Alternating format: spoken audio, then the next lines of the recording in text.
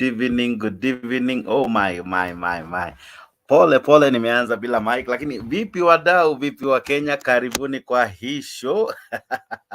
Thank you for joining me. Thank you for tuning in. This is your show. Another awesome show for you. This is Mtembei Live. And as usual, I'm your host, Jakes, the moderator. Karibuni sana kwa hii show. Karibuni sana kwa hii show. Show yako, show fiti, show ambao umeifanya show kubwa. Thank you for joining me. Thank you for tuning in to Mtembei Live. Asanteni sana. Karibuni sana kwa hii show. This is your show. And as usual, I'm your host, Jakes, the moderator. Karibuni sana. Karibuni sana wadau. Karibuni sana wadau. This is your show. Thank you for joining in. Thank you for tuning in. Asante sana kwa kunijoin. Asante sana kwa kunijoin. Thank you so very much. Thank you for joining the show. Thank you for being part of this wonderful live broadcast. Tuko na show moja kali, tuko na mada moja moto. Tuko na wewe ambaye unajiunga nami. Asante sana kwa kunijoin. Thank you for tuning in. Thank you for making this your number one online show. Fanya vipi? Like hii video kwa YouTube, like hii video kwa Facebook, join in live. Let us have a decent conversation. Karibuni sana, naona tayari wengi wanajiunga nami. Share hii video kwa Facebook, share hii video kwa YouTube. Karibu sana, karibu sana. I'm your host, Jakes, the moderator. We do this again. We do this again. We are discussing an issue developing. Kesho kulikuwa kuwe ni Thursday. Kesho kulikuwa kuwe ni maandamano. Lakini kuna venye. Ilikuwa kuwe ni mazungumzo na maandamano, but nikana kwamba ni sasa ni mazungumzo bila maandamano. Is Ruto outsmarting Raila Odinga? Is Baba losing his famous mojo ya kufanya siasa What is happening? Tell me. Ninaona watu wameingia mbio. Alex Media anauliza ati Raila has fallen. Yes, he has. Yes, maybe not. Itategemea na wewe. Una feel vipi? Has Raila fallen? We watu wa Azimio vipi? Kesho mko mmejiandaa, lakini nikana kwamba kuna venye. Tomorrow is the day. Tomorrow is another day that there will be no protest. No protest. Hakuna protest. Who's the last man standing? Is it Ruto or Raila? Hey, I tell you for free, it is another interesting show. Karibu sana. This is Mtembei Live. As usual, I'm your host, Jakes, the moderator. And this is your show. This is where you come and debate. This is where you come and share and discuss what is happening in our country, what is happening in our politics. This is a political show where we have political conversations. This is where we discuss issues affecting our country without egemearing any side. Hapa tutegemei wewe mwana Azimio ama wewe mwana Kenya Kwanza. Hapana, hapa tunakutegemea wewe mwananchi. Kuja asilisha mawazo, swala zako pasipo kuogopa. Karibu sana. Nijuzi unanitazama ukiwa wapi? Let me know where you're watching me from. Let me know wadau, mahali mnanitazama mkiwa uko wapi wewe? Unaniona ukiwa wapi? Unanitazama ukiwa wapi? Karibu kwa show ambayo mnaipenda, show ambayo wengi ung'ang'ana kuingia, wengi ung'ang'ana kufuatilia. Asante sana wadau, asante sana Wakenya kwa kunijoin in live. Thank you for joining me. As usual, I'm your host, Jakes, the moderator. Karibuni sana. We have an interesting show. We have a decent conversation. We have people coming up to discuss this awesome show. Karibuni. Wana Azimio vipi? Jana, someone said, and I quote, it wasn't as much as you told us. Wana Kenya Kwanza was the commander-in-chief in force yesterday. Unajua saa zingine mimi ubambika tu na nyinyi watu mnifanya nafurahia tu sana. Naona watu tayari washaingia kwa show. Wacha niweke link ili kusijae kabla wewe ambaye unanitazama haujapata nafasi ya kujiunga nami live kwa studio. Hii studio na hii show ni show yako. Link ndio hiyo inaingia hapo. Watu wameanza kuingia kwa sababu ya group ya Mtembei ya WhatsApp. So wacha nikutumie wewe ambaye unanitazama pia uwe na nafasi ya kujiunga nami. Kujiunga nami ni rahisi sana. Mtembei official, Mtembei YouTube, Mtembei Facebook. Hizo ndio pages unazitumia kujiunga nami live. Let me know where you're watching me from and then I'll have you in the show. Thank you so much for tuning in. Thank you so much for being part of this wonderful evening show that always starts at 10 p.m. This is Mtembei Live. I see Eric Nyongesa akondani. Karibu sana. Beatrice Namale from where? From Saudi Arabia. Manadada wa kule Gulf, karibu sana. Akini Elizabeth nasema uko ndani, na unasema ni kweli. Raila has fallen. Namuona Samuel Odhiambo nasema you are live from Siaya. Watu wa Siaya vipi? Karibuni sana kwa show. Namuona Samuel Odhiambo ako ndani. Wilmot Odhiambo akondani, Joan Mogaka akondani, Charles Olo Odongo ukondani, Sylvia Nasimiu unasema ukondani from Jordan. Karibu sana. Boaz Chahasi ukondani, Blessing Joshua ukondani, Margaret Namumbi ukondani. Unasema Rigiji is a man of his word. Maandamano ilikwisha. We, is Rigiji a truthful man? I don't know. Naona kuna jamaa hapa anacheka. Acha nimchokoze tu. Jamaa ako hapa anacheka na mimi kwa sababu hii ni ile siku tuliwaambia. We, karibuni sana kwa show. Namuona umewakilishwa vyema na jamaa anajiita palliative care. Palliative care wadau ni watu ambao tayari wamefika stages za mwisho. We, Alex Media, we, sawa. Namuona John Jenga ako ndani from Narok, karibu sana. Namuona siwacheki wadau, siwacheki. Mimi nacheka tu maneno haya. Maandamano na mazungumzo sabamba. Okay, nitacheza hiyo video tu sahi. Ninamuona Amos Zoga akondani, Evans Auta akondani, Agnes Peter akondani, Jared Mwita akondani, Mark Kosgei akondani, Cliff Sanote akondani, Rono akondani, namuona Phoebe Wanjiru akondani, Masena Collins akondani, Sheila Kemuto akondani, namuona Onyando Viki akondani, namuona Nyakwar Nyedungo uko ndani, Masena na kuona uko ndani. Jamaa wamejaja. Kuna jamaa hapa ameingia na jitanga 254. Ukiona hiyo jacket inaitwa jacket una relax tuko safe ingawa tuko site, tuko safe na 254. Karibuni sana. Naona wadau wanaingia kupitia hiyo link ambayo nakutumia hapo. Hiyo link iko hapo. Lakini kabla wadau hata waseme jambo, kabla hata waseme neno moja tu, mimi napenda kuwakumbusha hii video ili happen si siku nyingi, ilikuwa like a week or two ago. Hii video ili happen imetoka hapa siku ya leo. Ati mazungumzo yaendelee. Mazungumzo yaendelee. Na maandamano sambamba.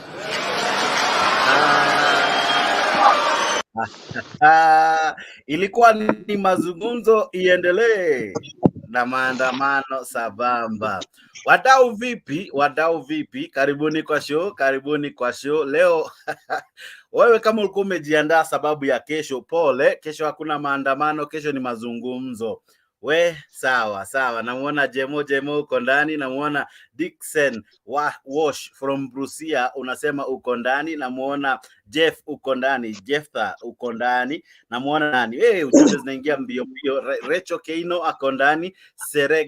Segero Man uko ndani from Elda Maravin. Karibu sana. David Ndubi uko ndani. Namuona Adan Haji uko ndani. Namuona Tom Kanyangi uko ndani. Eli akondani, Chacha James akondani, Chris Kioko akondani. Wewe uko wapi? Nieleze uko wapi?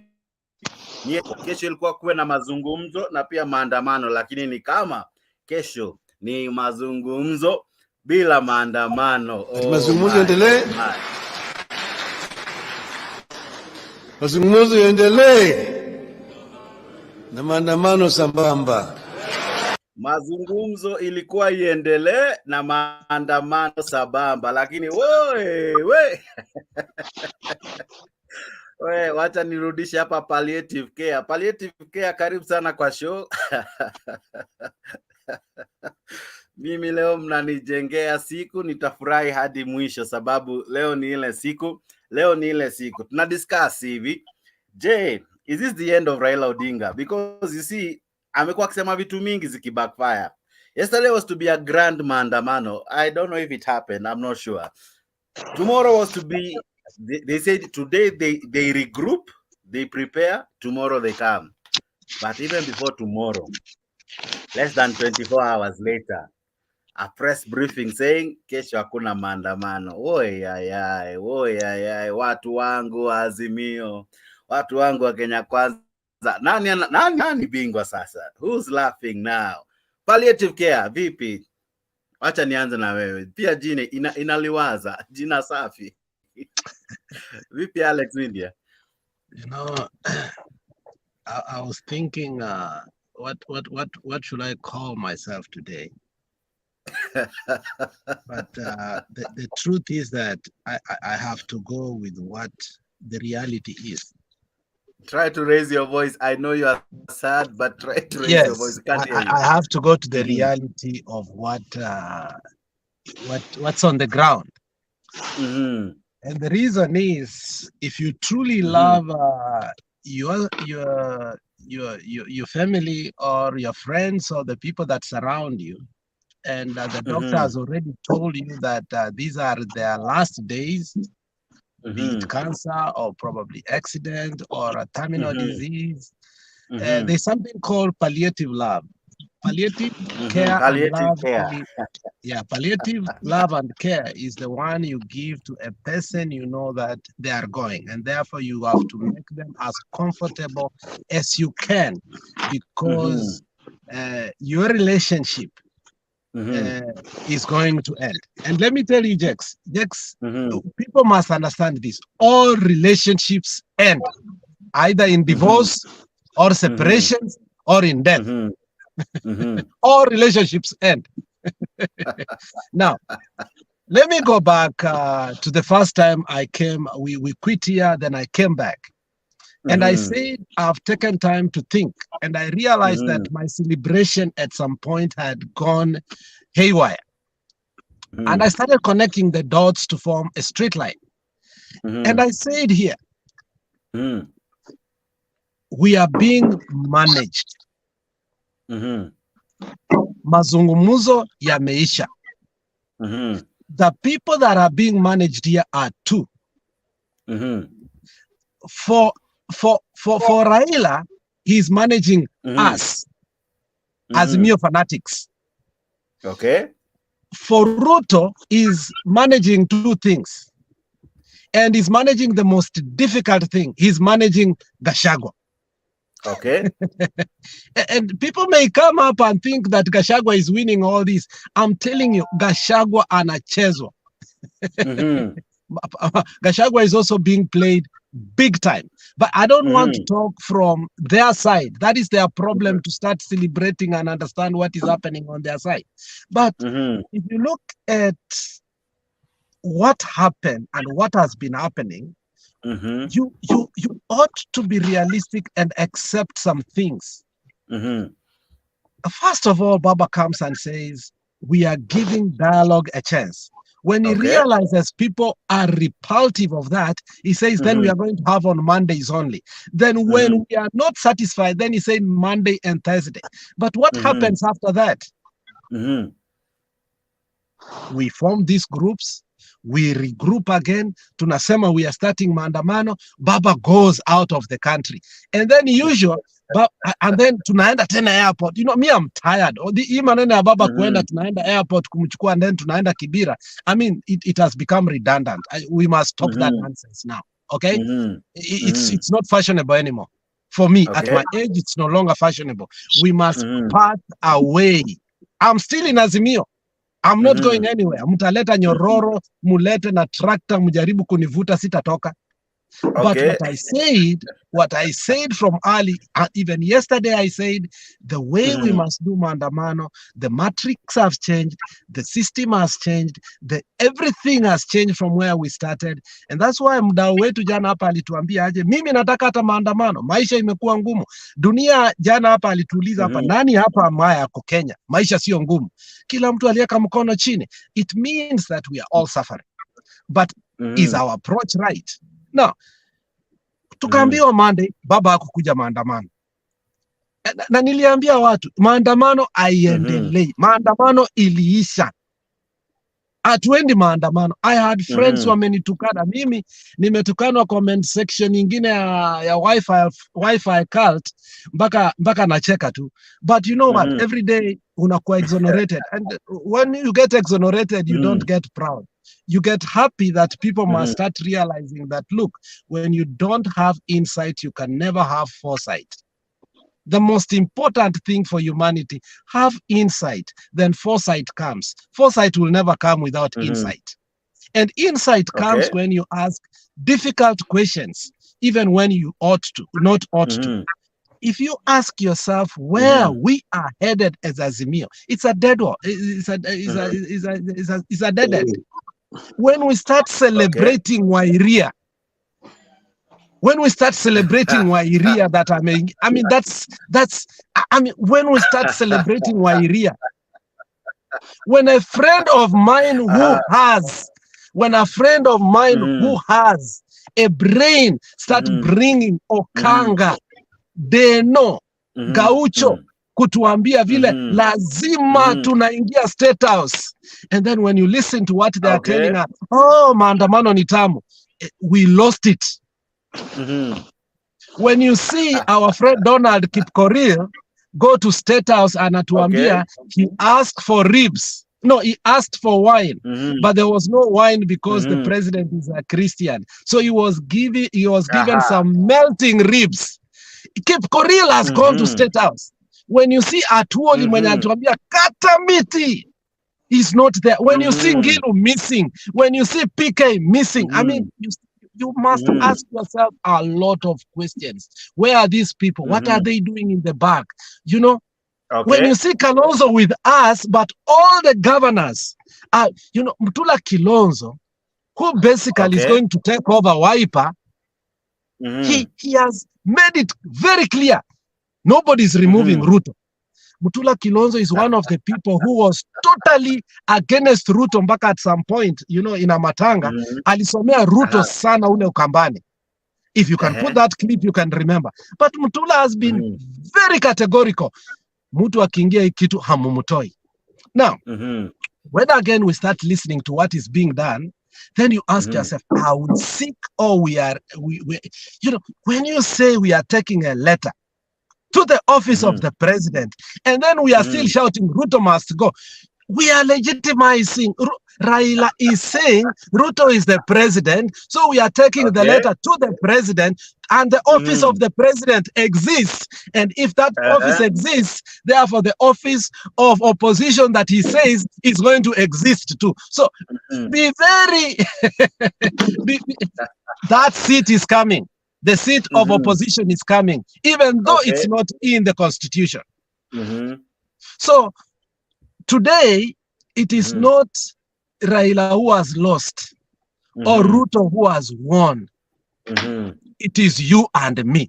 Let's be honest. So whoever that will come here, ajipige kifua ati Raila has lost. My friend, hakuna kitu Raila has lost. He has done his part. He has finished his race. He has a crown forever. Raila will be the most important person history will talk about when for the politics in the last few days. So lastly, if we can't chart a path going forward as mwananchi tujiulize, Ruto has gotten what he wanted. Raila has finished his race. And I said yesterday, wacha mzee asimalize safari yake na aibu.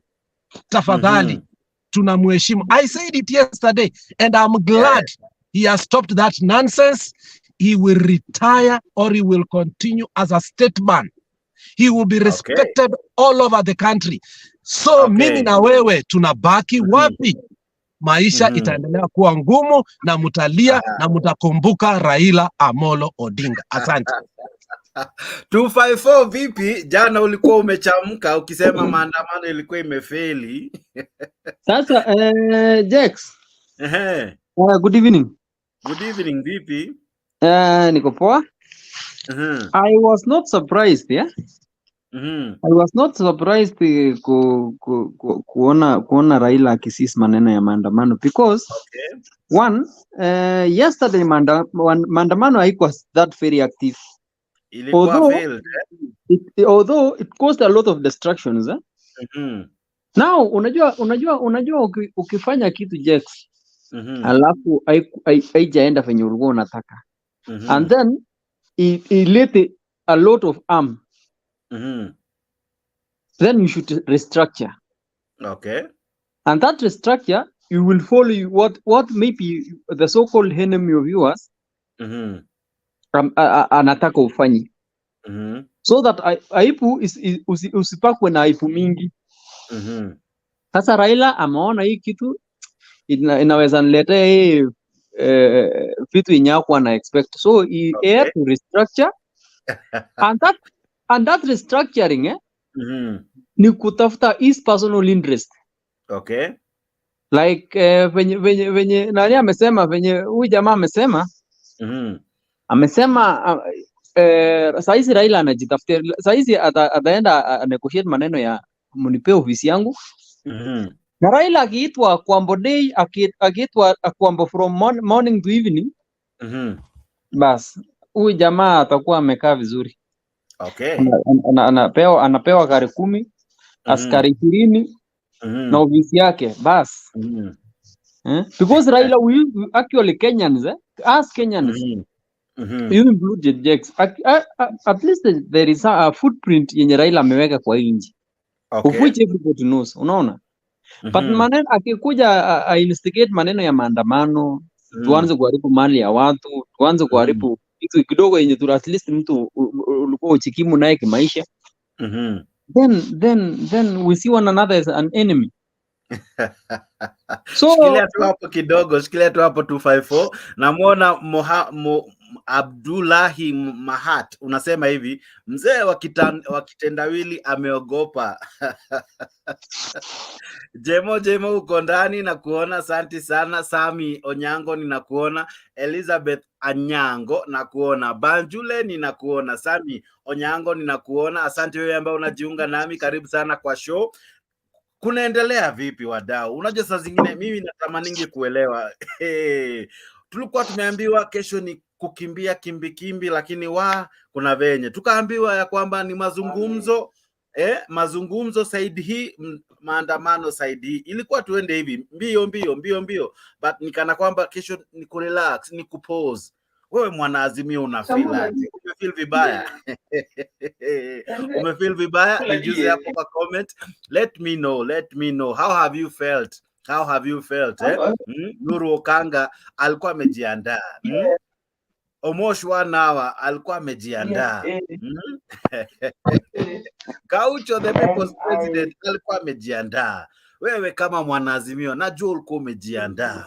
Lakini Opiyo Wandayi anakuja na statement, anasema unajua ni aje, tumepause maandamano ya kesho. Anadai ya kwamba kesho hakuna maandamano, kesho ni kurelax. Umefeel aje mdau? Nieleze hapo kwa comment. To allow for the resumption of the stalled bipartisan talks after Kenya Kwanza yielded to demands to withdraw Eldas Member of Parliament Aden Canaan from the committee. Now, Canaan will be replaced by his SACU counterpart, Dido Raso, while announcing the intention to call off the protests that have been marred by chaos, destruction, looting, and even death.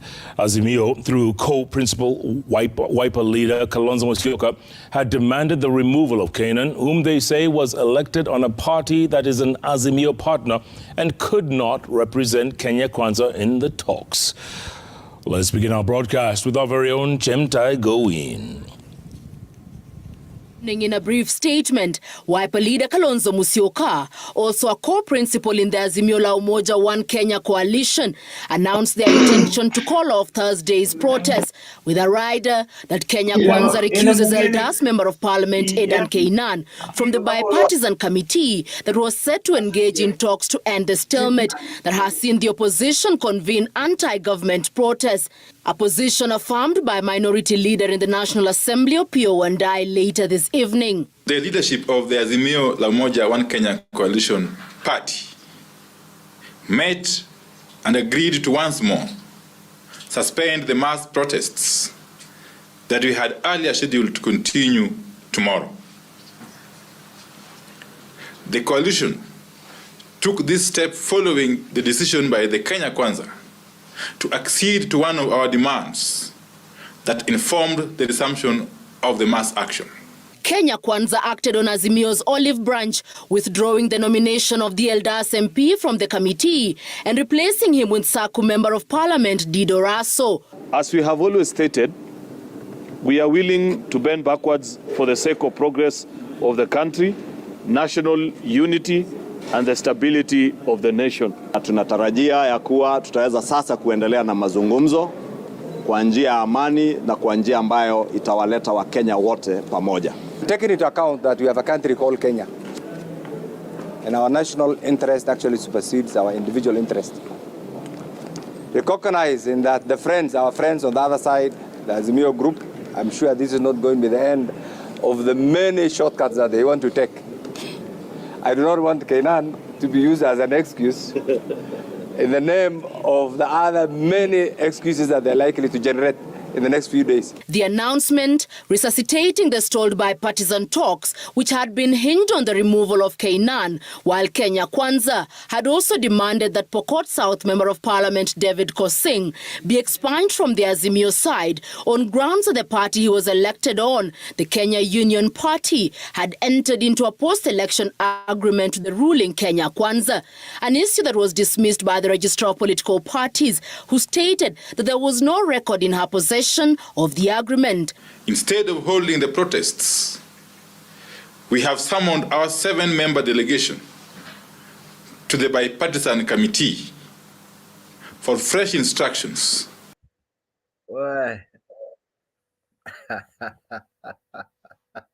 Kwani Jumatatu siku ya Labor Day. Sasa sisi wafanyakazi mtondogo siku ya Jumanne, Tuesday, tarehe 2 mwezi wa 5. Hata niachie hapo nisinue watu wengi hisia mbaya. Chalo jana ulisema hivi, ulisema jana watu walianguka hawaku succeed. Ulisema jana it was a failed attempt. Yeah. Leo wamesema kesho, walikuwa wamesema wanarudi wa prepare kesho iwe ni siku ingine. What is happening? Has Baba fallen? Umekubaliana na mimi sasa? Habari gani? Nakusalimia kwanza. Kabisa nakubaliana na wewe Chalo. Mimi ni sahihi, niko mbio naingia kazi. Lakini itakuwa mfupi tu, maana hii wiki niko na usiku na kazi ya usiku. Okay. Lakini ile mambo ninayoona hakuna chenye wataweza. Hakuna. Mimi kama nilivyowaambia, mimi siungi mkono Azimio, siungi mkono Kenya Kwanza, mimi naunga mkono kuwa Mkenya. Hiyo ndio muhimu tu.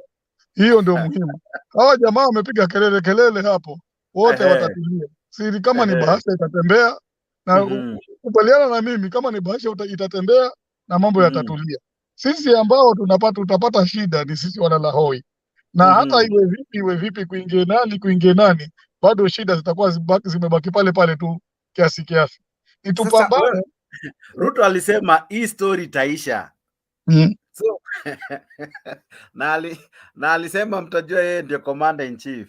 Ameonyesha, ameprove point kweli. Ameprove na ni kweli. Hata kwani unataka kuambiwa? Si yeye ndo commander in chief. Hauna haja wewe uambiwe. Yeye ndio president. Na president anaweza fanya vile anavyotaka kwa sababu yeye ndo amri jeshi mkuu. Anaweza amrisha kitu chochote.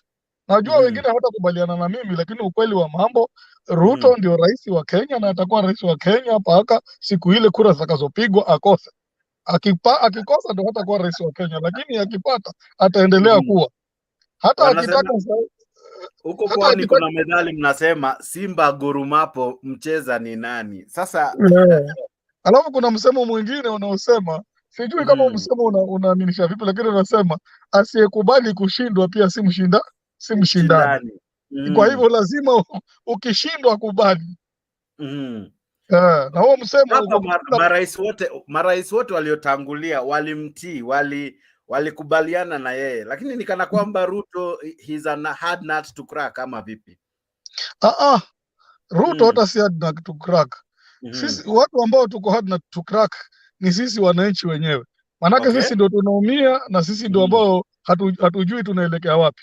Manake kama ni kungoja Raila pale, basi ndio maana tutangoja sana. Na kama ni kumngoja Ruto pia naona tutangoja sana. Ni sisi wananchi wenyewe ndio ambao wakati wa kupiga kura, nafikiri nishaongea hii kitu mara nyingi. Wakati wa kupiga kura tuwe tunapiga kura tukijua tunafanya nini. Si kubebwa akili kama vile tulivyobebwa huko na kina huyu wakina mapasta au pasta wa uongo. Na vile ndivyo ambavyo sisi tunabebwa akili hata na hao mapolitician. Wanatubeba tu kandarasi tu. Wajua mimi wakati wa kampeni nilikuwa nashangaa sana. Maana wa kampeni zikianza hata kwako ukawa na mazishi ya kuku, watakuja wengi sana hapo wapige makelele. Sasa wanatudanganya zile shilingi. Sasa hii hatuwaoni. Mara nyingi niko na marafiki wangu kabisa.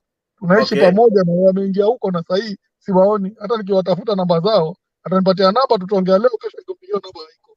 So sisi wenyewe usema hivi, siku ya nyani kufa kitu teleza. Jana wewe ulisema kulikuwa visivya, hakukuwa jinsi ulitarajia. So ilikuwa one mistake after another, and finally wamesema pia wanagoma, yani wanasusia kuandamana. So ni mwisho wa siasa za maandamano, siasa za fujo, siasa za kutumia kifua. Sasa hii hayo mambo yanaenda kuisha na tuendelee. Kama tutaendelea mwelekeo mzuri, kama tutaumia, lakini kila kitu sasa tumekubali, kila kitu imeisha, na hata Raila ni akubali na wale wengine wote wakubali, maana wanaumia si wa Kenya Kwanza peke yao na si wa Raila peke yao, sote tunaumia kama Kenya. Ameingia jana, alikuwa na kauli tofauti, lakini sijui leo kauli yake itakuwa vipi baada ya kusikia maandamano. Lakini acha nikuache Chalo umalize, maana unaniambia unaingia kazini, lakini swali la mwisho kwako Chalo. Sasa what happens from here now, baada ya kususia baada ya maandamano kukatizwa, baada ya kuvunja mioyo ya wanaazimio wengi? Maana wanaazimio wengi walisema hivi mwanzo ilikuwa ni makosa kwa Raila Odinga kusimamisha maandamano mara ya kwanza, angeendelea tu. Sasa ameanza tena, hata ajenda mara ya pili akaacha tena. Hata jana hatukumuona yeye binafsi kwa maandamano, tulimuona tu wakati wa press briefing alijificha, alafu watu wakasema ya kwamba ilikuwa ni strategy. Wewe unaona kana kwamba kususia mara ya pili anazidi kuvunja wafuasi wake sugu moyo?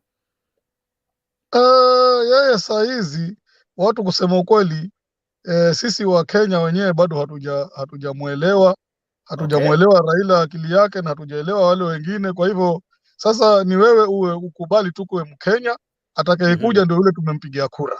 Yule ambaye ni rais ndio yule tumempigia kura. Tukikubali hata hapo mambo yataisha na yataenda sawa. Wale wanataka kuipeleka vibaya wataipeleka vibaya. Wale wanataka kuipeleka kwanza sahihi, hata ni mambo na account. Kwa hivyo kama gavana wako yeye hata tengeza, basi hata wezi la urais pale.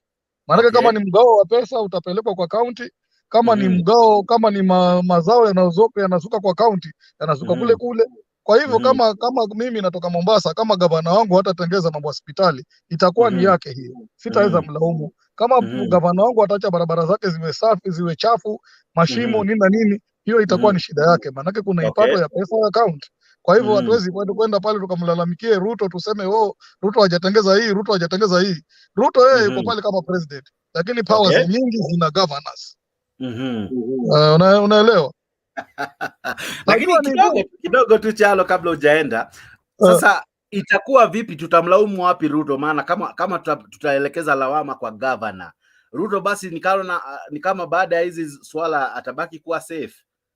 Yeye yuko safe mpaka saa hizi kwa sababu hiyo ni county. Hii sasa serikali ni county government ambayo county government yenyewe ndio itakuwa inajitetea. Ule mgao wa pesa ukigawiwa kama kwanza kawaida, ile mgao wa pesa inagawanyiwa kulingana na idadi ya watu. Kama kaunti yako ina watu 10,000 na kaunti nyingine ina watu 20,000 na wewe pia watakopa with the same, itakuwa ni ngumu kwa sababu matumizi yako wewe yako chini na matumizi ya wale ambao ni wengi yako juu. Sasa mgao hauwezi kugawiwa sawa kabisa. Kuna ile kaunti ambayo ina watu wengi watapata mgao mwingi, ile kaunti ina watu wachache watapata pesa kidogo, kwa sababu watu ni wachache, matumizi si mengi kama kule kwingine. Kama kaunti ya Nairobi itabidi itapata pesa nyingi kwa sababu ina watu wengi, ina mambo mengi. Unaona, zile kaunti ambazo ni kubwa zina watu wengi na kila kitu ndo zinavyoenda. Sasa je, hao magavana wetu watatujengea mahospitali ama watatuacha na funza? Manake funza wanaua watu na funza ni kimdudu mdogo tu. Sasa hapa lawama tutaelekeza kwa mambo kama ni kuikwea wale supporters die hard kidogo tu. Msimamo naja kwako tu sasa. Ataondoka huyu kidogo, niko na swali naye kidogo tu. Ukimwacha kienda utakoja nitendea haki. Aya, Chalo nakuomba usikubali kuondoka kabla msimamo hajakuuliza. Lakini niko na dakika 15 tu. Okay. Hata milango hata ni dakika 2 tu. Nataka nikuulize. Ndugu yangu Charo. Ni Chalo ama ni Charo? Charo, wewe mgiria masimu kamba. Charo. Wakwehu we. Hayo wakwehu. Wacha nikuulize kwa faida ya Jex asije akatuona tunakoroga kingenge hapa asielewe. Langu nikuulize tu swali moja ambalo haswa unasema governor yeye ndio sasa hivi tumkodolee macho kwa sababu kwamba Ruto hana lawama fine. Lakini kama atakuwa shatiwa ubavuni na huyo Ruto haswa amemtia gavana wako ubavuni, hana usemi, wewe haswa kama mwananchi nani utamlalia? Nani utamfuata?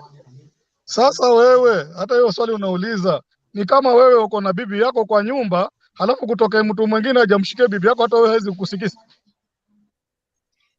Manake sasa huyu gavana ni wetu huko kwa nyumba. Sasa tunashuhudia kwa sababu magavana ndio wao tunawashuhudia sasa hivi wakilia pesa hakuna, kaunti hazijapata pesa, na wewe Charo unalilia utengezewe hospitali. Gavana huyo yuko sako na bako na Zakayo ama na Ruto, mbavu hana cha kusema mpaka afanye kupangiwa fanya hiki. Wewe Charo nani utamlaumu? Sasa bana, kazi yetu hapa sasa kama ni kumlaumu sana, tumlaumu yule mtu tulimchagua alafu akaenda akatoa kwa kikapu. Tulimchagua sisi alafu akaenda kwa mkoba huko mbele. Si unaona ndio shida hii. Samahani, nafikiri tutarudiana kesho, muda wangu umeisha.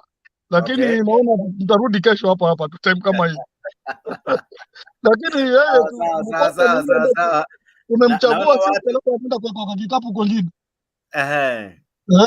Tumemchagua vizuri huko kwetu alafu yeye anachukuliwa anaenda kaeka kwa kikapu. Sasa tutafanya nini? Makosa sasa ni Charo ukienda mimi nikwambie tu sasa hivi yani siasa ya Kenya imekuwa kama siasa ya wachungaji ama mapasta na waumini. Lakini hata wale waumini siasa ya subiri basi sinikueleze babu, hata ukitaka hata wewe pia ni muumini. Wewe hapo ulipo ni muumini, maana ni mtoza ushuru. Wewe pia ni muumini haswa wa serikali, usijitie kwamba hati nini, wewe pia ni muumini, unalipa ushuru babu.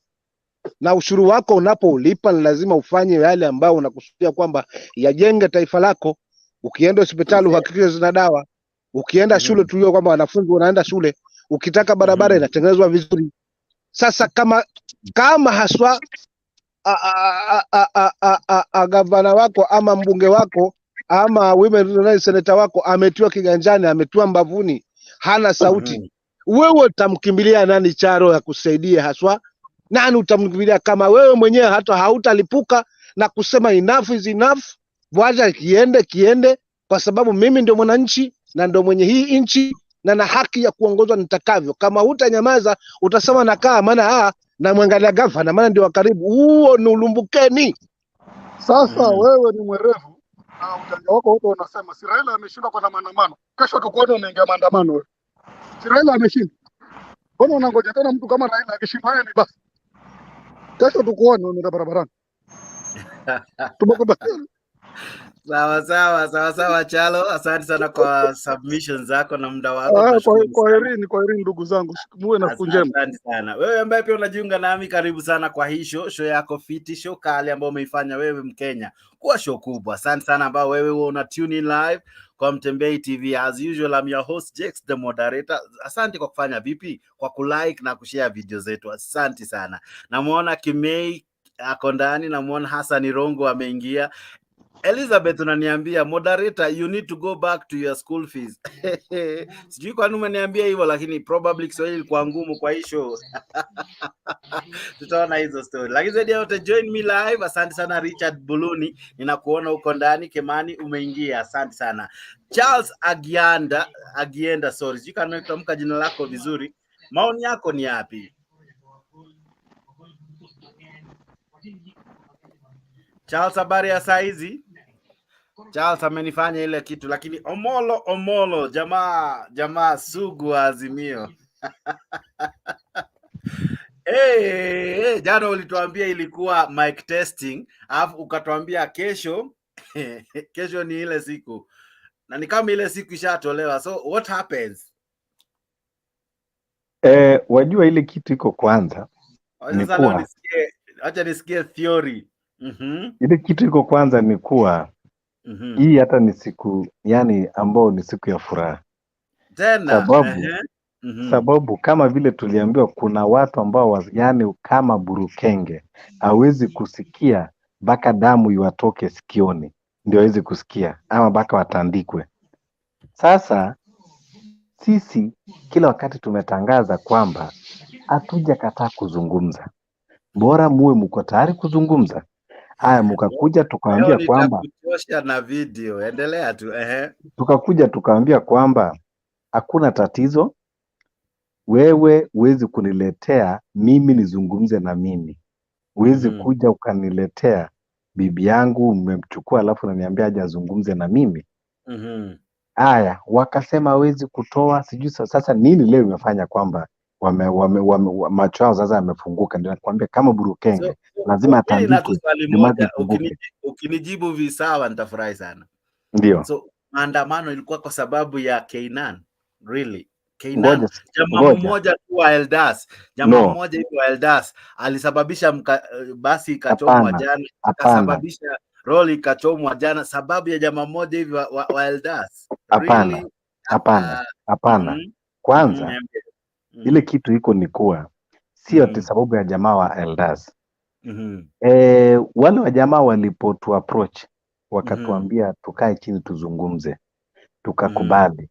Lakini sasa huwezi kuja kuniambia tuzungumze na huku anitemea mate kwa uso. Okay, lakini ngoja sikiza kinara wako before ujichanganye. Sikiza kinara wako vizuri. Na maandamano sambamba endelee, mazungumzo yaendelee, na maandamano sambamba. Hakusita akisema hayo maneno. Hakusema ya kwamba wakitoa Kainan maandamano itazima. Listen, unajua mimi napenda ukweli kidogo. Nisaidie hapa kakangu. Hapa alimaanisha nini? Mazungumzo yaendelee na maandamano sambamba. Mazungumzo ilifaa iendelee na maandamano sambamba.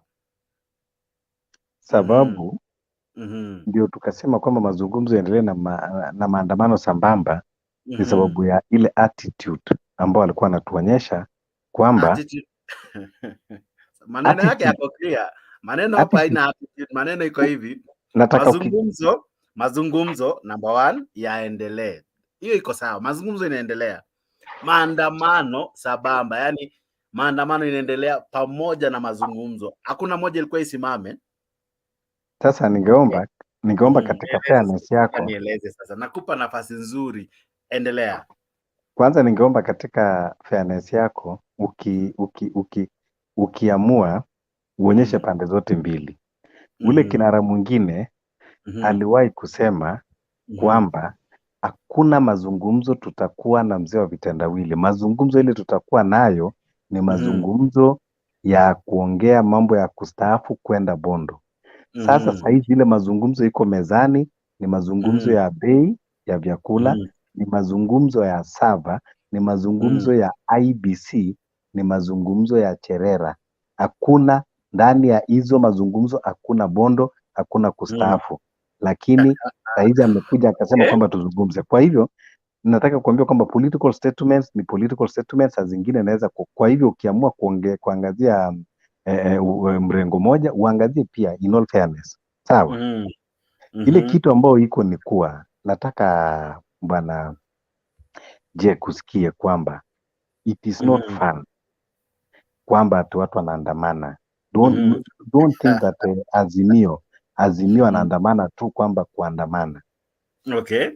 Kuandamana is a sacrifice, is a divine, is a devotion. Kuleta mabadiliko katika Jamhuri la Kenya, mabadiliko ambao itafaa kila moja, including Jack, including hata hao ambao wanapigania upande huo mwingine. Lakini sasa iwe maandamano kuna tear gas ama kuna tear gas, it is a sacrifice because unakanyaga lami, umeacha kazi zako unafanya hiyo. It is a calling ambao mtu unafanya at least kulipa katika community yako. Sasa ile kitu ambayo ilikuwa inafanya tuandamane, sio tulikuwa tunaandamana for fun. Tulikuwa tunaandamana sababu kulikuwa na agenda na tunabisha mlango, tunasema jamani, tusikizeni, tuna kitu ya kuzungumza.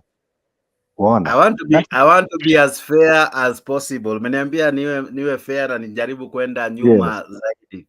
Nikirudi nyuma, ilikuwa ni Ruto must go. Ruto ako gangari kabisa. Ilikuwa tunaenda kumtoa Ruto State House. Leo ametoa speech akiwa State House. Ilikuwa ni kumngatua katika mamlaka, bado hajatendeka. Ilikuwa hakuna mazungumzo, kwanza tutaandamana. Tukaambiwa tumesitisha mazungumzo kwa sababu ya Ramadhani.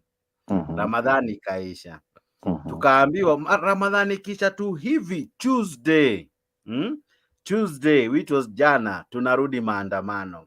Jana maandamano kulingana na Chalo na wengi waliozungumza jana, najua uliwasikiza, walisema jana ilikuwa a flop. Mlijaribu kutafuta excuse, baba alicheza smart and all, lakini jana wengi wadadisi wengi walisema jana ilikuwa a failure. Leo hata masaa 24 ijaisha, Karua jana akasema kesho kutakuwa na maandamano. In fact akasema tumepause leo, tunaenda regroup, re-strategize and come back on Thursday. Before hata tuja come back on Thursday, Kalonzo anatuma tweet and then Wandai anatuma tweet. Wandai anadai vipi? Hata naweza kukusomea ya kwamba kwa sababu ya Kenya Kwanza kukubali kushukisha Keinan. Na ndio nikakuuliza mliandamana sababu ya Keinan, ukaniambia hapana. Lakini sasa maandamano kesho hakuna. Strategies za baba zote zenye ametuambia hakuna moja imesucceed. Ngoja nikwambie. Lakini za Ruto ni kana kwamba venye alitucheza last time ametucheza tena, tukisemanga tuko na deep state. Ngoja nikueleze Jeff. Ngoja nikueleze kama kuna mtu, sijui wewe unaangalia angle gani, lakini kama sina angle, mimi nakuuliza tu maswali, sina angle. Sasa ngoja nikueleze basi. Haijalishi utaangalia kutoka angle gani, lakini kama kuna mtu ambao amescore katika agenda yake na target yake ni baba. Sababu baba alisema kwamba lazima kuwe na mazungumzo. Kwanza. Na mazungumzo imekuwa. Naelewa kwamba kuna pressure ambayo imekuwa ikikuja kwa upande zote mbili. Hata Antonio Guterres ameongea hata na Ruto, unaona. Kwa hivyo ujue hii mambo inafanyika Sudan na hii maandamano inafanyika Kenya. Inaleta yote mpaka zile agenda kwa mazungumzo. Na hiyo mazungumzo vile vile hatutaki ikae milele na milele. Tumesema ni siku 30. Hiyo siku 30 tulianza kuhesabu wiki jana. Tuanze kuhesabu wiki jana. Sawa? Sasa bro, unajua hakuna kitu tamu kama internet No. Wewe una extort, ngoja nikukatija. Jake, una extort information. Kwanza, katika zile items ambao tuliweka sasa officially kwamba ni mambo ya kuzungumza. Hakuna mahali tulimwambia Ruto aende nyumbani. Wacha zile political statement ambao tunafanya kwa rallies. Kwani sasa Ruto amekuwa akisema baba aende Bondo. Na video, Wacha video, nakwambia zile items, nataka utoe video ya zile items ambao tulipresent, ile ambao tulifanya za kupresent sasa. Wacha zile political, hata Ruto amekuwa akisema baba aende Bondo. Kwani baba ako Bondo, si sahi ako katika mazungumzo. So hiyo ni political statement. Umeniambia nikutafutie video ya Raila akisema Ruto aende. Hiyo ndio umeniambia. No, katika declaration, katika zile declaration ambao tuliweka kwamba ni agenda petition ambao tunapelekea serikali. Nataka uniambie mahali ambao tuliandika kwamba Ruto aende. Nataka unitolee moja. Wacha zile political statement. Sawa. Katika zile petition ambao tuliandika. Na kujenga tu saa hizi. Nitolee katika hiyo petition. Dakika tu moja. Yeah. Ili useme na kubali. Umeanza kusema nina fish sana. Wacha kwanza nikuache pause. Mos vipi? Hapo rafiki yangu. Leo ni ile siku nashangaa na jamaa wangu hapo unauliza maswali lakini anashinda kujibu. Because najua Raila anachezea watu wake. Na mimi nilisema tangu juzi. Raila anachezea watu wake. Okay. Na ukiona vile huyo jamaa anaongea. Ni kama bado hajabali hii kitu imeenda bana. Raila mambo yake kama amechotwa kitu kidogo amenyamaza. Anachezea tu watu wake tu akili pole hivyo. So watu tu wabali kitu mpaka 2027 turudie tufanye election nyingine. Hakuna mambo mengine tena. So tuseme kama ukiangalia like 3 weeks ago hao watu Azimio walikuwa wanasema ati naenda kutoa Ruto pale State House. Kidogo nasikia sema hivyo. Jamaa shaka anasema hivyo. Ndio nakwambia hao watu Azimio anapenda ndio nakuelezea watu Azimio hatukusema katika zile official petition zile items hakuna mahali tulisema Ruto atoe. Hiyo nyingine ya kuongea katika mikutano hiyo ni political statement yenye imeandikwa zile items zile points about I'm not talking of official statement. I'm talking of the items that we presented on the table of discussion. Hizo ambao tulipeleka katika bipartisan talk. Kulikuwa hakuna Ruto must go.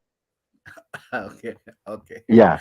Ile items ambao tulipeleka katika bipartisan talk. Sitaki kucheza video kama 3 za kuonyesha wote baba. Wacha video niambie nilete extract.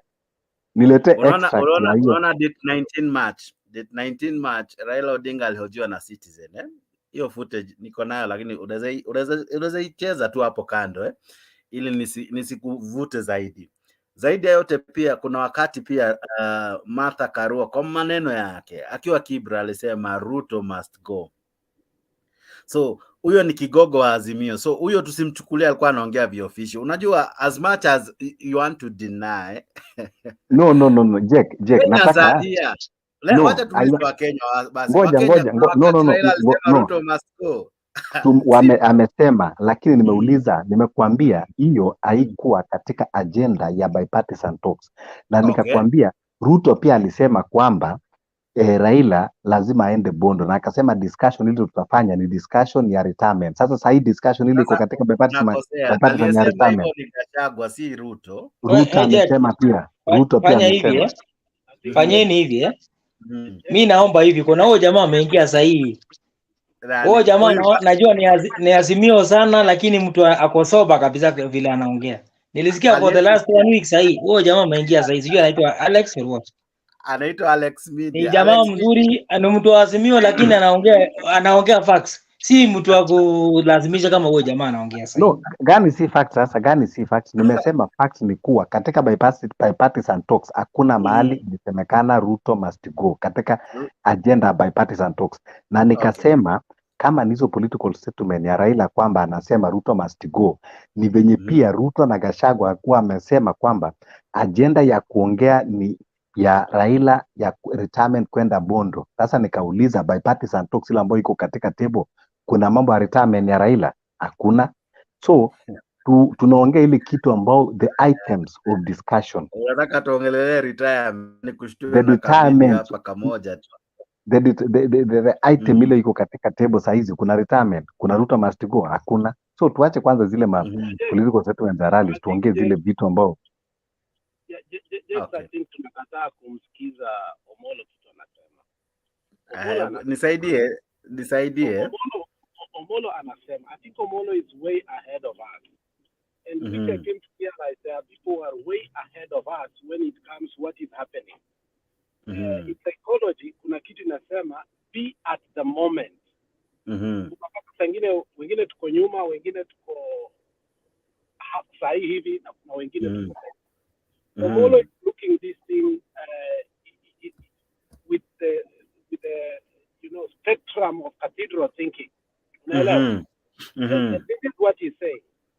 Once tulikubaliana mazungumzo yaje, utamsikia Ruto ama Raila akisema kuwa Raila aende Bondo ama Ruto aende wapi? Sugoi. Where we are right now, within the structure, ni vile baba alisema. Baba alipeana agenda zake, unga ishuke, nini, alafu ndio tukue na mazungumzo. Unaelewa? Ruto amefanya hivyo, imeshuka, vitu zinaendelea.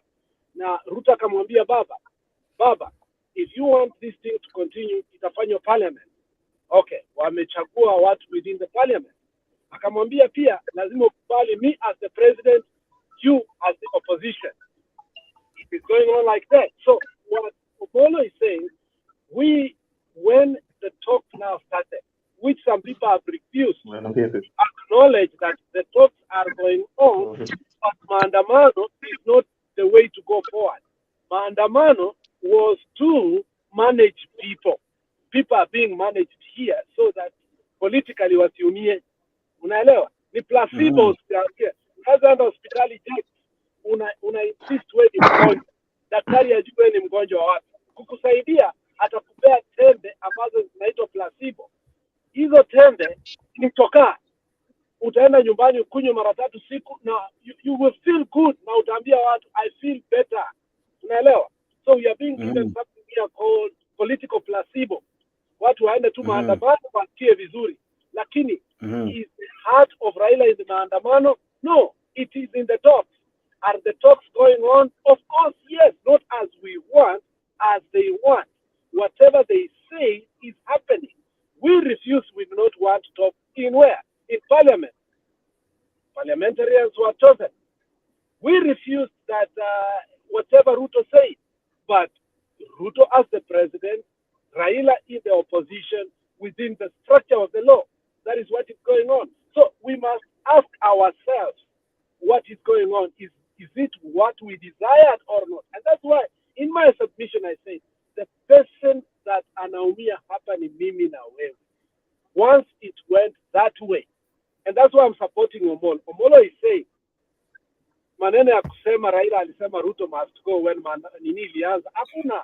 Hata yesterday for Raila to say that we are taking the petition to the office of the president. He was legitimizing Ruto as the president, and the office of the president exists.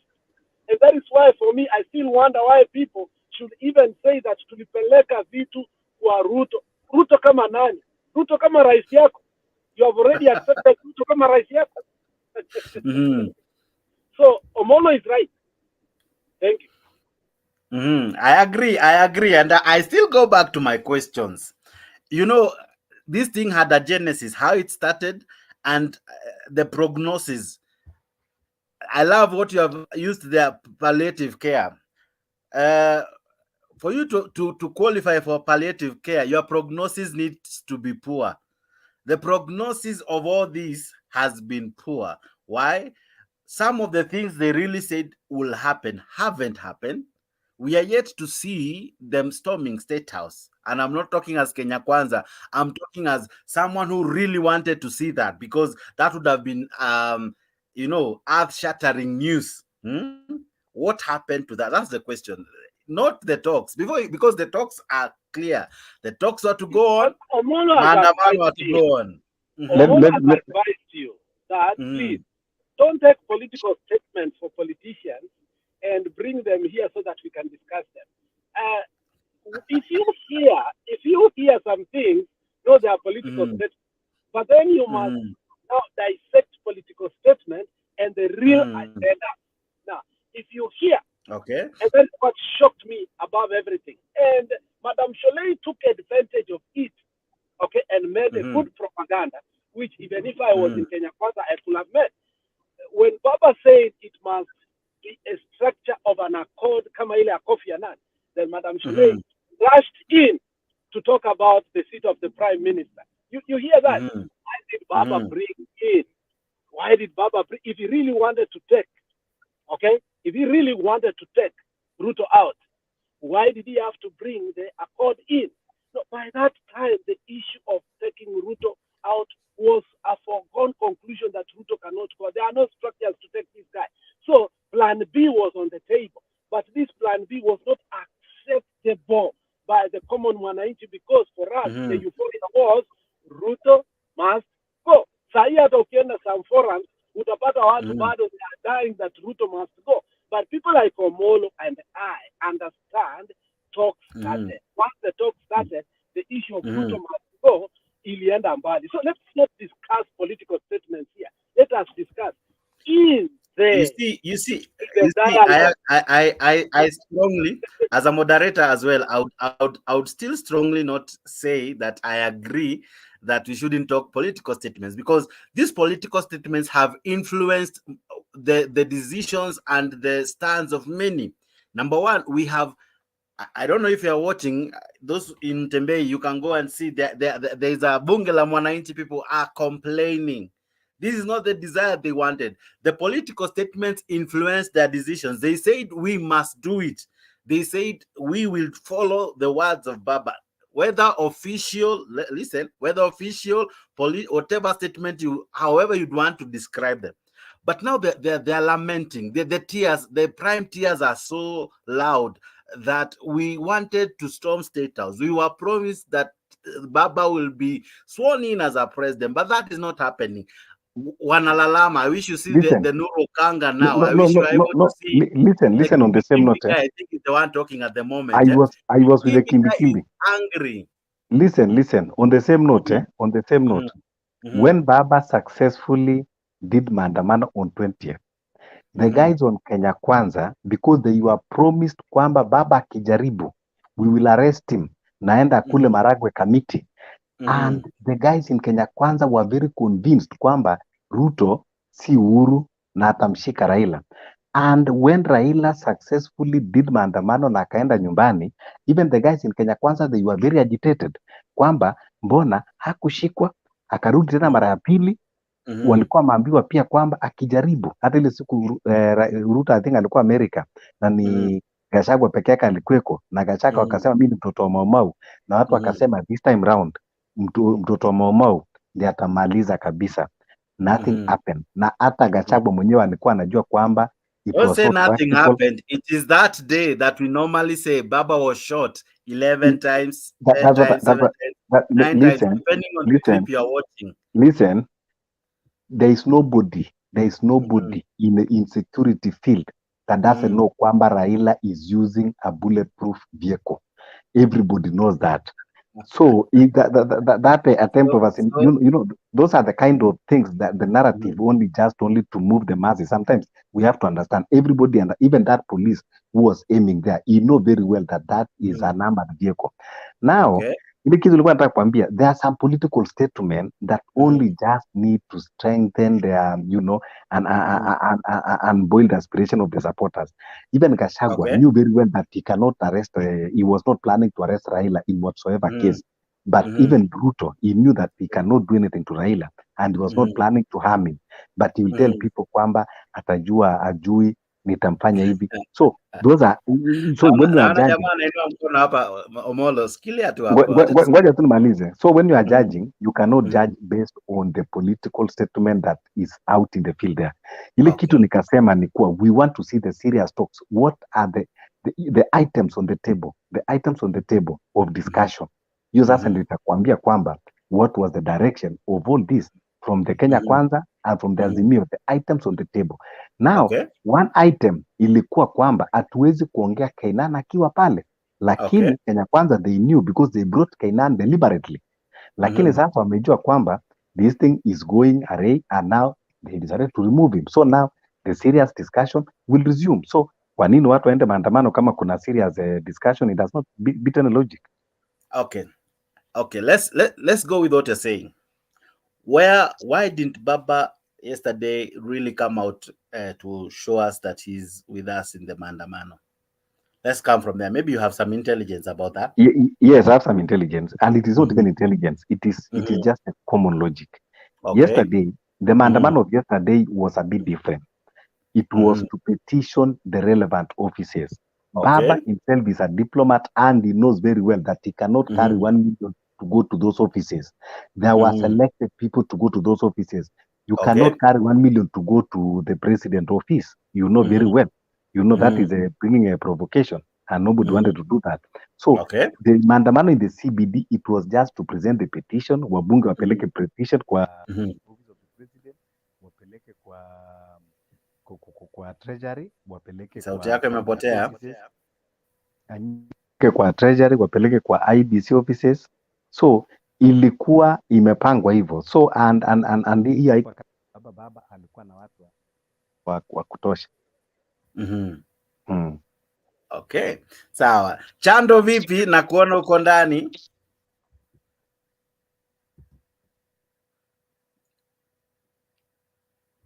What do I do? Can't unmute the mic. Uko sawa? Unasikia? Kabisa, endelea. Unasikia? Kabisa. Uko sawa? Ngoja nikwambie kitu kimoja. Ataongea story mingi hapa.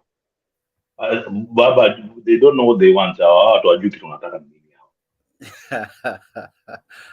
hao. Do you know what I'm saying this? Taongea story mingi, but because they're always changing. Kenya Kwanza is winning. You know why Kenya Kwanza is winning? Kenya Kwanza is winning because Ruto amestand by partisan talk isiongee out parliament. Hakuna tukuongea nje. Amestand vile. So the fact that Adan Kenyatta ametolewa, I don't think Ruto amesema ametolewa ndo itaenda nje, bado itakuwa parliament vile. So it is changing. Hajasema ametolewa lakini itakuwa nje, itakuwa bado parliament.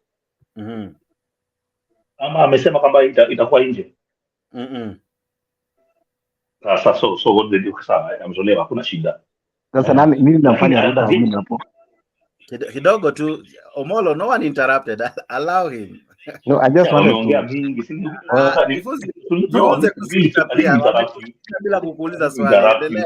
Endelea Chando. Aliongea kamaliza, mimi niongee kidogo, mimi sitaongea sana, naongea tu kidogo.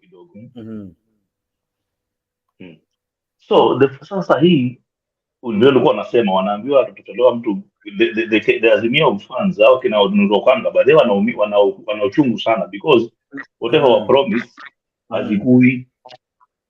That's why there was a time walikuwa wanasema with Baba with not Baba, sisi tutafanya hatutamsikiza tena yeye because yeye anatuchanganya. Anaongea peke yake huko, alafu sisi tunataka tuende huko na tu stop. Are you getting my point? To stop. Hiyo kitu ya watu Azimio inawauma sana. Sasa hii Baba leo amesema kuna maandamano. Whatever they were saying jana, sasa hii kesho imestopishwa. Are you getting the point? So for me, jana nakosa kuelewa Omolo na anarudi tu sahi. Jana alisema yesterday ilikuwa rehearsal, tomorrow itakuwa mother of all, So and then ikihairishwa the statement changes. So I don't know why they always keep changing the goalpost. So inakuwa ngumu even for me to follow because I like following someone's If you listen to people properly analyze within Azimio, I don't know why you take the people from the other side, the proper analysis, and you use it here, but you only want to take myopic analysis and then you use it here from Azimio side. Let us be fair enough. Let's be fair enough. We have said it before. From the first day I started coming here to have a discussion, a grown-up discussion. I have always said, wait, and I said, in maneno ya euphoria, in maneno ya kusikiza watu wako emotional for this time and so on and so forth. People are being managed. And it's okay because people are going to be heartbroken. So don't worry about management. Let's focus. If we can focus on what is the political stand that is going on with Baba and Ruto, okay? corridors of power. So start telling us Nuru amesema or Nuru Kanga amesema. I mean, you see, there's a reason I'm asking that, because there was a Kenya Kwanza guy who said, if this Maandamano, and I think we equally concurred with the person, if this Maandamano can be shifted from the politician, because I don't like it that it is only Baba and no one else seems to have the balls to come out and really push this, because there is an agenda what is trying to push, right? If according to the guy, he was saying, if the people took it and said until it happens, because we are not certain what the bipartisan talk will yield. So the reason that's why I'm bringing these guys is because they had a calling they were believing in. They had something they were trusting. This needs to happen, right? What happens to their expectations? What happens to their desires? That's why I told you that we have gotten to a point that sorry, excuse me. I said it here. It had gotten to a point people started believing in lies that are not going to take them anywhere. And I'm glad you're fair enough. You have put a very good clip. Baba said, maandamano haitaendelea tu mpaka haina mwisho. But they did not listen to that. Okay? They are not seeing to Baba's actions. Baba anasema maendeleo itaendelea, anatoka out of the country. Baba akikuja, kesho yake it doesn't show in maandamano. Inafika Wednesday usiku, Baba anasema kesho imekuwa postponed. It is management hapa. So, people like Nuru Kanga must also be managed. People like Gaucho must be managed. So, leave that. Tulikuwa managed in 2017, 2018. Tukaharisha kuapishwa, mpaka kuapishwa. Matiang'i was breathing fire. We didn't even know. Ikafika 4:03 a.m. akasema saa mutaenda. Baba akaapishwa. In the meantime, we did not remember wakati bibi ya Wamalo alikufa. Wakati bibi ya Wamalo alikufa, the same Wamalo who became now the Minister of Defense, in the church akasema there are only two things here in this country, Raila mania and Raila phobia. Akasema we've never seen a crowd like that. You know, we were being told something in the pipeline, but we totally refused. And I said here, Dr. Ruto, my dear brother, those words don't just come from Muganga to my dear brother. From Mwizi, from conductor Mwizi to my dear brother. So it just doesn't shift like that. So you must know that we are being managed. And the question is, where has the management reached? So it is for me and you, Jake, tuambiaje, management imefika hapa. Kuna wenye lazima watapelekwa ICU kidogo, na kuna watu kama Omolo na Alex ambao management imefanya kazi, now they are in the reality. Na kuna watu on the other side watakuja kushangaa baadaye ati Jimmy Wanjigu anashikwa, alafu utaambiwa serikali ya 2017 ya 2013 ilifanyiwa hapa kwangu. Unaelewa? So baadaye tutakuja kushtuka kuwa all these appointments, part of them were part of what? Raila. So let's wait and see what was the give and take. But whatever that is going on in the corridors of power, very few of us know. That is my fear, that we are putting our hearts and emotion into something that now is beyond us. We must ask ourselves, what is power? Thank you. We wadau, asanteni sana kwa kujiunga nami. Naona wengi tayari bado wanazidi kutuma maujumbe kibao. Ninamuona Black anasema enjoying the screen clarity. Asante. We are trying to really improve the quality of this program. Namuona nani hapa? Isaac Ndungu na kuona anasema Ruto anacheza na akili ya baba. I was a member of Azimio, lakini from today rather nimetoka. Huyu mzee hajui kile anataka, mara unga mara sava. That is Isaac Ndongo. Ninamwona Mary Awori anasema Omolo, please get out, you are too smart for this thesis. Dunia na mama asema asalamu alaikum, karibu sana. Ninamwona Kenyan platform Kamnawa anasema hivi Kamnawa anasema anauliza hili swali. Kama anauliza hivi, Jakes, why should people wait for Baba? Na I think nimeuliza jamaa hapa, why should people wait for Baba? Mbona wasiendeleze kama they believe? Because I'm sure there's something they believe in. There's something they are standing for. Before afike hiyo level umefika wewe ya palliative care, how do they get there? Omolo. Is it Omolo? Let me wacha tuanze na langu vibaya. Tafadhali usitumie jina langu palliative care vibaya. I'm just asking how do we move to that palliative form? Like how will we be managed from here? Omolo, how do the diehards, how do we convince them that they should now also allow the talks? Because kuna watu walikuwa wamekataa hii mazungumzo, if you remember. Kuna Okay.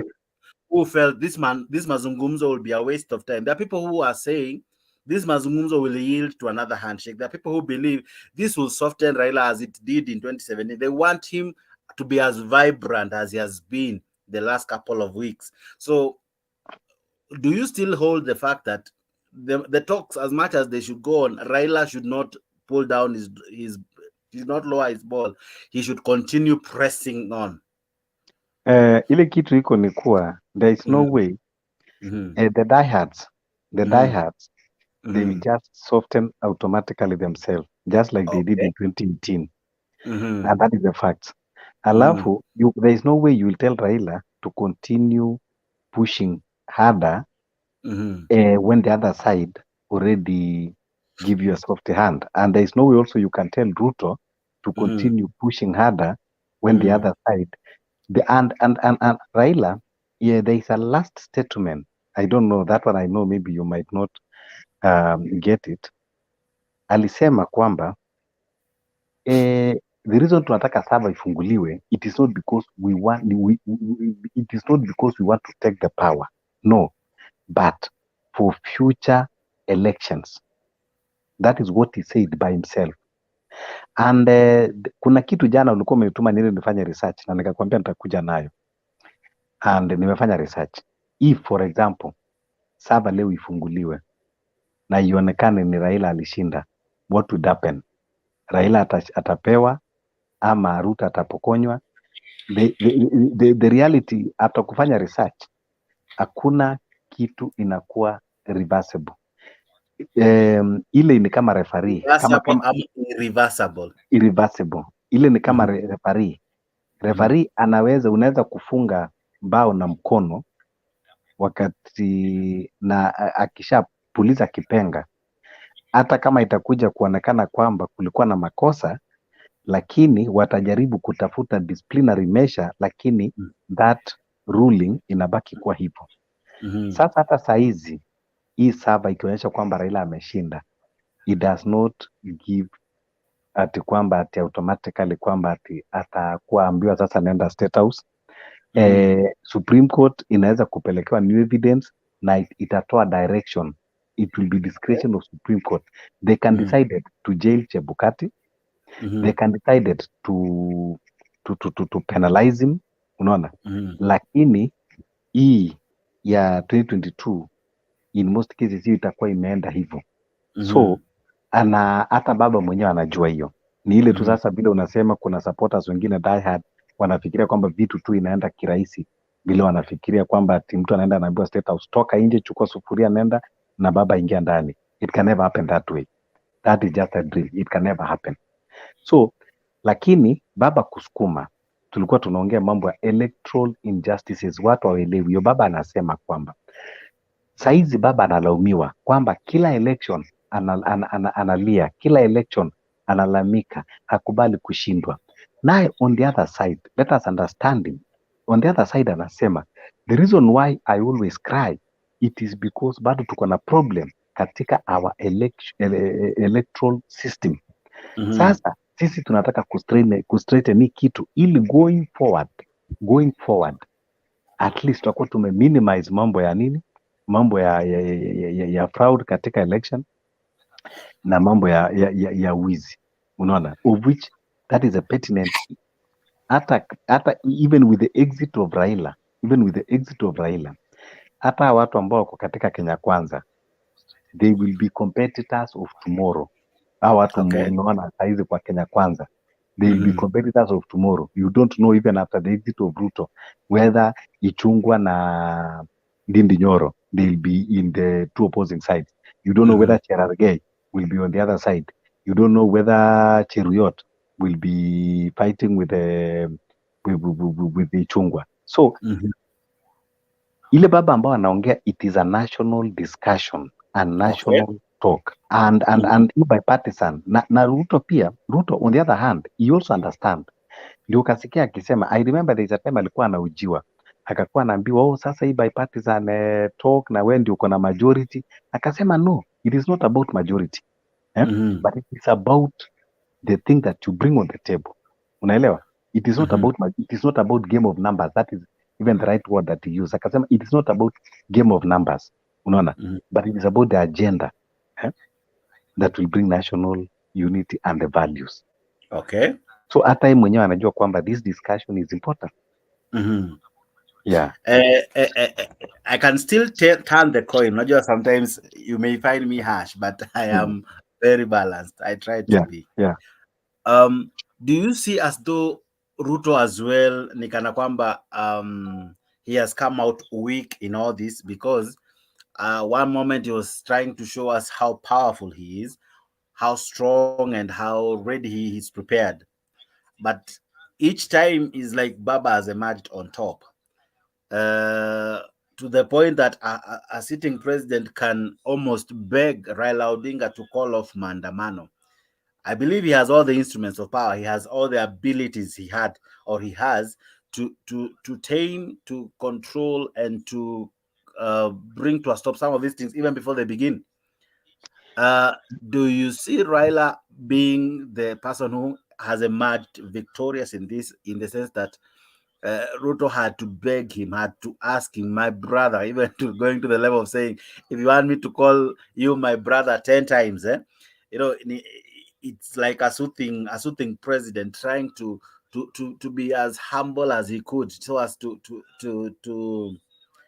touch the heart of Raila Odinga. Do you see it also as a win for Raila Odinga? Yeah, you know, Bwana Jeke, there was a time nilikuwa nasikia huyu analyst anaitwa Manyora alikuwa anaongea, and there is a point I picked. Manyora alisema don't see a president and you think that is overall.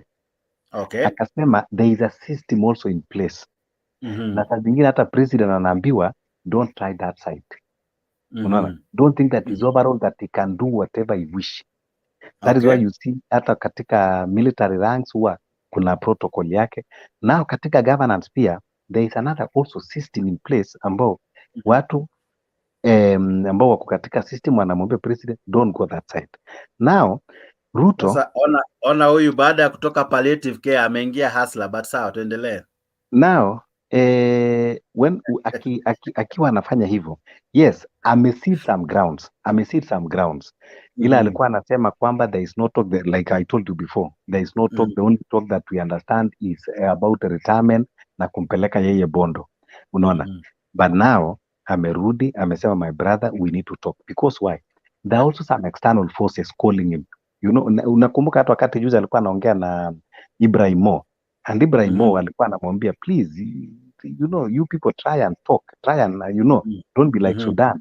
And I know even Anthony Guterres will also be asking him what is happening in your, please, why is it difficult for you? Look for your brother, sit him down and have discussion. So it is not only him, and AU leaders, you know, even Musa Faki is I'm sure he's calling both of them sometimes, asking them what is happening. You know, you need to sit down and have discussion.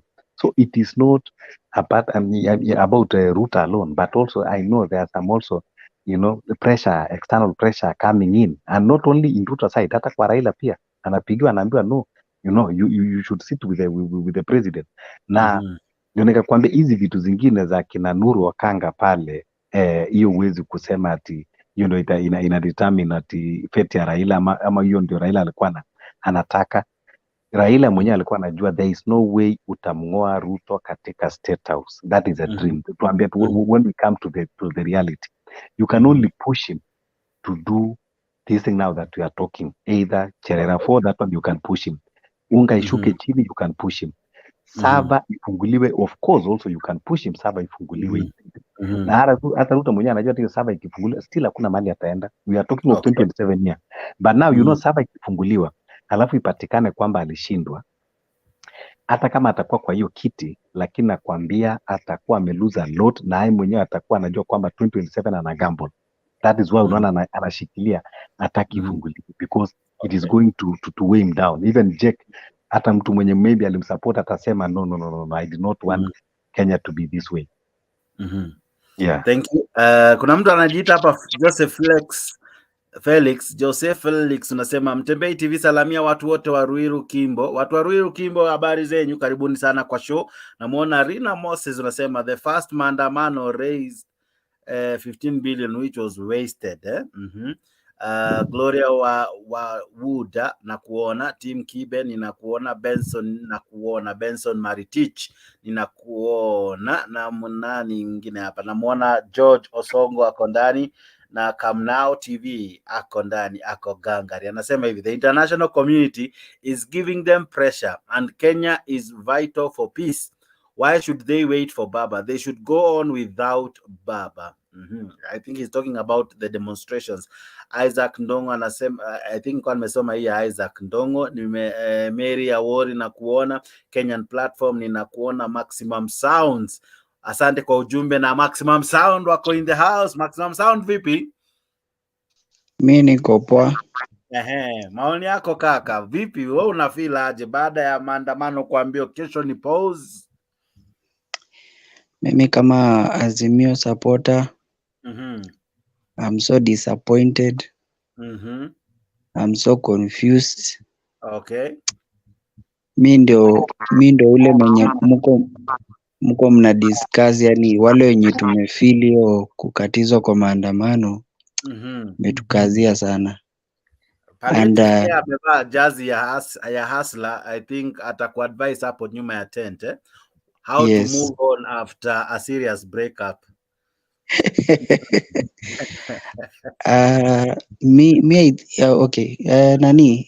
Omolo alasema, alikuwa anaongea, anatoa point hapo akisema, anatoa point mzuri, but I'm asking, don't you think people can decide? Sawa tu ya kuwa ati Ruto sasa ashachukua sasa mpaka 2027. Don't you think people can also take, because power belongs to the people? Correct. Don't you think watu wanaweza choka pia wakasema si lazima tufuate Kenyatta baba anasema, wakaamua kukataa mamlaka ya Ruto? Can people do that? That is my question. Yeah, as part of like sisi kama watu wa Azimio, mazee tunaona nikaa tena huu baba, ile maandamano ya March 20th ilikuwa fiti. We think like ni kama baba nikaa tena, na there are some people who are misadvising, wanamharibia legacy yake, kwa sababu ile nini ya maandamano yenye tulikuwa nayo, bado hiyo spirit iko pale kabisa. We believe hiyo win ilikuwa yetu na tunaitaka. And I believe pia kuna watu wenye walikuwa kwa ile mrengo ya KK pia wana feel like sasa wameswitch, wanataka baba, yani kulingana tu na venye situation iko. So I feel like watu wanaweza decide hapana, hata kama ndio you can't, hauwezi badilisha, ndio kuna penalties yenye Chebukati anaweza patiwa, but I feel like people, power can go back to the people. But okay. Anyway, kabla akujibu, wewe unadhani who is the biggest gainer? Kidogo tu Omolo, kidogo tu wacha before Maximum Sound anyamaze. Maximum Sound, who do you think is the biggest winner in all this and the biggest loser in all this? I don't believe kuna biggest loser ama biggest winner. For me, I know this is the government and kuna vitu mingi sana behind, si Raila peke yake, si Ruto peke yake, kuna watu wenye there's something bigger behind Ruto, behind Raila, mona yeah. Now, moving forward, because after 20th and all the Maandamanos that have happened and all the speeches, even yesterday we discussed one of the speech, and after all the speeches, a lot of rift has happened. Kikuyus feel they hate Luos, Luos feel they hate Kikuyus, Kalenjins feel, everyone has something they are feeling at the moment. We had panelists who are coming here and calling people thieves and all. Kama jana nilifeel like people saying that Luos are lazy and all. We had people saying so many things. So let me ask you, how do we feel from here? And I'm sure that is a question that palliative care is well qualified, because part of palliative care is what we call tender loving care. You are tender to those who are injured, to those who are, they could be terminally ill, but finding a way to bring them together, to accept that this has happened. Now, how do we move on from here? So how do we bring the country together? Ya ni kuongea tu venye kama nani aliongea jana, ule jamaa kutoka Kikuyuni mwenye alisema pole, unaitwa nani? Yeah, just our leaders wanafaa kuongea positive, cause unaona hata jana debate tukiwa hapa, I felt a lot of tribalism sana, yani watu wameanza kupigana Wakikuyu nini, which is not good, kwa sababu I believe kuna Wajaluo wazuri, kuna Wakale wazuri, kuna Wakale by the way huwezi wa convince kuhusu, yani kuna hiyo tu like kuna Wakale wazuri, kuna Wajaluo, kuna Wakamba wazuri, yani watu ni wako tofauti. Yeah, I just believe we should preach peace more than about Jaluo. Acha niongee. Yes, Roda. Okay. Roda, kidogo tu Roda, washa kamera. Roda, unaweza washa kamera. Niko pahali siwezi ongea na siwezi toa kamera. I'm somewhere, it's emergency. So I cannot talk in the camera. Sisikii poa. Niko post emergency. Sasa ndio maana. Panelist wamekataa. Panelist wamekata.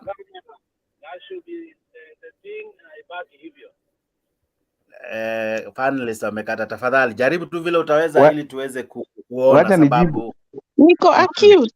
Niko sisikii poa. Okay, endelea Bwana Omolo. Yeah, nilikuwa nataka kujibu, alikuwa ameniuliza kuhusu kama kuna vile Ruto anaweza tolewa bila Raila. Na nataka nimwambie kwamba kuna njia kama 3 za kuondoa president. Njia ya kwanza ni constitutional way ambao unahitaji IBC, na hii IBC sasa ni tunasema kwamba iko na shida, maana unahitaji kutengeneza vote of no confidence, alafu upeleke signatures, alafu sasa ndio uende katika hiyo nini ya kumtoa. So hiyo hahitaji maandamano, inahitaji signatures na inahitaji tukiwa na IBC ambao tunaiamini. Na katika sisi vile tuko saizi hatuamini IBC.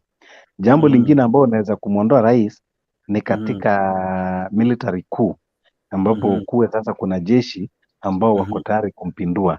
Na Kenya katika historia yake apart from ile ambao ili fail 82 haijawahi kutokea kitu kama hiyo. Then jambo la 3 ambao sasa labda unafikiria wale madiehard wanaweza kufanya ni kitu ambao inaitwa civilian coup. Yaani wananchi mshikane sasa kama pale Sri Lanka milioni 10 muende sasa State House mumtoe. Lakini sasa vile Afrika iko hiyo mkienda hiyo mtakuwa sasa mnangojea another genocide ile inashinda ya Pastor Ezekiel. Sababu hakuna serikali itakaa ingojee tu muende with no reason. Sababu sasa hata saizi hata kama kungekuwa na civilian coup kama vile walikutoa Bashir, it was different because watu wote walikuwa wameona kwamba Bashir alikuwa amekuwa dictator. Sasa kama huyu Ruto mahali ambapo hata saizi hata watu wakisema anataka yeye mwenyewe amesema okay, bring those discussions. I'm ready to hear you what you are saying. Na kiongozi ambao ni Raila akasema okay, I am coming, let us discuss. Then wewe ambao mwenye unafuata tu nyuma unasema hapana, mimi naenda direction yangu. Nafikiri hiyo watu wakijaribu kuandamana bila Raila, bila structure yote, hiyo sasa itakuwa ndio hiyo unaingia katika Public Order Act, na hiyo haitakuwa maandamano, hiyo itakuwa ni mchafuko, na hiyo sasa kila mmoja atacarry their own cross. So the reason why serikali ilikuwa inavumilia Raila, it is because there was a structure at least of opposition heading somewhere. Yes. Okay. I love you guys for being here with me. Namwona mtu akicomment na ana comment ako hospitali anaomba kuparticipate. That decision will be made just now, but one moment before we go on. NM fighter siku nyingi kaka, nilikuona sijui last year before elections. Sijui kama unafaa upewe kiti na palliative care ili uweze kukaa vizuri unapotupea point. Karibu sana. Habari za sijui nasema ni siku ni miaka. Sijui kama hata Omolo anakumbuka huyu jamaa. Mnakumbuka huyu jamaa the fighter? Huyu jamaa alikuwa anakimbisha Alex hapa kule. Yes fighter, karibu sana. Asante sana. Habari gani? Niko salama. Siku nyingi kaka. Haya, nawasalimia wote. Salimia huyu jamaa anaitwa Alex. Umwambie yaliyopita si ndwele. Sasa tugange yajayo. Alex ashakusamehe. Alex wamesamehe. Unajua just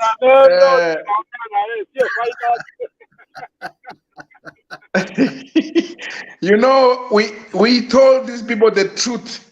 They vote us. Some of us, we were just from the from the platform. We could not access it, so we tried to keep off. But now it's good that we are back and we are all Kenyans. This is what I was saying, that we will remain Kenyans even after the elections. Okay. But I want to say something. I don't know whether anyone else already said it, but I want to say it for the record, maybe to keep it going. You know, wacha niwaambie ukweli.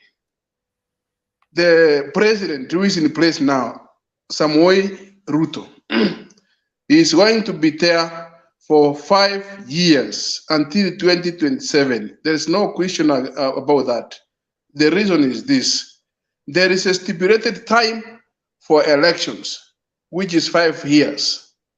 There is the court of law that is in place. If there is any grievances, you have a time frame to go and present your case, which has been done. And the word of the Supreme Court, which was given, was final. That's where I stop for now. But I want to say this in addition. After William Ruto was given that sword, and that he was given to be the president of the Republic of Kenya, I can assure you today, these people called Raila Odinga, Kalonzo Musyoka, whatever power they have, it's just under him. If today President William Ruto wants to be weird and say there is no movement for Raila Odinga from his house to wherever that is the law. If he says no one can move to this point, it will be like that. So let me tell you, even when he came to be the president, he has been quiet, trying to put this house in order, trying to appoint this and that to another position, to this position. The day, like I think 1 week ago, before the Maandamano yesterday, he said he will know that I'm the commander in chief, because he had already known that I've put my house in order in a way that they cannot do anything. Let me tell you, today, even as they suspend Maandamano, this Maandamano has not been suspended because there is this bipartisan, they have removed Kenyatta or whatever it is. They have been threatened. They cannot go to the streets easily. They have seen that everyone, the president has given up in that way of trying to be peaceful, and now anything can happen. And for sure, if you are the president of the country, and you keep on, you might be a good person. If I can say something, is that I want to think presidents are not elected dictators, but situations that comes after they have been given the power. They force them to be dictators. Just imagine a street boy like me or another one, Okanga or whoever it is, calling names to the president, insulting him to the point whereby even some of us will feel like this is not, you don't have to respect the president who is in place. You have to respect. What happened? Sorry? You have to respect the presidency. Didn't hear the question, palliative care. What did you ask? No, I'm only saying that when he was a street boy and calling Uhuru names, what happened? No, I also informed myself, correct. Some people, some of us, even if we make noise, it stops with us here. So what I'm saying is this: there are some people, even myself, I'm not wanting to insult the president, and you cannot insult the president, even calling names. Wait, there is We are something I not want to supposed to respect.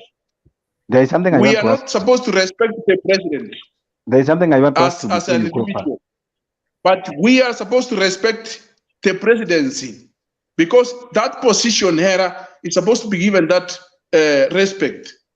That's why I am saying this. I say this because I said there's no one who is elected a dictator. Now, when it becomes like that, everyone wants to insult, even without any respect of just that protocol that is supposed to be there. It will force someone to be arresting some people, maybe whereby will be saying it's unfair. But the truth of the matter is, as soon as the president came out and say, I am the commander-in-chief, and you will know that you don't know, that's when there was some error in some leaders from Azimio, and yes. I think that's how they came to terms that it's not possible. To me, what I can say is this. This Maandamano was not NM fighter kidogo tu. Omolo has a point of order, and equally dunia ina mambo mengia. But before nipe anyone, I see people asking me some questions here that I need to ask. We have another group called WhatsApp that has active guys asking serious questions. Alex. So Alex, there's a question for you from behind the scenes, and I'll come to you with that question. Omolo, you have a point of order. What's the point of order? Well, the point of order that I want to ask MN Fighter before he... A question or a point of order? Yeah, it is a point of order. Okay. I want to tell him that it is not in order. There is a statement that he opened and say that if the president decide today that he will limit the movement of Raila or limit the movement of anybody, that is the law. I want to point to him that that is not the law. The country is governed by the rule of law, and president cannot limit movement of anybody, including Raila, including me, including you. What I think can the limit? president can. What happened when Uhuru decided that he's declaring curfew? That one is a restriction of movement. No, but according to the law, when he was putting curfew, it was because the country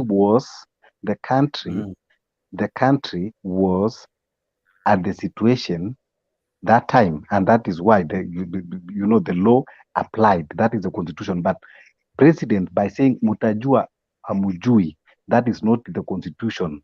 That is not in the constitution. Kwamba utajua ujui is not in the constitution. So unajua nataka uende na hiyo order.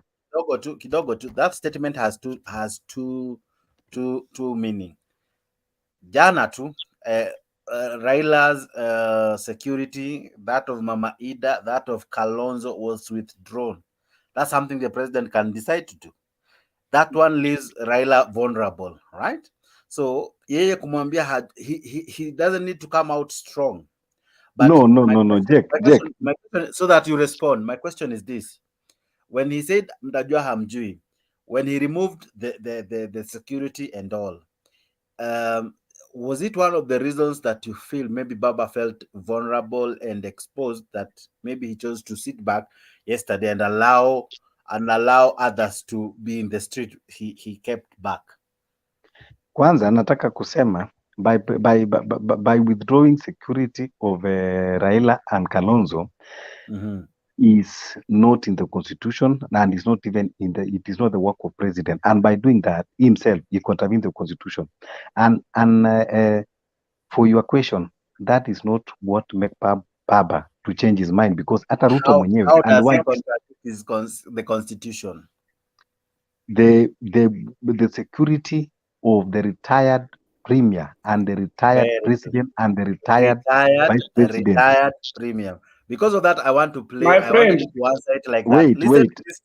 Listen to this clip, and then you will be able to answer. Karibu tena. Rais mstaafu Uhuru Kenyatta, aliyekuwa waziri mkuu Raila Odinga na aliyekuwa makamu wa rais Kalonzo Musyoka huenda wakalazimika kurejesha shilingi milioni 844 ambazo wamepata hadi sasa, ikiwa ni mafao ya kustaafu. Hii ni baada ya baadhi ya wabunge kuwasilisha hoja bungeni wakitaka viongozi hao kurejesha fedha hizo walizopewa na serikali baada ya kustaafu kwa madai ya kuendelea kujihusisha na siasa. Kama anavyotuarifu mwandishi wetu Chris Tairo, hoja hiyo tayari imepokelewa na karani wa bunge la taifa na hivi karibuni wabunge watajadili hoja hiyo.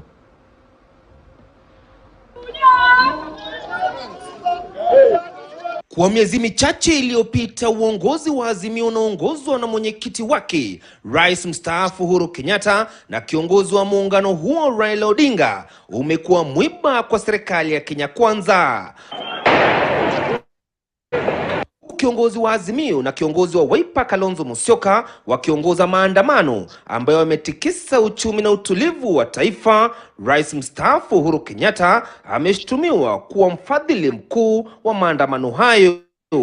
Na sasa baadhi ya wabunge wa Kenya Kwanza wamejitokeza kuwa kabako. Kwenye hoja iliyowasilishwa katika bunge la taifa na mbunge wa Gatundu Kusini Gabriel Gombe, wataka kushinikiza hazina ya taifa kurejesha shilingi milioni 844 zilizokuwa mafao ya kustaafu kwa Uhuru, Raila na Kalonzo. Kulingana na hoja hiyo, Rais mstaafu Uhuru Kenyatta anastahili kurudisha shilingi milioni 78.7 ambazo hadi sasa amezipata tangu alipostaafu Septemba. Kiongozi wa Azimio Raila Odinga atakiwa kurejesha shilingi milioni 388.8, huku kiongozi wa Wiper Kalonzo Musyoka akitarajiwa kurejesha shilingi milioni 375.8 ambazo amepata tangu sheria ya mafao ya urais ya mwaka 2003 na sheria ya mafao ya wastaafu ya mwaka 2015 ilipoidhinishwa. Tangu sheria hiyo ilipoanza kutimizwa, watatu hao wanastahili kupewa madereva watatu kila mmoja akilipwa shilingi 70,000, msaidizi mmoja akilipwa shilingi 200,000, mhasibu mmoja akilipwa 100,000, karani wawili kila mmoja akilipwa shilingi 140,000, wafanyikazi wawili wa nyumbani wakilipwa shilingi 80,000, wapishi wawili na angalau walinzi wawili wakiwafuata kila waendapo, na pasipoti za kidiplomasia. Kulingana na wabunge hao, this is a residential area. Yes. Please, naomba kwa heshima. Viongozi hao watatu wameendelea kujihusisha na siasa na kuvuruga usalama wa taifa hili. Tayari hoja hiyo imewasilishwa bungeni na inatarajiwa kujadiliwa na wabunge hivi karibuni. Chris Tairo, KTN News. Yes, ngoja nikujibu sasa Jeke. Kwanza tuko na Mudavadi amekula hiyo pesa ya retirement na saizi ni prime cabinet, na yeye alikula pesa ya retirement ya vice president.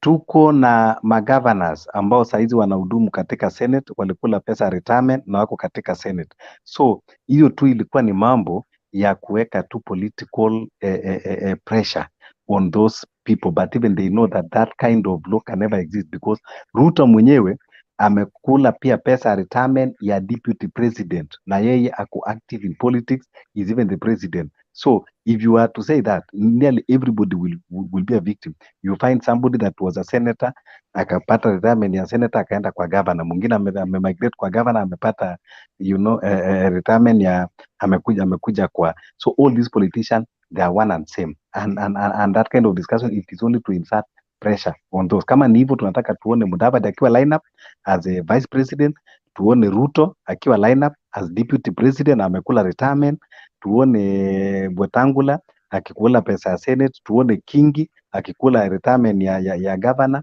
So all these people, they are under same roof. So that one does not hold any water. It does, because umeniuliza swali nimekujibu, nimekwambia umeniuliza kama he has no power. I've shown you it's possible, and parliament is already doing it, so it's possible. That is not his power. That is not his power. That is because this was act of parliament, and parliament is supposed to be independent. And parliament is supposed to be independent. was giving a submission. Hata malizi alafu tulimkata. Wacha nimalize nikisema hivi. Ndugu yangu, I can't see your names, but let me say this.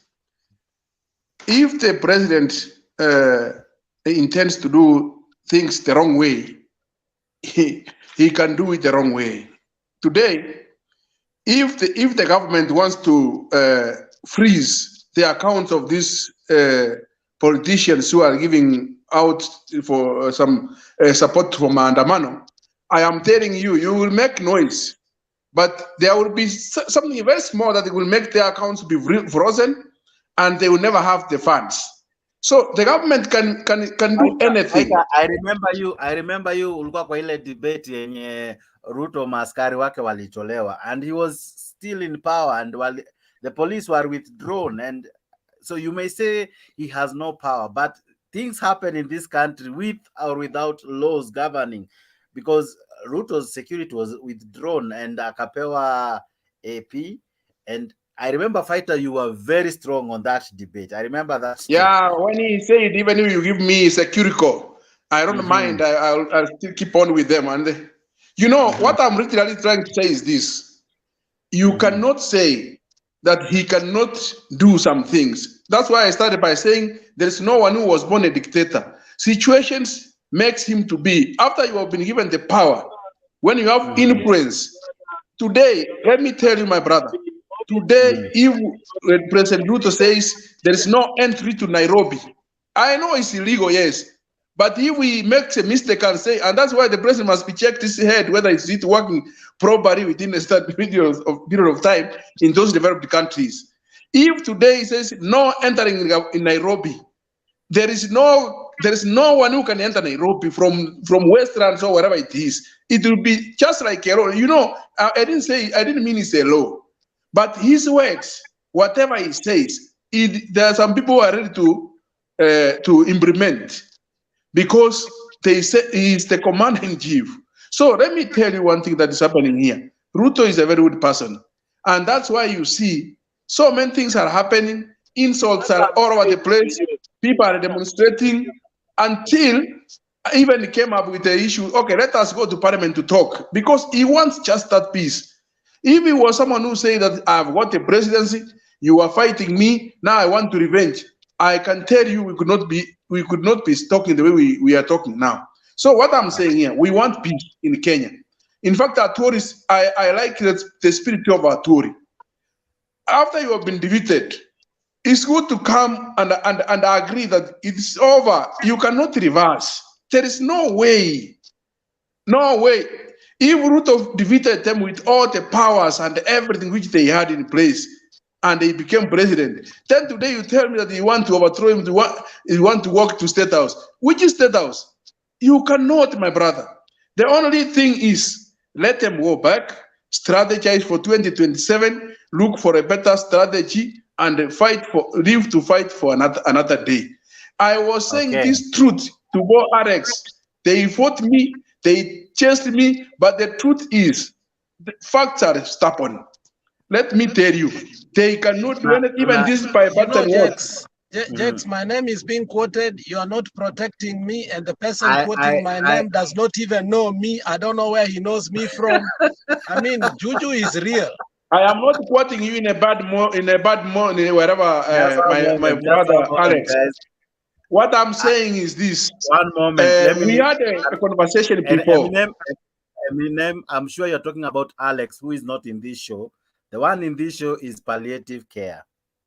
Hey, this one is not Alex. Palliative care, your name has worked. Someone who was in this show has said this comment. He's called Maximum Sound, and this is what he has tweeted just now. Usiweke politics kwa roho. Let me accept and move on. That is true. So what I'm saying is this: final on my final wording is this. Let us accept that the elections were held on the 8th of August. The winner was declared, and he was sworn in, given the powers, instrument of power. Now we must move on. Moving on to 2027. There is no other shortcut. That is the only way forward. And if there was a genuine Maandamano, Raila Amolo Odinga could have Maandamana when the unga was 230. They cannot Maandamana when it's 160, 180. It's not genuine Maandamano. So let us not fool Kenyans. Let us move forward, try to heal our country. The economy, even where we are living out here, is hurting everywhere. We must accept the truth correct. There's nothing we can do. Now, when we destroy the economy, does it mean that when we are now developing our economy? Which Kenyans are you talking about? So let me stop there. I am literally saying, let us accept the defeat. Let us move on. I'm asking you about the. I'm asking you. You say that let us stop fooling Kenyans. Now I'm asking you, who is fooling Kenyans, and who are the Kenyans, and who are the one doing Maandamanos? Are they not the same Kenyans? Okay, let me answer you. Let me answer you, sir. You know, elections, when it's held, there must be a winner, whether with 1 vote or 2 votes.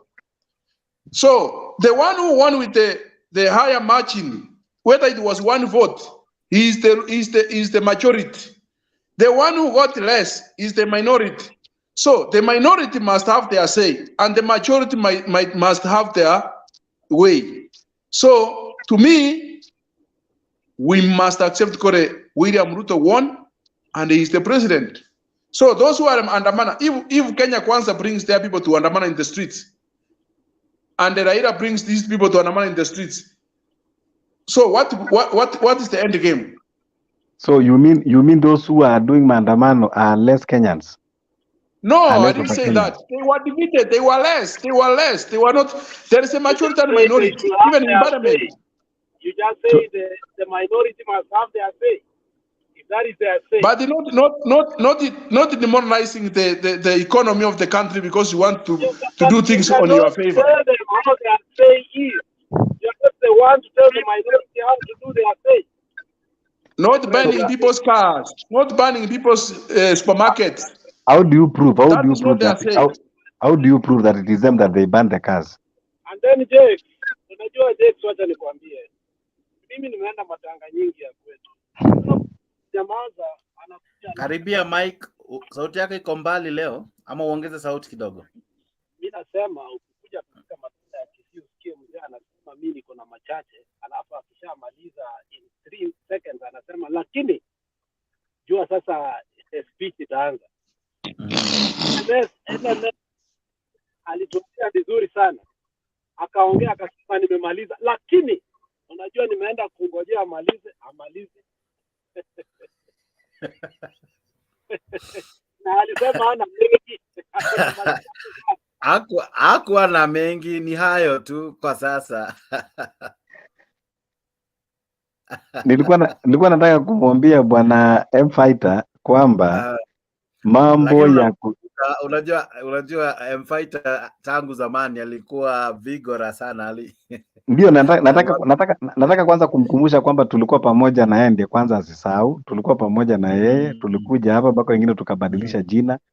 Na nataka kumwelezea kwamba hatuwezi kusupport kitu blindly sababu tuna support. Alafu mambo ya kuandamana ni haki ya watu kuandamana kila wakati, sio sababu wengine walishinda watu wanafaa wanyamaze ama wanyamazishwe watu hawezi sasa kuongea sababu hawakushinda. Unaona, hiyo ni kitu haiko katika demokrasia. Alafu jambo lingine ni kuwa nimeongea hapa, sijui kama ulikuwa umetusikiza, na hiyo ndio kweli. Hakuna mtu hiyo political settlement ya kusema tunaenda state house kumtoa Ruto.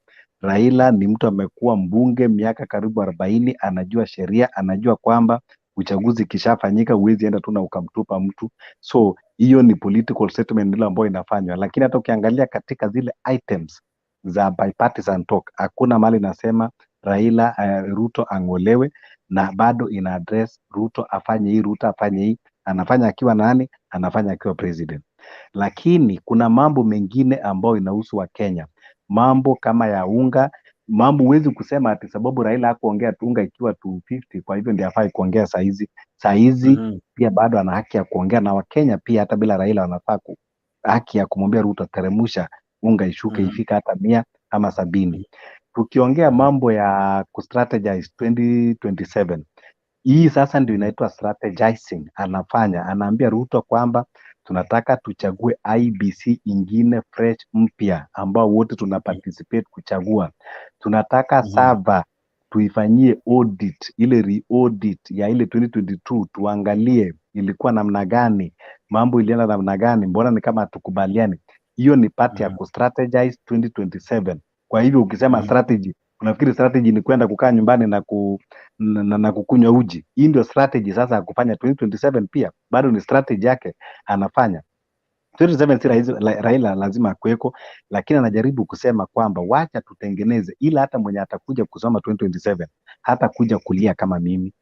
Kwa hivyo vitu zingine si lazima tu personalize. Sisi tulimpigia campaign Ruto, tukampigia kura, tukampigia na maombi, ameshinda. Lakini tunamwambia kwamba lazima pia tukurekebishe ndugu, mahali ambao unateleza.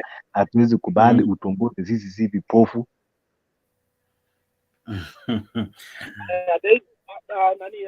Wacha niseme kitu kimoja ambacho, karibia mic kidogo, leo uko mbali na ndio wacha niseme kitu ambacho mara nyingi watu wanasema. Mnamsikia? Hapana, akaribia mic, weka mic karibu. Leo hatukusikii. Unanisikia sasa? Uko sawa sasa. Sasa wacha niseme kitu ambacho mara nyingi tunasema ambacho si cha ukweli. Na I think kuna wakati ambapo there's a good guy who analyzed it very well, and I think I should have kept that clip. Mara nyingi mnapofikiria kuwa ati security ya Raila ikikuwa withdrawn, that is the only security yako nayo, mtu anakuja hapa kudanganya kuwa kwa sababu hiyo ilifanywa hivyo na ameambiwa arudishe pesa sijui nini, that's why hii inaendelea na hivi na hivi. Acha nikwambie, let's have a debate that is sober, that is well meaning, and iko na kutoka. Hata kama unachapa propaganda ambayo nini inasaidia hata mtu wenu. Raila has never and will never depend on the security of the Republic of Kenya.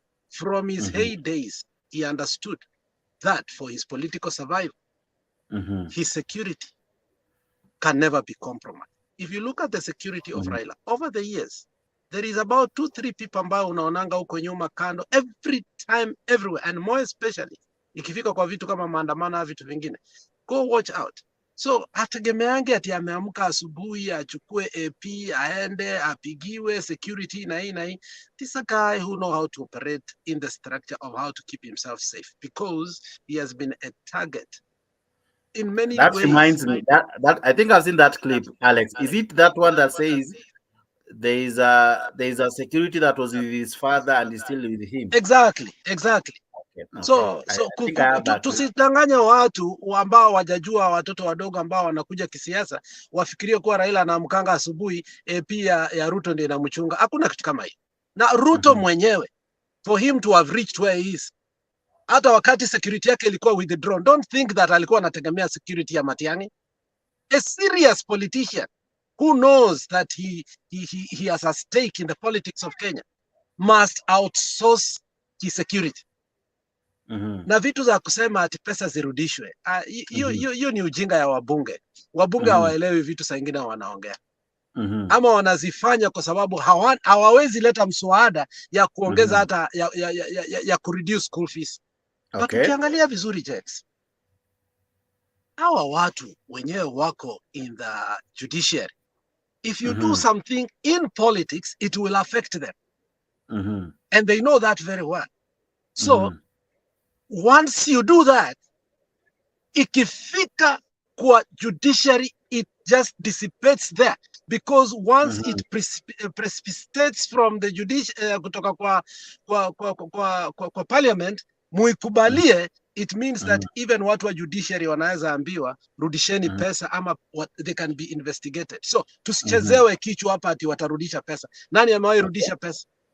instead watu wanapewa pesa. So tusiseme kuwa ati Raila alikuwa threatened arudishe security, ati arudishe pesa, ndio maana sasa wamekubali hakuna maandamano kesho. Let us go to what Omolo said. There was a script that is written. There's a script that has been there. The international community is involved. Sometimes we even Kenyans do not even have a stake of what is happening in our politics. And what is happening is that our democracy has been compromised. Now we don't even know if we can win an election. Somebody can win an election. We don't know what an IEBC means because we were told that once we don't have how many commissioners, we are in a crisis. Now we don't have even one commissioner. We are not even in a crisis. I saw Jex, I don't know if you saw that, and you need to put that so that people can know how we have degenerated as a country.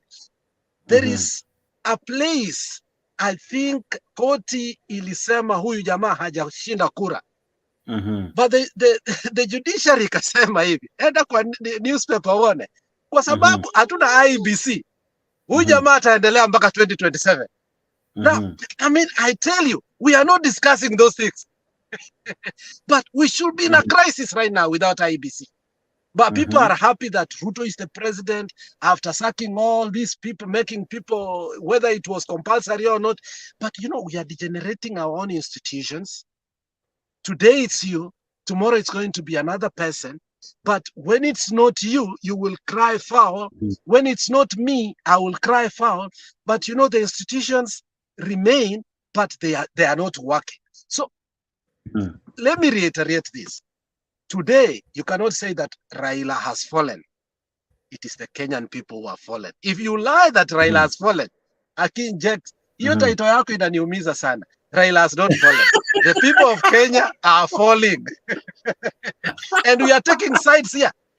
While our institutions from the judiciary is not working. Parliament is lying to us. The things they should be doing, they are not doing. And then now tunafurahia kuwa leo wamefanya nini? Wamepeleka msaada. Mbona hawajai kupeleka mswada vile Mzalenda alisema hapa ya kureduce school fees ndio tufurahi?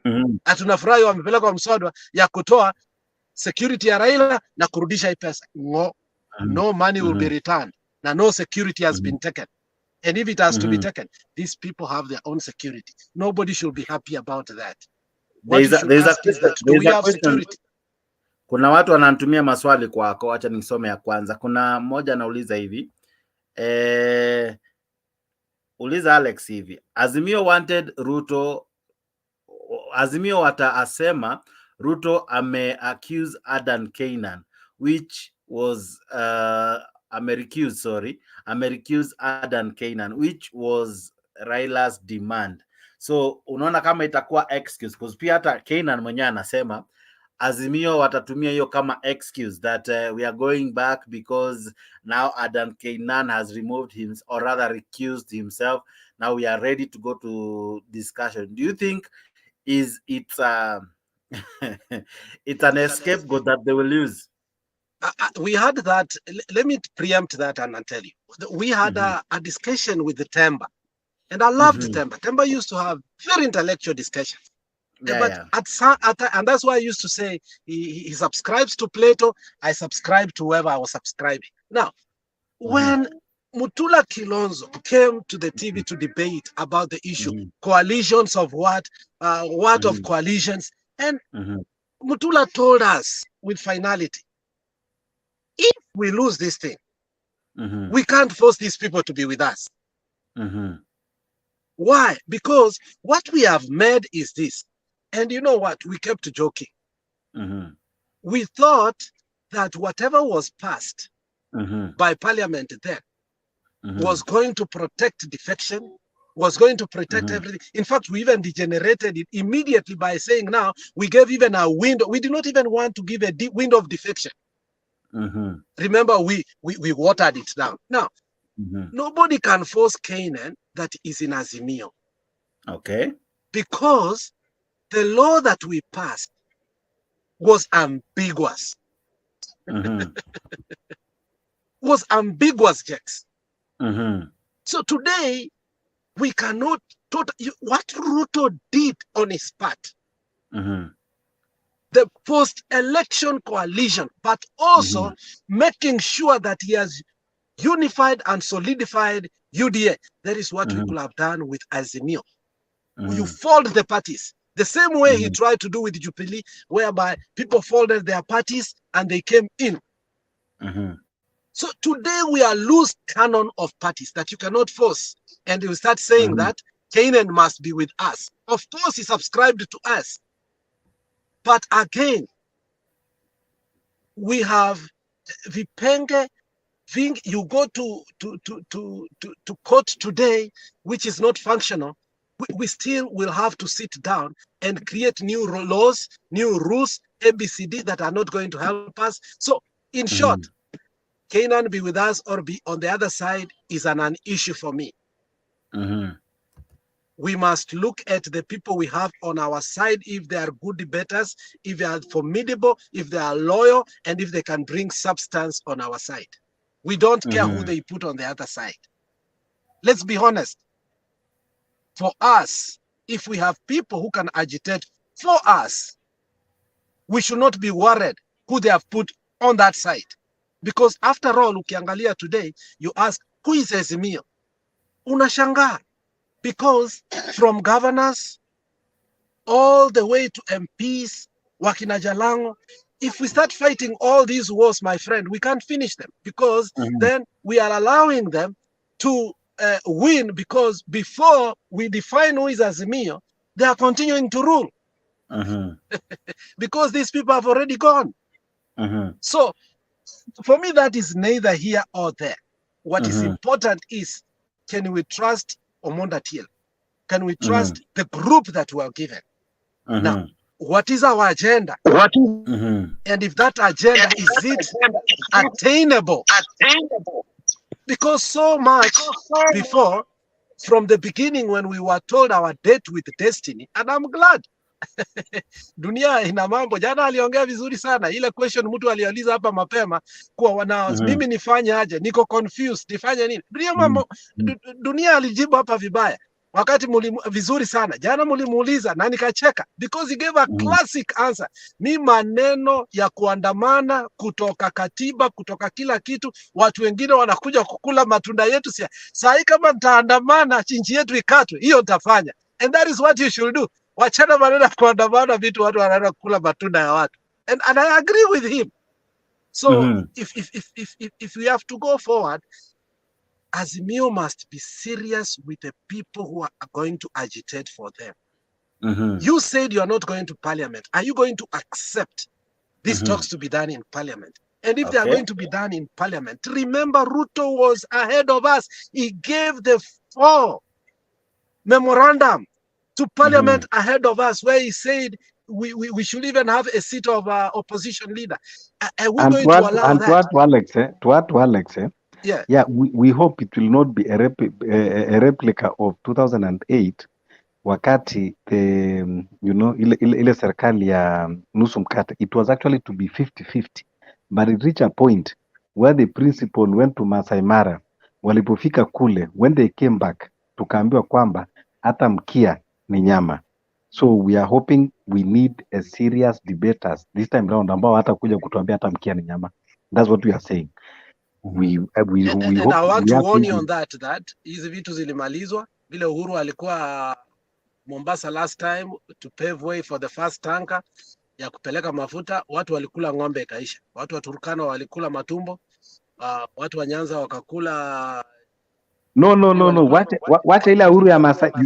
Wacha ile Uhuru ya Masai Mara. No, I'm just saying that these talks, before they were allowed to come forth, these people spoke, whether through their enemies or through whoever they spoke with. It was a done conclusion. Whatever that is being done right now for me and you is plastic. Don't think that negotiations are happening now. Whatever they wanted is done. Omol. It is done square. Thank you. Swali ya mwisho ambao naona ukiulizwa, there are guys ambao hujitokeza when Maandamano was first announced, we didn't see them, and then after some time walipoona kuna matunda inakaa kana kama inatokea, Mwangi wa Iria shows up, kidogo Joho shows up, Now yesterday Joe in fact during Ramadan said atakuwa mstari wa mbele kwa maandamano. I didn't see him, or maybe he was there, I'm not sure. Swali ni, what happens to these people? Because do they take advantage of Raila? Let me start with you, Omolo or Alex. Any of you can... with Mwangiwairia. Mwangiwairia did not have an option. Oh, namuona nani ataka kuparticipate. Dunia ina mambo. Allow him to submission. Yes, Dunia ina mambo, washa mic basi. Mesa wakisha mtu wangu, sijui mimi ndio nyeusi sionekani. Habari zenu?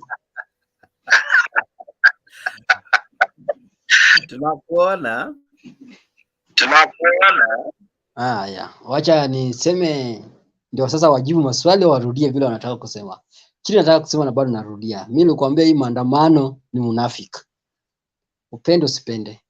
Kwani bei ya unga, bei ya kila kitu napanda Nyanza? Kwani Nyanza watu nakufanga na njaa? Kwani ni Central watu waandamani?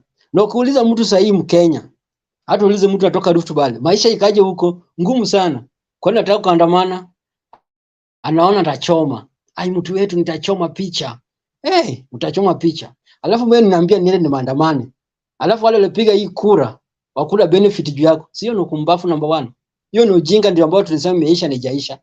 Ya pili, ile mambo ya kusema tunachoma magari. Ile gari ya trailer. Statement ya ule driver amenifurahisha. Nimekumbuka leo. Alisema gari imebeba nini? Nini ya stima. Kabel ya stima. Yaani mtu achome gari, awache mabilioni ndani kama hujavunja waibe. Ai! Mtu awache. Hii unatuambia hapa wajinga walisha Kenya, lakini mimi naona bado wajinga wako wengi. Uchome gari, uache makabel ya stima pale ambao unaenda kuuza pesa nyingi. Alafu unatuambia ni watu wa Azimio wamevunda wamechoma gari sijui ni. Hizo ni magunzi imepangwa. Nimeshapangwa na tumejua bila imepangwa. Alafu hii mambo unasema bunge umepeleka mambo retirement, pesa punguzwe sijui nini. Sasa kama retirement itasema pesa punguzwe, na mimi hata Ruto pia atapata pesa, yeye pia atarudisha pesa. Si ako kwa serikali. Itabidi pia Mudavadi pia atarudisha pesa. Itabidi pia wale ambao wameretire ambao wako kwa serikali pia watarudisha pesa. Si hiyo sheria itakuja kwa Raila peke yake, wala hiyo sheria itakuja kwa Kalonzo wala Uhuru peke yake. Hii sheria itabaki hapo. Akwe mretire atafuata hiyo sheria. Akwe ni MP yote atakuwa mretire atapata hiyo sheria. So nyinyi ukiunda sheria, usigani unaunda sheria ushibe sahi. Unda sheria ukijua kesho itakufuata. Ndio maana sheria inasemekana ni msumeno. Upende usipende, sheria ni msumeno. Alafu hii mambo wewe uliuliza swali mzuri. Kwa nini hao watu dai ati Raila watu maandamano wanangojanga tu Raila toke ndio maandamano yaonekane? Boss, hii maandamano ni unafiki. Wanatumia hao watu wote wako nyuma Raila hapo karibu hapo wanatumia jina Raila kujijenga. Si kujenga Raila. Si kujenga Raila. Wanatumia jina Raila kujijenga wenyewe. Kwa sababu gani? Wewe huwezi niambie Kalonzo hawezi control Kambani? Ama gavana umeshinda nguvu? Wewe huwezi niambie hawezi control ni Mombasa hawezi control Jo wamemshinda nguvu. Alafu naambia nyinyi tu maandamano unaweka hapo sasa inaonekana kama ni community moja. Ndio mimi nilisema maandamano naweza enda. Hata saa hii ikisemekana saa hii natoa nguo naenda na chest. Isemekana Nyanza tukua na inchi yetu. Hata singojanga hata utanisikia hapa nikitangaza naenda. Wewe utaona tu mapicha na kutumia gani kwa huko. Yes, kwa sababu tumechoka hii madhara alimesika. Kwanza ujue hii serikali ifanyi kazi. Kazi yao ni kushoot picha, kuonyesha tuko kazi, kusema biashara ya watu haitaharibiwa, tutaprotect. Alafu tear gas unapiga kwa MP town na magari zinachomwa huko pigi tear gas. Ya pili tena mambo zingine, hebu aniambia hii serikali mdomo bila anaongea, bila Moses Kuria anaongea, bila Gachagua anaongea. Ani kuna community ilitengenezwa ya kuangalia wale ambao wanaongea maneno hate speech whatever hii. Ilienda wapi? Tangu serikali ingie hakuna. Alafu unatuambia tunyamaze. Alafu unatuambia tunyamaze. Yaani hao watu unajua kuna vita aina tatu kupiga vita. Kuna vita kutumia nguvu, kuna vita kutumia akili na kuna vita kunyamaza. So hawa kila siku wanatuambia Raila kufe. Kwani unajua pale Raila anaishi? Unajui Karen? Si uende pale upige risasi kama hata sisi pia tunataka kufe. Ndio tuone hii Kenya itakuwa na imani bila unasema au itakuwa smart. Hata sisi tunaomba hiyo. Ndio tupate golden chance. Si unatuimbia hapa, fanyeni kazi. Uko na security, uko na binduki, uko na maaskari. Umejua pale naishi. Si unatuimbia kwa matanga, si unatuimbia ukienda kulaunch kitu sijui nini. Unatutisha. Si ufanyeni bila unafanyanga ukikasirika. Ndio pia tuone uzuri itatoka aje. Kwa sababu game unajua ukianza rough game kweli itarudi kwako. Unasemanga uwezi kama unaishi kwa nyumba ya kioo usianze kurusha mawe kwa watu wengine kwa sababu yako pia itarushwa. So please chungeni mdomo. Unajua hata kwa shule nyinyi nimecheza football kwa shule. Ukishindanga ile team si unaanza kuenjoy kuongea vibaya. Vita itatokea. Unaanguka cool. Hata nyinyi tunataka kuongeleshwa vibaya kwa sababu nyinyi ukitoa maneno moja wale jamaa watachukua ayeyeyeye. Hani umetushinda na bado unatutukana. So nyinyi umetushinda basi. Waje tukubali umetushinda. Labda bado unatuongea mbaya. Unagani tunafeel aje? Wacha inchi gawe bwana. Mimi maandamano ya kugawa inchi. Hata Raila, nyinyi uko na bahati sana Raila ni muoga. Uko na bahati ukipata Raila kama na Idi Amin Dada Obote Garang. Sijui kama Raila ni Mjaluo kweli. Tutaenda kufanya DNA. Tujue ni mix ya Mluya au ni Mjaluo really.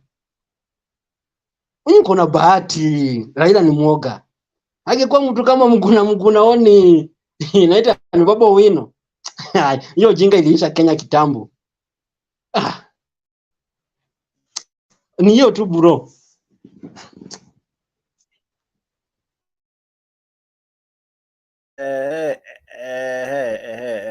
Asante sana kwa maoni yako. You always bring a twist. Naona pia umemfurahisha dadangu hapa Faith Kamau akiwa UK. Asante sana Faith. Na umepotea sana Faith, but good to see you and many who are joining in. Namuona Gloria akondani, namuona Shamil akondani. Karibu sana kwa show DK. Nasijui kama ni DK kwenye beat but ametuma emoji mingi sana. Namuona David Omondi, namuona Sylvia na Azimio akondani, namuona nani?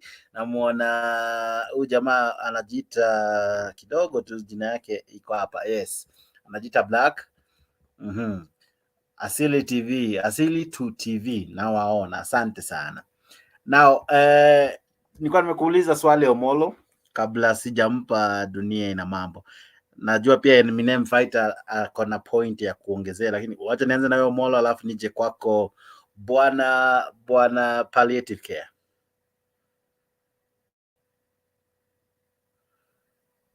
Washa mic yako kaka. Nikijibu kwa ile swali ulikuwa umeniuliza.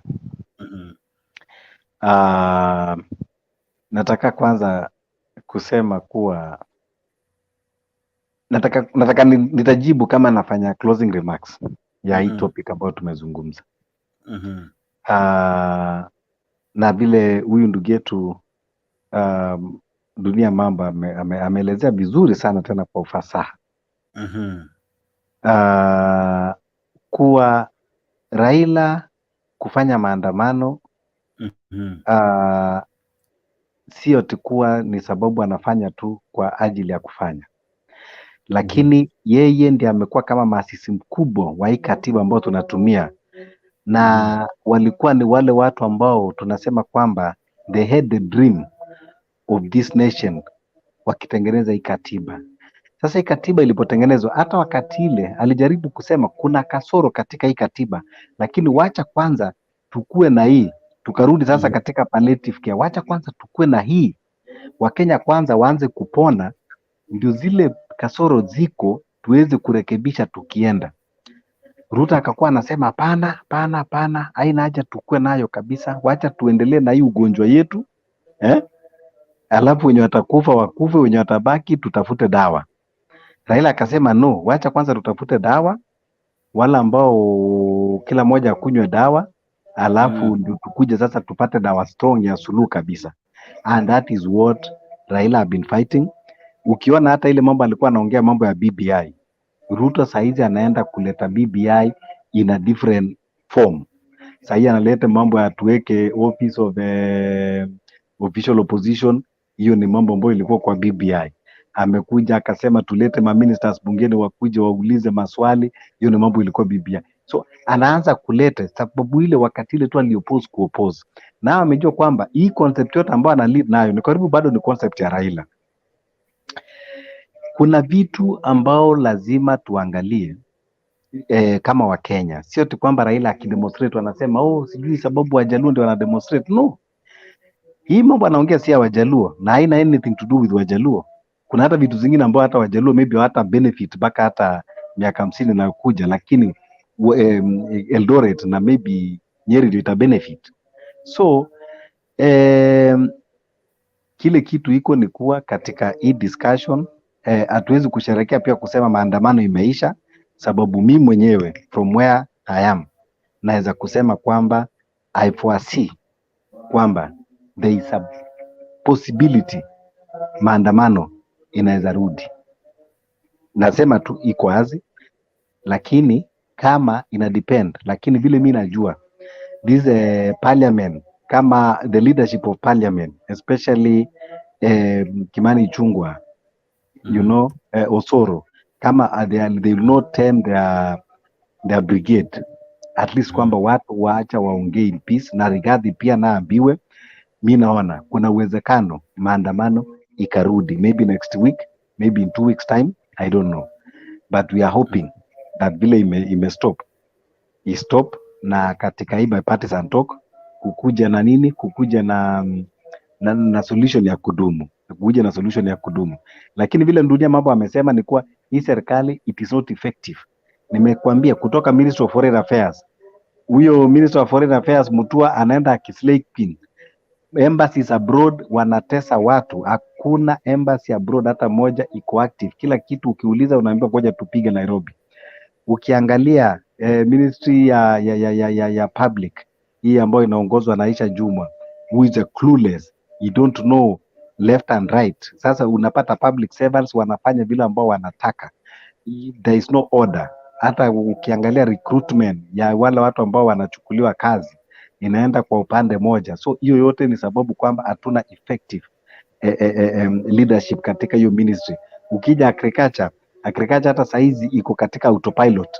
Yule jamaa wa mandevu ya white hata ajui yanalala wapi anaamkia wapi. Agriculture ministry saizi iko autopilot. Ukikuja education tu kidogo tunaona huyo Machogu, na tunasema kwamba is really trying. Education tunaona kwamba at least ndio iko na life.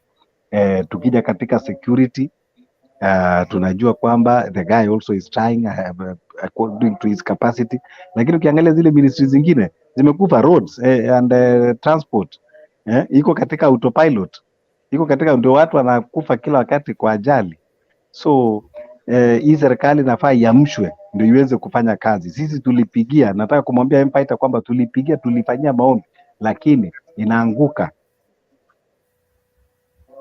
Kwa hivyo ni lazima tuwakumbushe. Okay. Fighter. Acha Mike Fighter, naona umekaa ambako umesahau hizi story.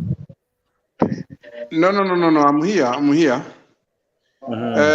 What I'm saying, nataka kuongea na Amolo because ndio ametoka hapo.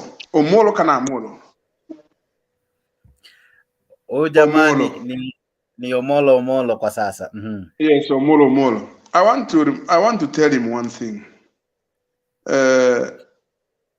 Ni kawaida tu kwa ile upinzani kuona kama wale wenye hata saa hii ile kazi mtu yenye ile unafanya wewe leo hii, mwingine mwenye anafanya kama kazi kama hiyo yako, tuseme wewe ni spray painter wa gari, unaweza piga rangi vizuri sana, lakini someone yule anakuja bare mwenye anafanya kama kazi kama hiyo yako, bado atakuwa na question, anasema hapa angefanya namna hii, hakufanya vizuri.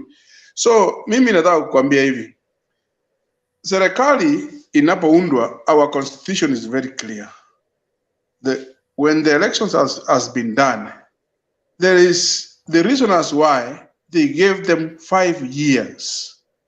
That is when their books will be marked if they have done okay or they have done it wrong. They have got it wrong. Then they will not be re-elected. So what I'm saying as of now, the 6 months which you are trying to project on, you have had Rigathi Gachagua from the day one. He said that they got a dilapidated economy, whereby you cannot do anything. So much depends on finances. If there's no finances, as you are saying, there's no embassies which are working, which I don't know, because we are also out here, but the things are running around. So I don't know from where you have that information. But the embassies, my brother, things are moving. Now I don't know where you are looking at or what you are looking at, or you are listening to propaganda.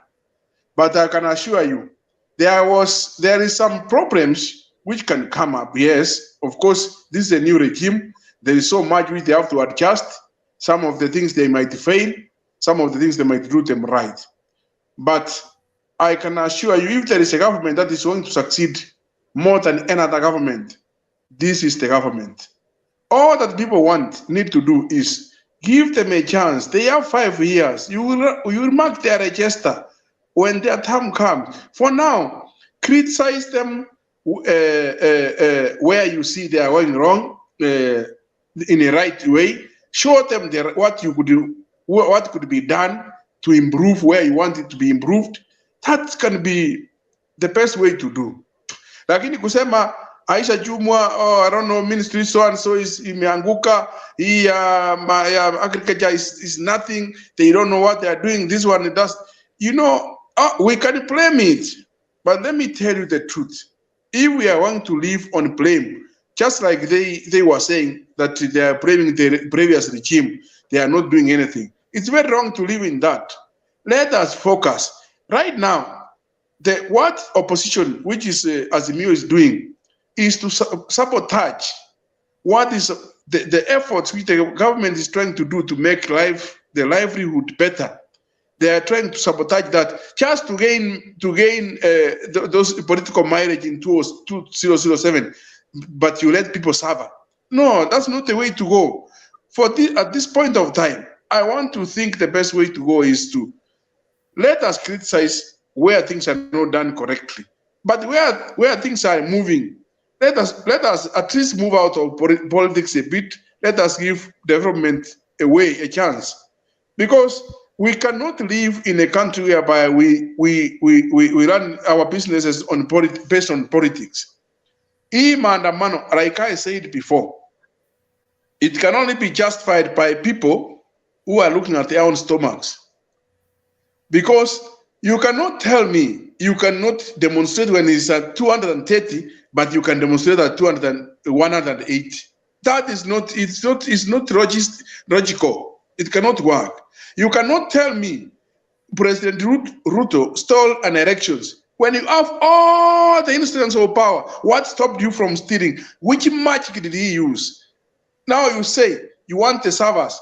Azimio was given 49 polling stations to present them in court so that they can prove how the election was rigged. They did not even find one polling station with the question, which server do they want again? You know, some of the things we can argue here until the end of this our conversations, but the truth remains. Let us come to the table with clean hands. Even this bipartisan, if they are not going to come to the table where they are going to, on this bipartisan with clean hands, if they come with some other cards hidden behind, you want to say, oh, bei ya unga, oh, maisha iko juu, baadaye, sava. Sava, hiyo inakuja ya mwisho, unaongea hii kwa sababu umeificha, is a hidden card under the table. No, come to the table with clean hands. Let us talk as Kenyans. This is our problem. Life is tough. Things cannot move. Then from there, what is the way forward? They cannot say that the Jerera 4 must be reinstated. They resigned. Someone who resigned voluntarily, if they were saying that the Masit, if they were talking about the Masit, that could be maybe understandable, because she stood to the last bit of the knee. She was in that commission. The other three, they resigned And it's their constitutional right to resign. How do you force people to go back to work? So some of the demands of Azimio, they are ridiculous. They don't know what they want. And let me tell you, they were blindfolded. They handed over the power. They did not know when they handed over the power. By God, not anyone. It was God who did this for Ruto to be the president. He blindfolded them. They gave out the power. 6 months down the line is when they are working up. They are saying, oh, it's gone. What can we do? You cannot do anything, because if you did not do it when you had the power, what can you do when you don't have the power? So the bottom line, what I'm saying is this. We know life is tough. Everywhere, even where we are, life is so tough, not only in Kenya, but people must come to terms and try to build the nation in one way or the other, accept the defeat, move on. It cannot be always that the Raila Odinga is the one to be stolen, to be rigged. Why don't he rig? Why don't he himself? Why is he not the one in position to rig?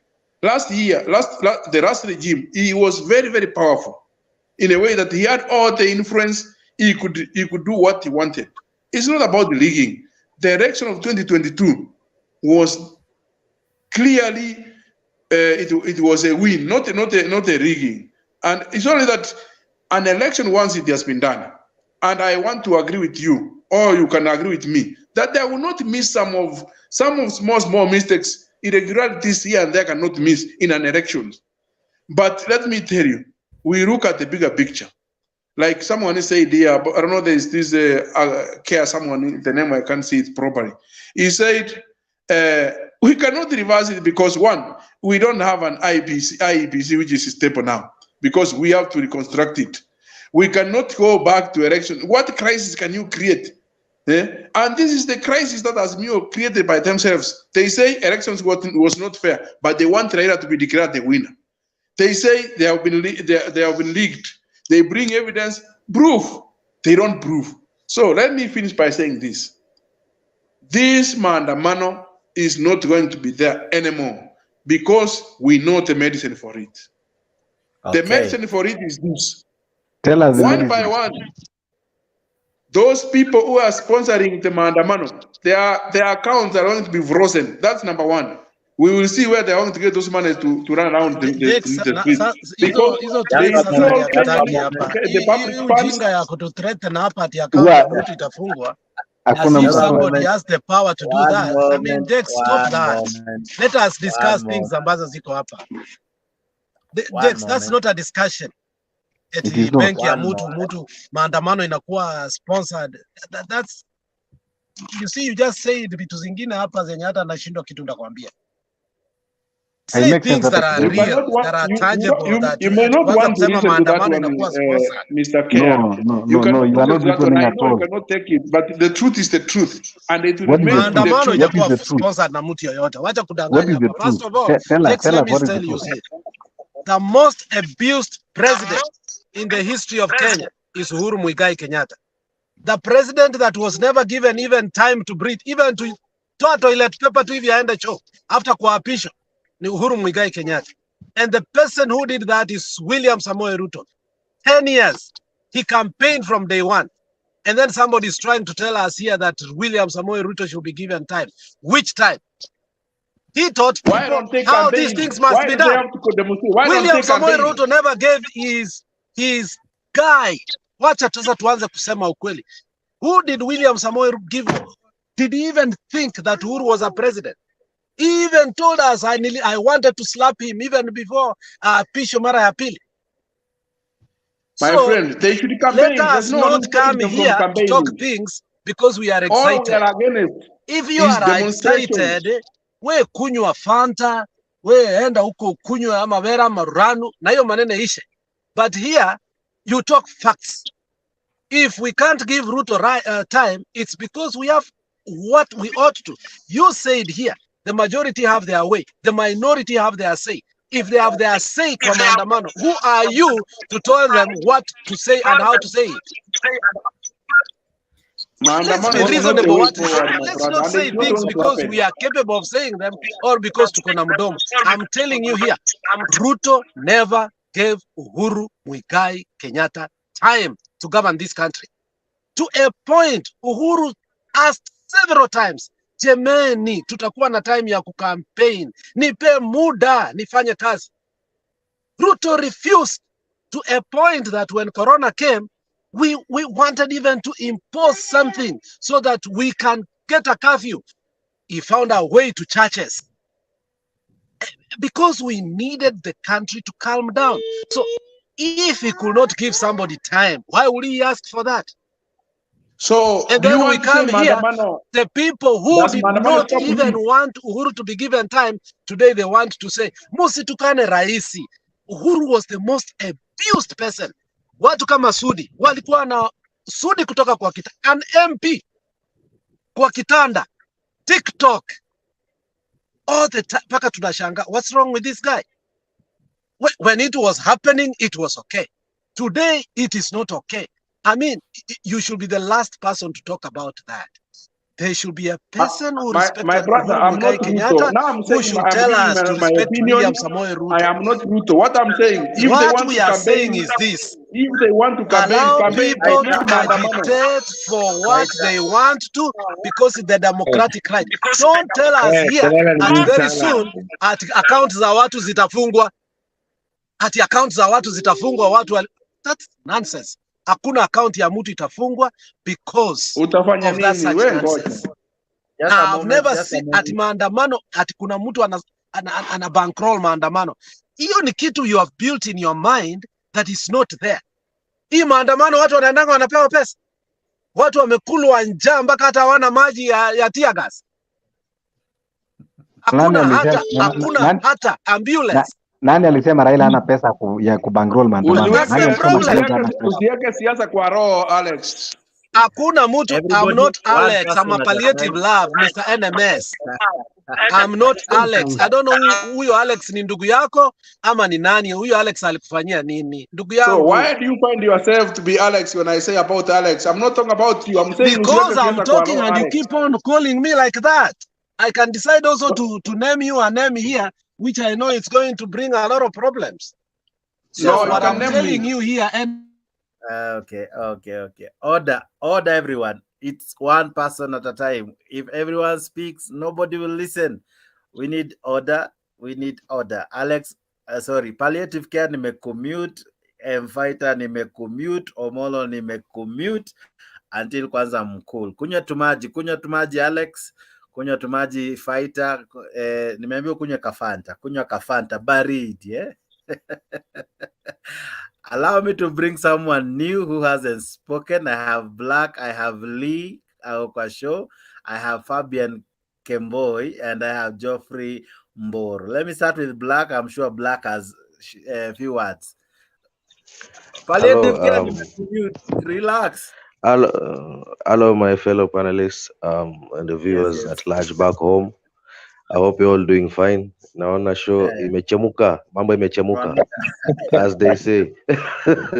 Na ikichemuka hivyo ndo vizuri. It means vitu zinatoka zinafaa kuwa. Naona. First of all, najua tu I would have loved to rebuttal palliative care, but I know if I do so, it will open up a can of worms because already. So I will just push it forward. I'll just push it forward. He's ready to engage you. No, yes, because I had already raised my hand because I wanted to say something on that. But najua nikianza tu itachemsha zaidi. But I can just maybe say a word and I proceed further. Now, the difference between what the president Ruto, at the time the DP, was holding his rallies during the handshake government, the difference between that one and this one is very clear. Number one, he was going around doing his campaigns while also at the same time empowering people, because at every stop he would make, he would meet the border people, and at the same time he would give money to mchango wake funds to the chairman of that border association of where he would stop. So he would empower that. He would move to a Soko somewhere, hold his rally there. After having his rally, he would also again empower those people there, right? Now, skip forward. This Maandamano is doing the opposite of that. It is not empowering anyone. If anything, it's causing damage to the people of Tuachini, biashara zao ndogo ndogo. So you cannot compare the two. And just to move forward ahead with what I wanted to say, number one, when you hear Raila talk about one of the demands is Ruto should stop. Ruto should stop buying his members and all that. You know, I hear a very weak person speaking at that time. Is it the issue of the one buying or being bought, or is it the issue of the one that is doing the buying? Utaambia mtu usitoe pesa, kwa nini unanunua mtu wangu? Ama ndo utasukuma ule mtu wako umuulize kwa nini mnanunuliwa? Raila should whip his people, right? It means if he cannot whip his people, he's a weak man. He's out of control. He doesn't have control of his own members, right? That's how I look at it. Number two, when I had one of his people, some ICT guy, some IT guy who was also there in the Supreme Court petition, being interviewed in a radio station somewhere, I don't want to mention. Wakisema that around 11,000 copies zilikuwa uploaded kwa server within the same nanosecond. And I found that to be a very strange thing to say, because I was wondering, how can someone do that within, upload 11,000 documents within the same nanosecond? It's virtually impossible and humanly impossible. And what machine would actually do that, to be precise? So, moving further, when I hear some of his other conditions being ATC, cost of living, mafuta ishuke, I think the viewers should know this, if maybe they forgot, that Raila himself, he trooped his leaders in the parliament kusukuma ule msaada wa 8% on petroleum. I don't know if you have that video, Jakes. Perhaps if you have it, you can play it for the viewers so that they can understand what I'm trying to say. He himself, Raila, is the reason as to why that tax was actually put there, right? Alishikana na wale watu wa Jubilee, wakasukuma msaada ukapita. So wakati ule time alipokuwa kwenye handshake, akisukuma hiyo cost of living ikaenda juu kwa kuintroduce hizo matax, haikuwa shida, right? Because he was in government at the time, dallying with the government at the time. Right now, he's not been able to make it to the government. The issue seems to be different. I feel someone who's not being honest to the people. No. So I don't know, Jakes, could you be having that video, perhaps?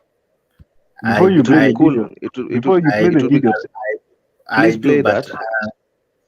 No, Jack, before you play the video, we want to know when you are talking of Jubilee and what? No, before you play the video, propaganda lately, before you play the video, it's not propaganda. Jakes, please, if you have that video, please play it. Wait, before you play the video, before you play the video, before anyone speaks. No, before you play the video. Let's play it. No, before you play the video, I would like to request you to speak after the video. One person at a time.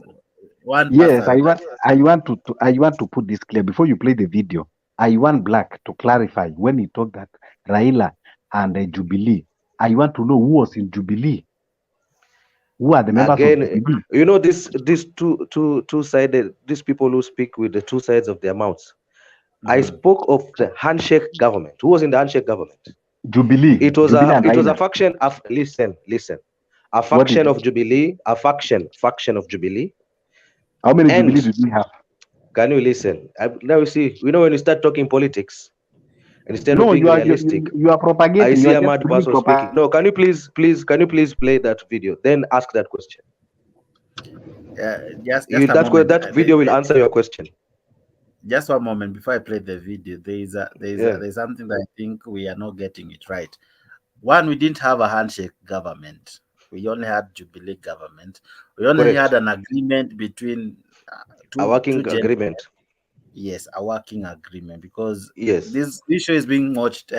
Let's not have people thinking we had a handshake. We didn't have a handshake government. A handshake government in quotes, but in the essence, it was a working agreement. Also, we had factions in Jubilee.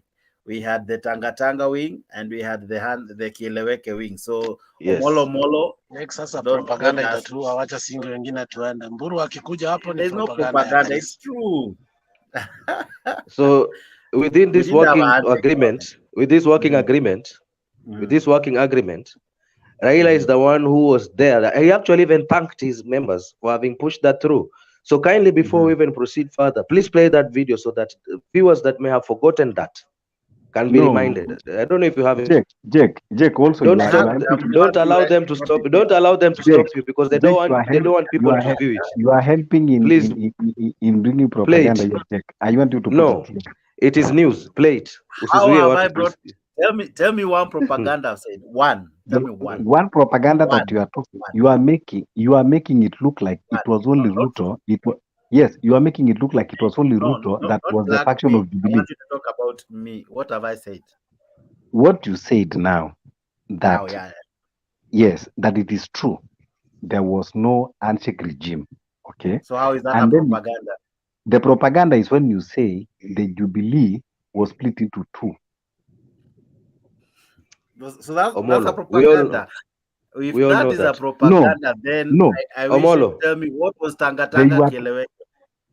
But let me ask him. Let me ask Omolo that was just a political names call in the, but it was one until the last minute. Where was Mani Chungwe? Let me ask Omolo this question. Right now, why is your leader talking about his people having moved to Kenya Kwanza? I know this is a ploy for Jakes not to play the video. Please play that video. No, if you have it, I would really appreciate. I have it. We know. Omolo. Please. I think it was my time. It was my time to submit. But where's kuja na propaganda? Don't bring your. It's not the video is there. It was from a news outlet. So you mean to tell the news outlet is a propaganda outlet? Do you mean to say that Raila did not rally his troops for his members to push through that motion? You said Raila and Jubilee, and I want to know who was the deputy chair. Listen, I said the Jubilee faction, right? There was a faction. So right now, can we say? So then, can we put it this way? The members that are working with Kenya Kwanza, they are Azimio. So can we say now that Azimio, because they are Azimio, right? They are working with Kenya Kwanza. What's the problem? It's a similar working agreement within the members. Kuna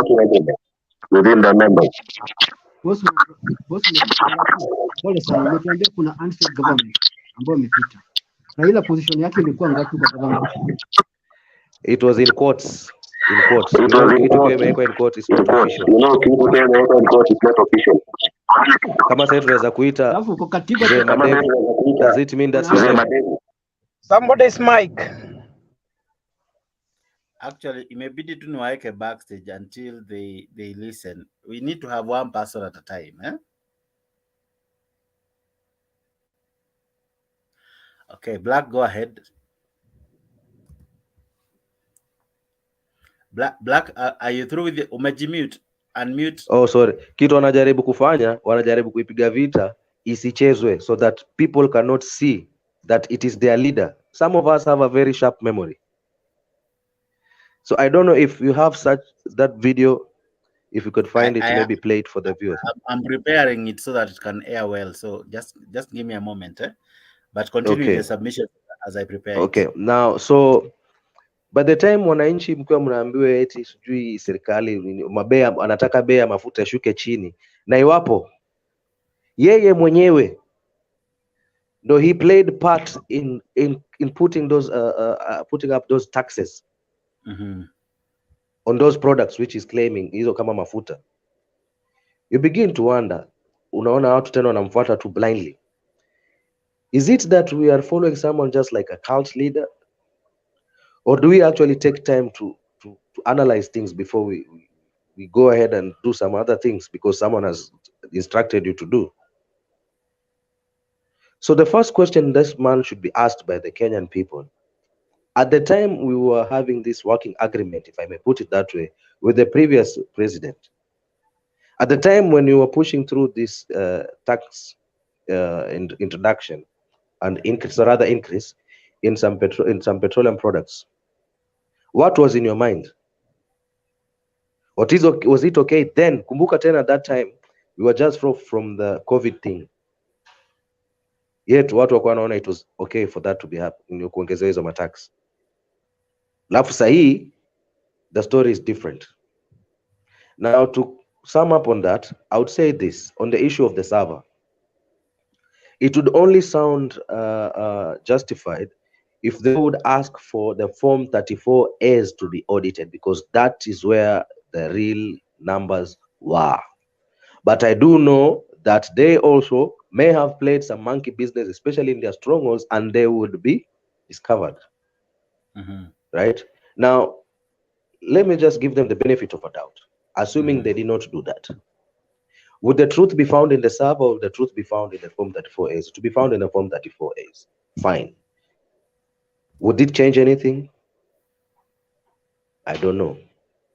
Most important thing right now, I would believe, would be now, since we have realized we have these loopholes in our laws, electoral laws, perhaps it is a matter of time now that it has reached tuweze amend hizi sheria zetu such that after elections zimekuwa zimefanyika, we can be able to access the server in the next elections and the future elections to come to audit hizi nini. That way. If we can go through, we can go through that trajectory, then that would make sense. That's how I leave it there. Mboro? Yes, how are you? We are fine. Yeah, actually, I don't have much to say. Today I'm just following, but there is a clip there which I have sent to you because yesterday and some few other days we have had people here discussing and saying that the government we have is so unfair and is only employing people from two communities. And I saw that analysis, especially to answer that question to those who have been feeling that Ruto has been removing people from their positions and giving people from Kikuyus and Kalenjins. Because, Jakes, we said we should not only be fair, but we should be seen to be fair and telling people the truth. That I don't think Ruto is somebody who is so unfair or somebody who does not even keep promises. And according to that analysis, I don't know if you can see the whatever I have tagged on the comment side that maybe you can see that list. Maybe you can read for the people to see, because there are those who want the Luo people to feel like they have been sidelined, and other people to feel like Ruto is such an unfair president. And I want to tell you this, Jakes. Ruto so far is the best president that we have had in as far as keeping promises is concerned. We saw right from the time of Mzee Jomo Kenyatta, there was an agreement, or there was a plan in which they were supposed to work with Jaramogi Oginga Odinga. But Jomo Kenyatta could not keep the promises. And that is how they parted ways with Jaramogi. The same case with President Kibaki. They had an MOU with Raila Odinga and the team that after we acquire this government, we are going to work together until we get to the government. After that, this is the plan that we have. This is how we are going to share positions. This is what we are going to do. What happened? The moment President Kibaki became the president, he put away the plan, the MOU that they had, and he did his own things according to the people he wanted to please. But and it also happened with Uhuru Kenyatta. The government was formed by the URP. Was it URP? URP and the TNA. They came together. They worked together. They had a plan in which they are going to move together until the end. But what happened? Uhuru started mishandling his deputy, degrading his office and all that, even removing his people from offices. We saw all those things happen. But you see what Ruto did. The first thing he did the moment he acquired the office, he fulfilled every agreement to the latter with the leaders. That is respect of the highest order.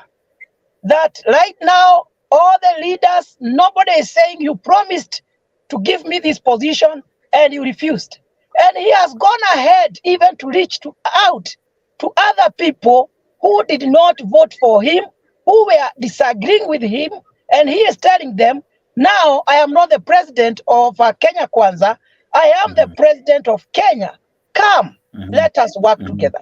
That is the beginning of progress in a nation. When you have somebody who is not saying, I only work with those who supported me.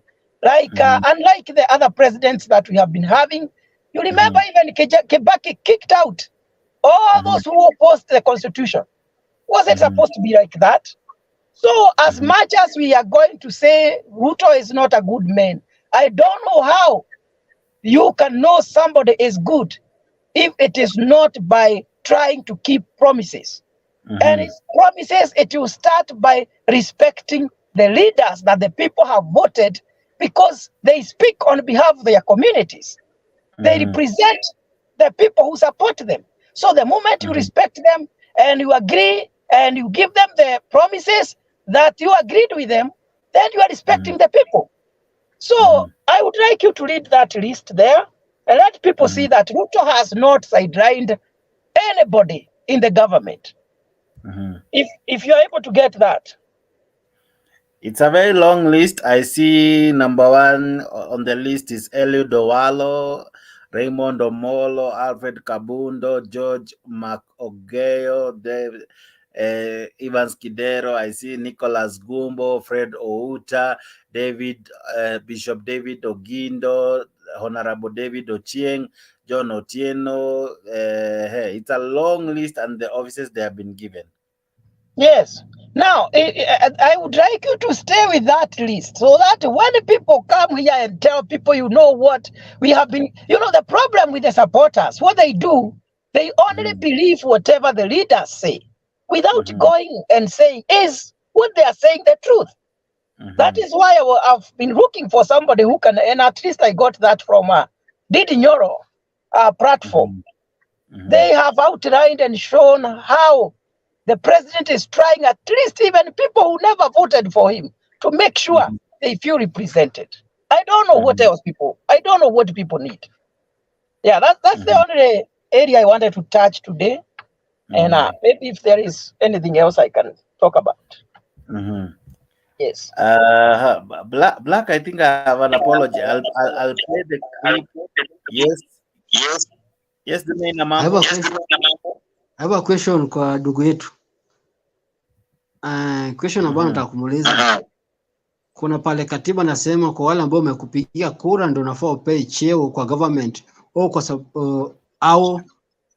au katiba nasema ukishaingia president nafaa undike watu kazi.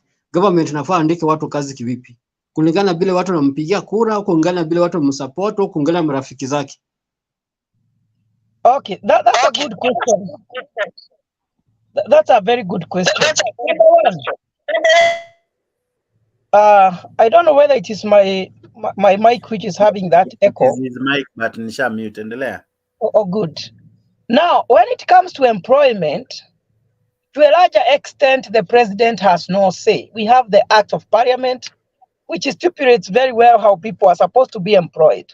The president only has power when it comes to the appointed positions.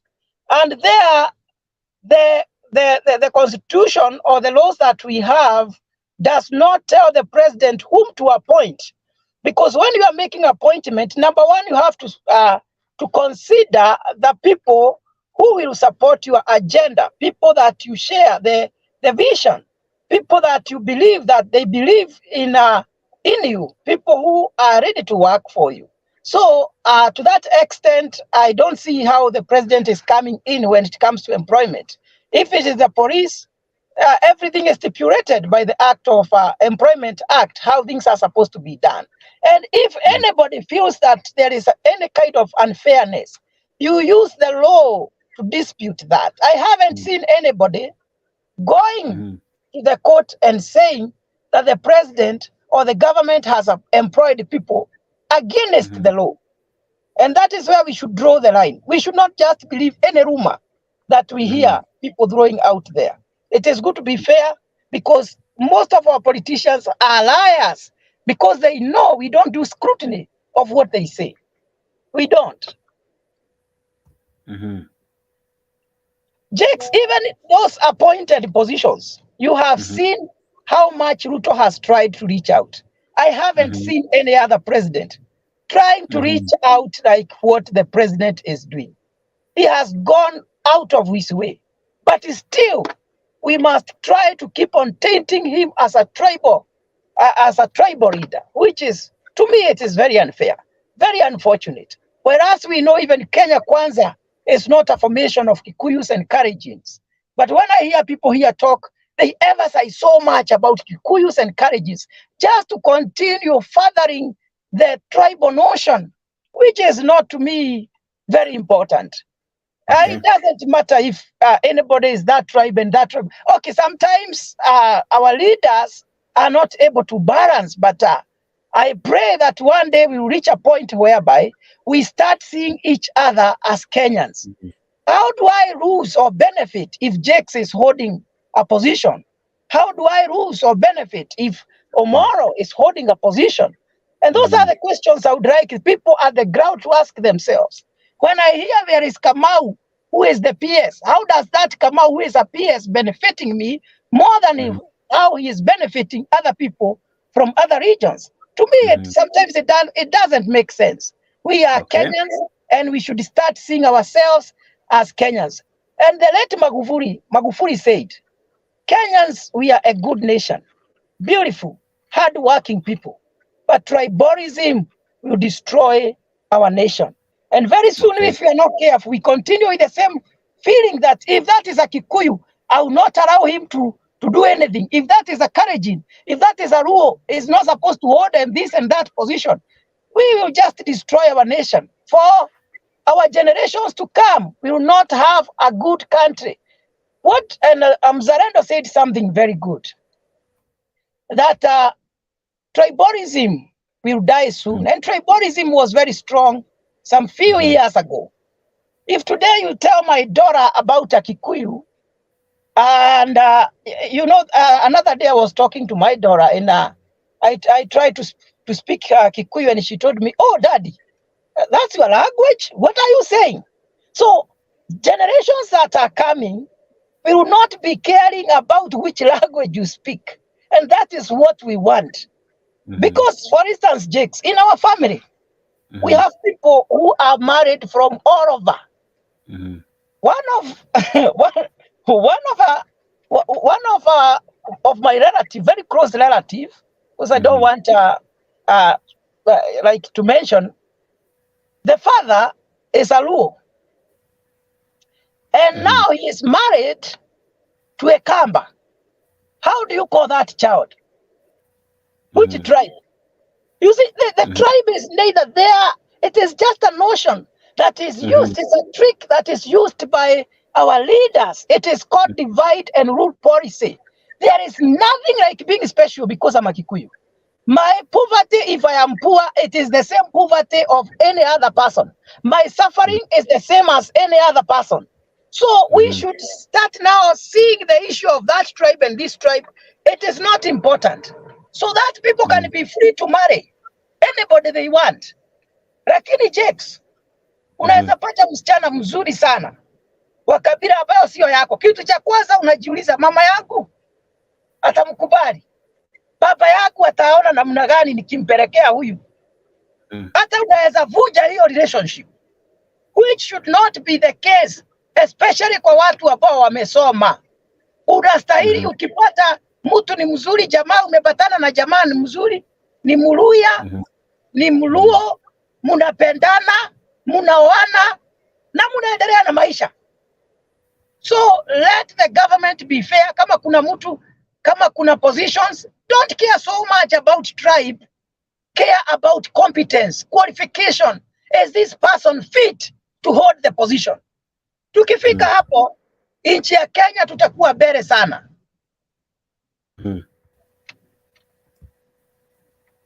Okay.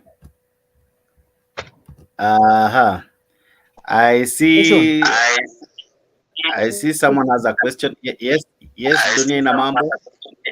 Yes, ina mambo. Question bado kwa ndugu yangu hapo.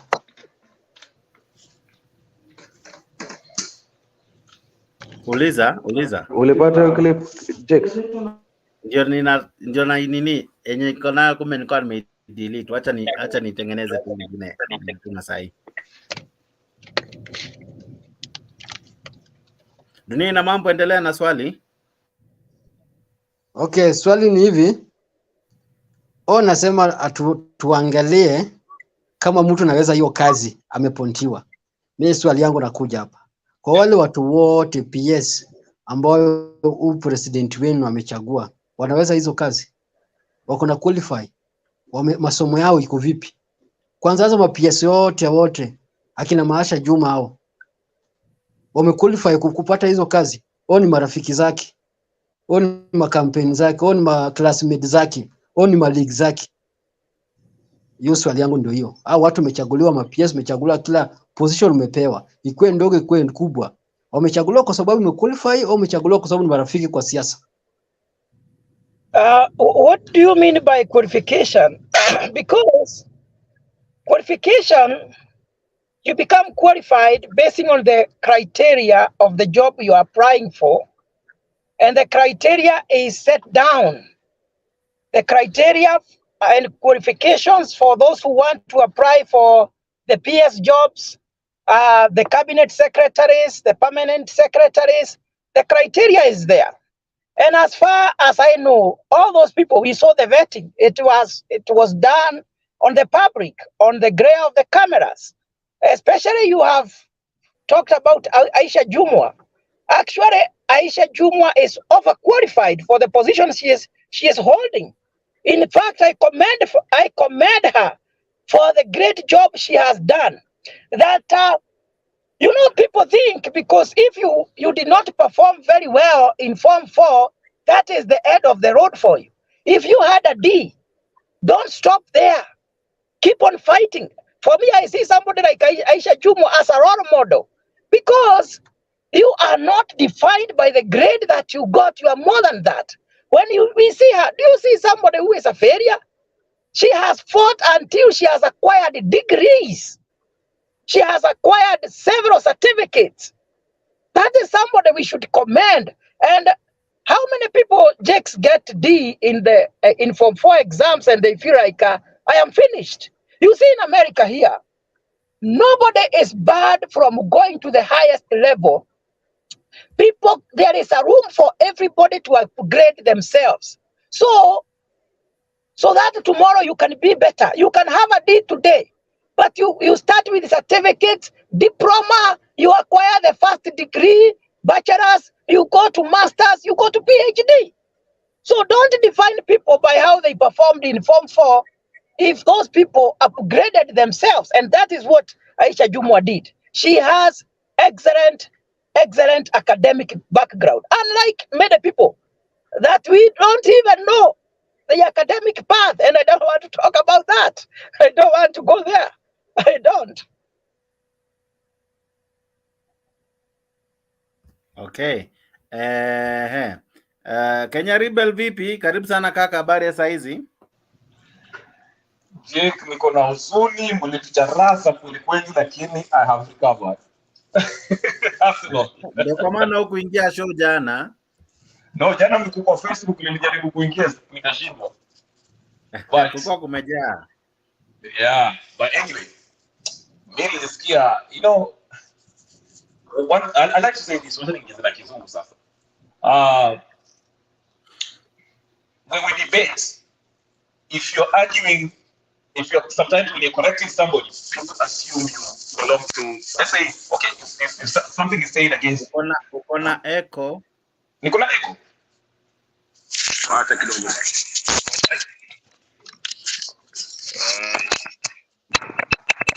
Wacha darudi basi. Pole tu. Darudi. Okay. Yes, Black. I see you raising your hand. Nilikuwa na swali kwa nani? Nilikuwa na swali kwa Dunia Ina Mambo. Okay. Na hiyo swali nilikuwa nalo kuanzia jana. Na wakati ulikuwa unapeana submission yako, nilisema kweli dunia ina mambo na tutasikia mengi na tutayaona mengi. Kuna kitu ulisema ikanishangaza na sijui kama ni mimi nilishika vibaya. Ulisema kitu kama ni kama ungetaka mkue na Kenya igawanyike ikue na nchi ingine yenu, ama ulimaanisha nini? Kwa sababu I think I noted something like that tomorrow in I mean yesterday in your submission. What did you mean? Yeah, ulisikia vizuri sana. Hukusikia vibaya, ulisema vizuri. Nilisema hivi. Hii maandamano wanafanya hivi. Mimi siwezi fanya maandamano ungi punguze sijui nani apate unga sijui nini. Hiyo maandamano siwezi enja. Lakini akipata maandamano, kwa sababu kana gani nilisema maandamano akisema ikuwe na Nyanza Republic au ikuwe na Luo Republic, hiyo mimi nakuwa frontline. Why I say that? Ungeniuliza kwa nini nimesema hivyo, na ndio hiyo umeuliza sahihi. Kwa nini nilisema hivyo? Nilisema hivyo kwa sababu bila madharau umeingia. Maviongozi kutoka area zingine, wacha niseme Mount Kenya, bila wanaongea, bila wanatishia watu maisha, bila hao ndio wanajua kupigana, bila hao ndio wanajua kuua watu, bila hao ndio wanajua kuweka watu kwa paperback, bila hao ndio nataka risasi moja. Ndio maana nilisema hivyo. Kwa sababu gani? Madharau umeshaingia. Ya pili, kwa nini nilisema hivyo? Unaona huyu jeshi alichaguliwa, mkuu wa jeshi, jina yake ni Mjaluo. Ukiangalia kwa Twitter, kwa pale popote Telegram nini, wamesema Ruto si Mchakabila, amechagua Mjaluo amekuwa mkubwa wa jeshi. Hakuna njia Ruto angefanya. Ilikuwa ni watu wawili peke yake achague. Ilikuwa ni Mbadi au huyu Ogola. So hakuna kitu kingine angefanya. Na pia jeshi inachaguliwa rotation. Na pia inachaguliwa na qualify, ukiqualify kukua hiyo rank. So hiyo ndio maana nilisema hivyo. Kwa sababu gani? Ukisikia vile viongozi wanaongea, na gani wewe unasikia kila siku maneno wanatoa.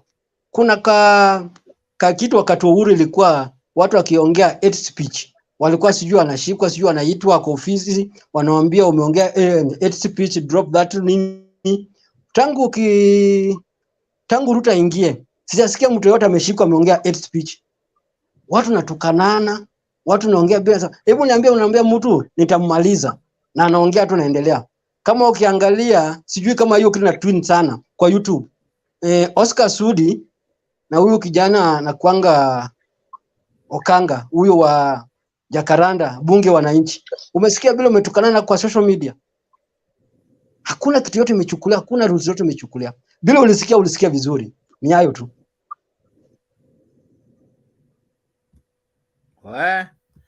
Sawa.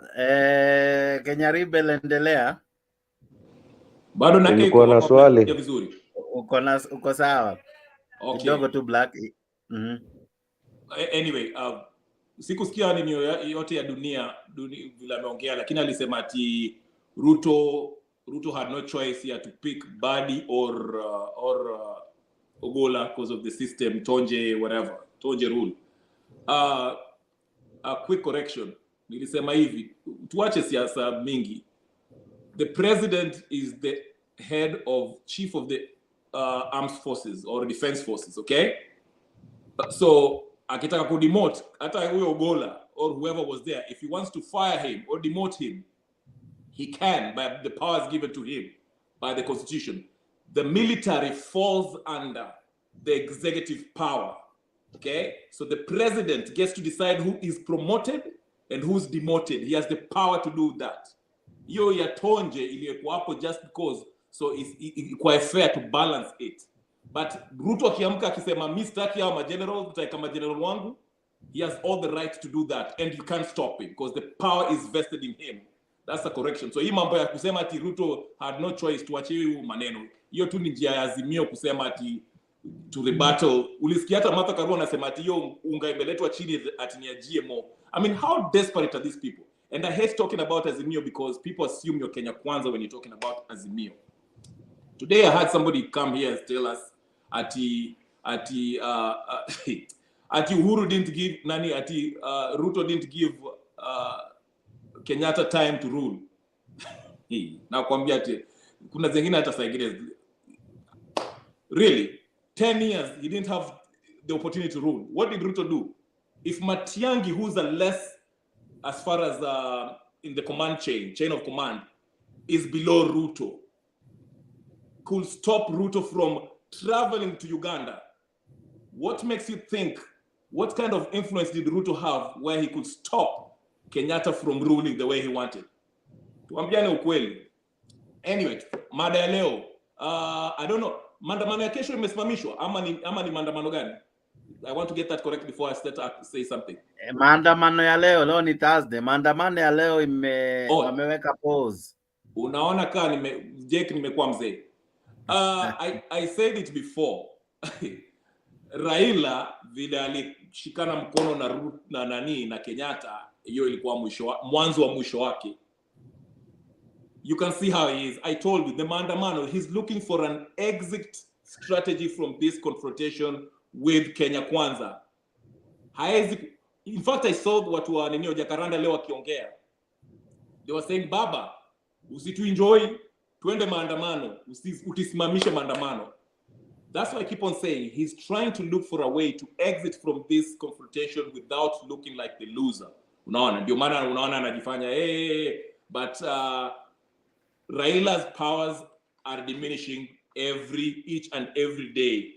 I said before, the most effective way he can gain back his influence, accept that Ruto is the president, and start working from there. Like somebody said, co-opt these doctors, our civil servants about Lipua, criticize the government, and gain that trust that you lost when you share hands with Uhuru.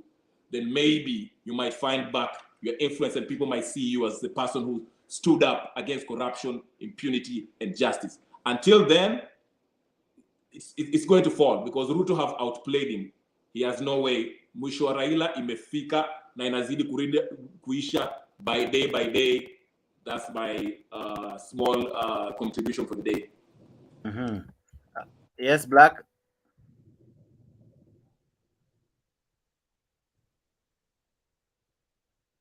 Okay, Black amedrop. Dunia ina mambo, naona ukiinua mkono. Aya, kitu mimi nataka Mburu umekujibu vizuri kwa sababu sijasikia comment nyingine. Haya, niende kwa ilibidi ninyamaze, ile kitu ilifanya ninyamaze.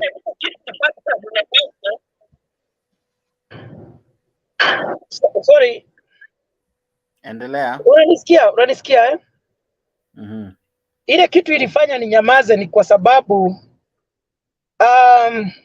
kitu cha kwanza nakubaliana na wewe, viongozi wetu wanastahili kuwa mfano mwema kwa nchi.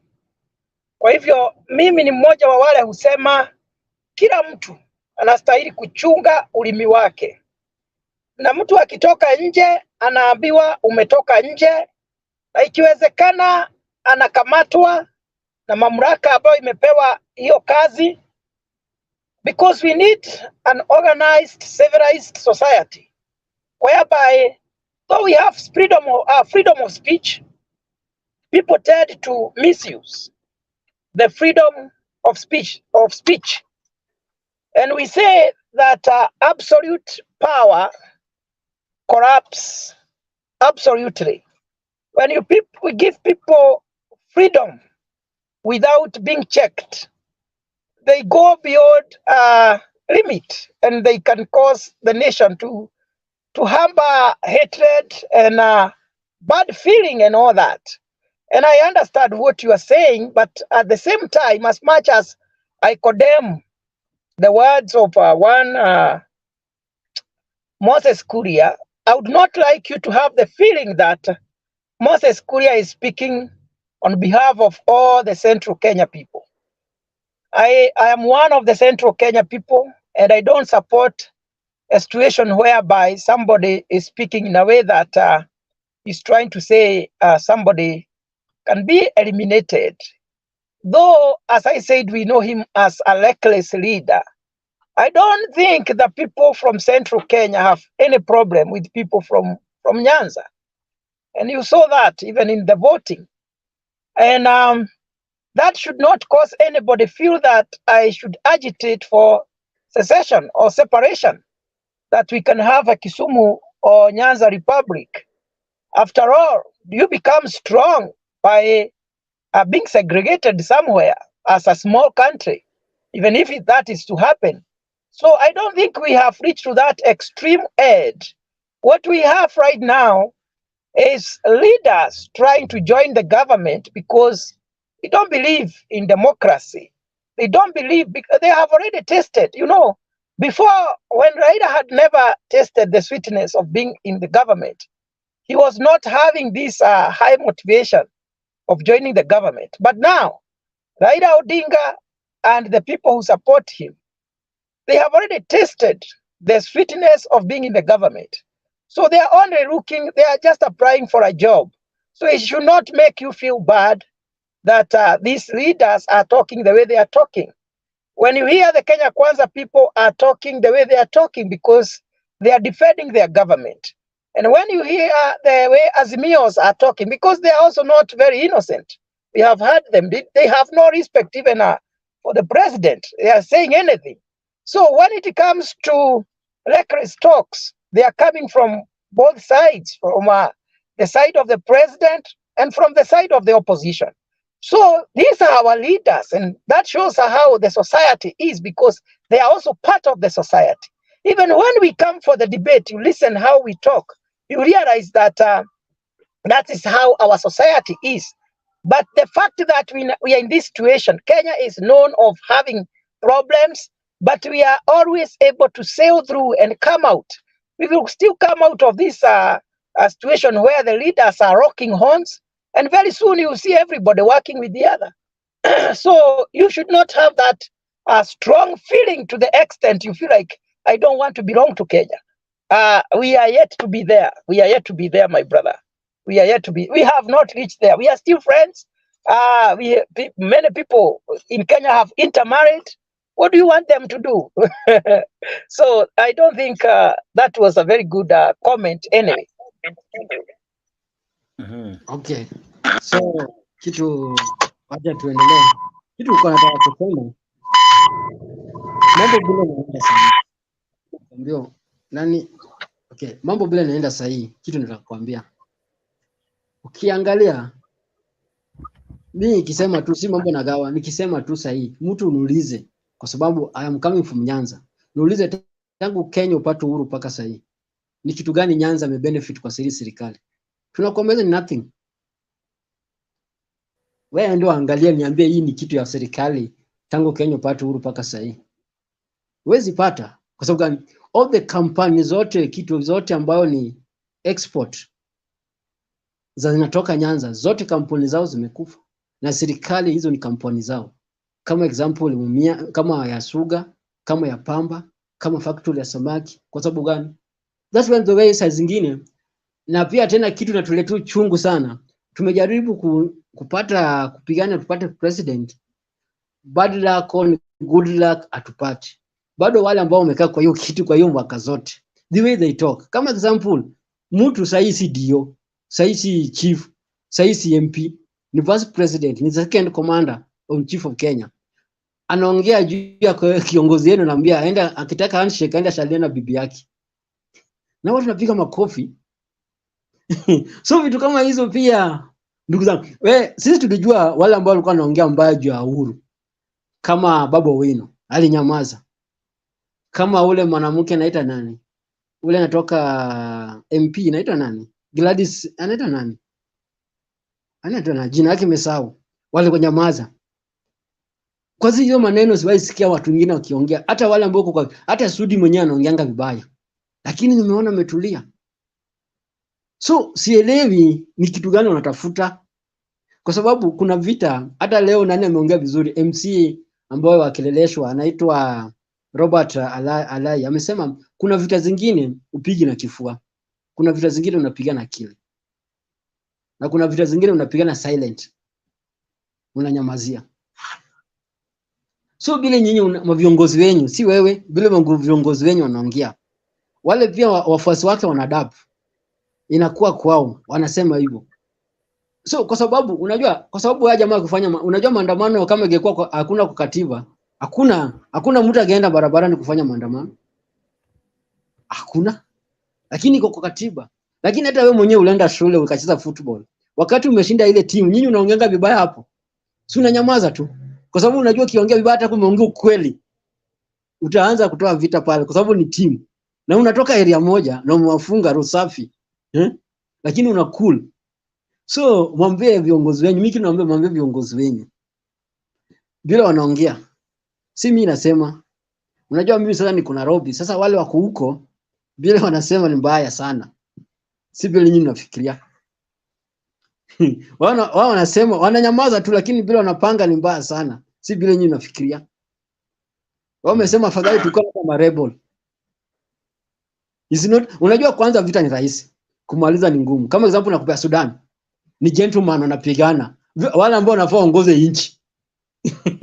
Wanapigana juu ya cheo, wameshindana kuelewana. Ni mageneral wanapigana. Sio nani atasaidia? So viongozi wenyu, mimi kitu naambia viongozi wenyu, kama uko na platform unaweza ongea na viongozi wenu, watu naongea huko, ongea na viongozi wenyu. Kwanza wakeme bila wanaongea. Inauma. Mimi nakwambia reality. Unajua afadhali mtu akwambie ukweli kuliko kuficha. Bila viongozi wenyu wanauma. Hata kama ni mtu amezoea. Unajua iko kitu unazoea. Unajua anasema ukaongea uongo mpaka watu wamezoea hiyo uongo, wanaona hiyo uongo ni ukweli. Lakini wa change their time bila wanaongea. Bila wanaenda inauma. Lakini dunia ina mambo. Kitu cha kwanza ni kukosoe kidogo. Hao sio viongozi wetu. Under normal circumstance, shida yenye kubwa iko na pore kidogo nifanye kitu hapa na simu. Jex, just a minute. Even as we near to wrap up the show, because we need to do 1, 2, 3. But by the end of the day, thank you guys for joining us. I see Geoffrey asking, why haven't you played the video that Black is asking? I'm working on it. Maybe I might not play on this one, but I promise I'll have it ready. It seems I might have I have a lot of videos. I might have misplaced it somewhere or deleted it kimakosa, but I'll recover it. It's a video you all know. It's after the passing of the VAT 8% law that we saw Tanga and Azimio. Then it wasn't Azimio, the handshake side, they were fighting over it. I'll play it tomorrow, I promise. Then you guys, we have like 29 minutes to summarize the show. Thank you so much for you guys joining. Thank you Mboro for always being here. Dunia ina mambo, akina Alexi, akina Kenya Rebel, akina NM Fighter, Omolo, and the many who have joined in live. Thank you so much. I see also Faith Kamau joining us. Faith Kamau joining us, Hassan Rasta. I see Geoffrey Ruto, and many commenting and many still watching. I thank you for joining us. Isaac Ndongo, Rina Moses, Supreme Ministries. I see Dennis Ondieki, CM, Isaac Ndongo. I have seen you again. Asili to TV. I see MC Daido, yes. I see who else. There are many, you guys. I see your comments. I see your reactions and your sentiments. Thank you so much for this show. Is always made possible because of you guys tuning in, you guys commenting and participating live on this wonderful, great show. Yes, Mboro, you're saying something?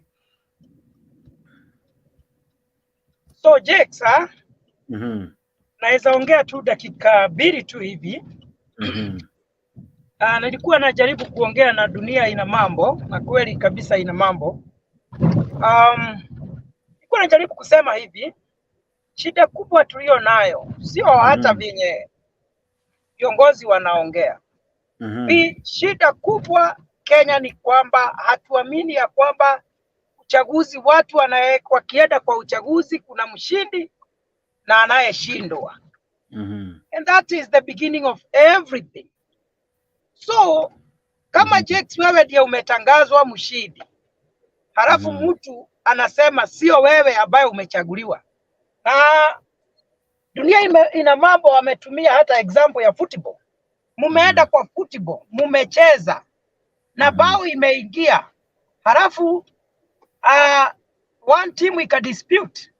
Okay, coach akasema basi utaenda penalties. Na penalty ikaingia na bado unasema bado. Sasa unataka nini? So hapo ndipo shida kubwa inakuwa ya Kenya. We don't believe that we can go for voting and after voting we agree that there will be a winner and a loser. Na that is the bottom line. Lazima watu wakubali hata uchaguzi zozote zitakazokuja, lazima kutakuwa na mshindi na atakayeshindwa. Na ukishindwa, ninajua ni uchungu sana, lakini unastahili kukubali ya kwamba hii ndio matokeo, nitagojea siku ingine. But we have made the elections in Kenya to be like an issue of life and death. Kama sio mimi, lazima kila kitu kisimame. Number 2, nimesikia hapa ati ya kwamba watu wa serikali wanatusi watu wa upinzani. Na kusema ukweli, sijaiona the level of disrespect kama ile inatoka upande wa Azimio. Nimeona hata wa majina mengi yanaitwa rais, na nimesikia mtu akitetea hapa. Tumesikia majina mengi, hata Gachagua hawamuiti Gachagua, anamuita Gashieta, na majina mengine mengi. Hata nilisikia mtu hapa akimuita Bogorara, bila kujua pia hawa watu wako na wafuasi. So ukisema sisi tunasikia vibaya, ujue hata wale viongozi wa upande ule mwingine bado wanasikiza wale wengine vibaya. Lakini lazima tufike mahali tuseme our leaders are not gentle enough to bring the country together. Because for us to come together, we have to check how we also talk. Because it is not very necessary that we keep on throwing words to each other. So mimi ile kitu ninakataa kabisa ni mtu kusema ya kwamba tukiweza separate mawazo kama hiyo, sijui ni mawazo aina gani. Tukiweza separate wale ambao hawasikii wakiwa comfortable kwa sababu Ruto ndiye rais, tupewe ka nchi yetu. Mimi Jex nikitaka kusikia ukichagia kwa jambo kama hilo. Oh, I wish I could. I really always at times really pray I could, but si unanielewa tu predicament ya kuwa you want to be neutral, eh? Yes. But anyway, thank you so much, Mboro. I see Black is back. I don't know if it's Black. Yeah. Go ahead. Sorry, I have apologized. I'll try to get the video. I don't know what I did. No, it's okay. It's okay. It's okay. It's okay. I want to also equally ask my fellow friends, brothers and sisters from the other side of the political divide, that the president is doing his best. In matters jobs, I think in the recent past we've been seeing that there are some few things that have been happening here and there are some movements.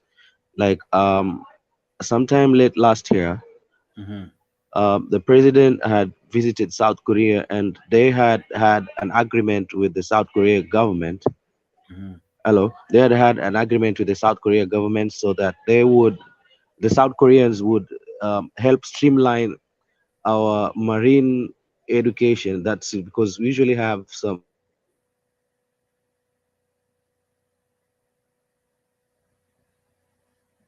Are you still there? Hello? Hello, I can hear you. Go ahead. Hello, yeah. Can you hear me? Yeah, I can. Go ahead. Black, I can hear you. Go ahead. Hello? I can hear you. Like the president had visited South Korea. Damn, my Wi-Fi is crazy.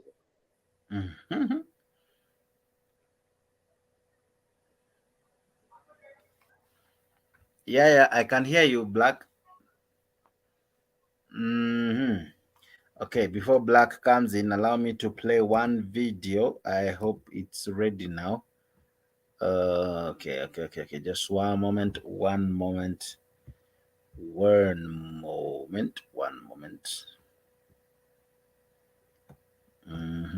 Here we go.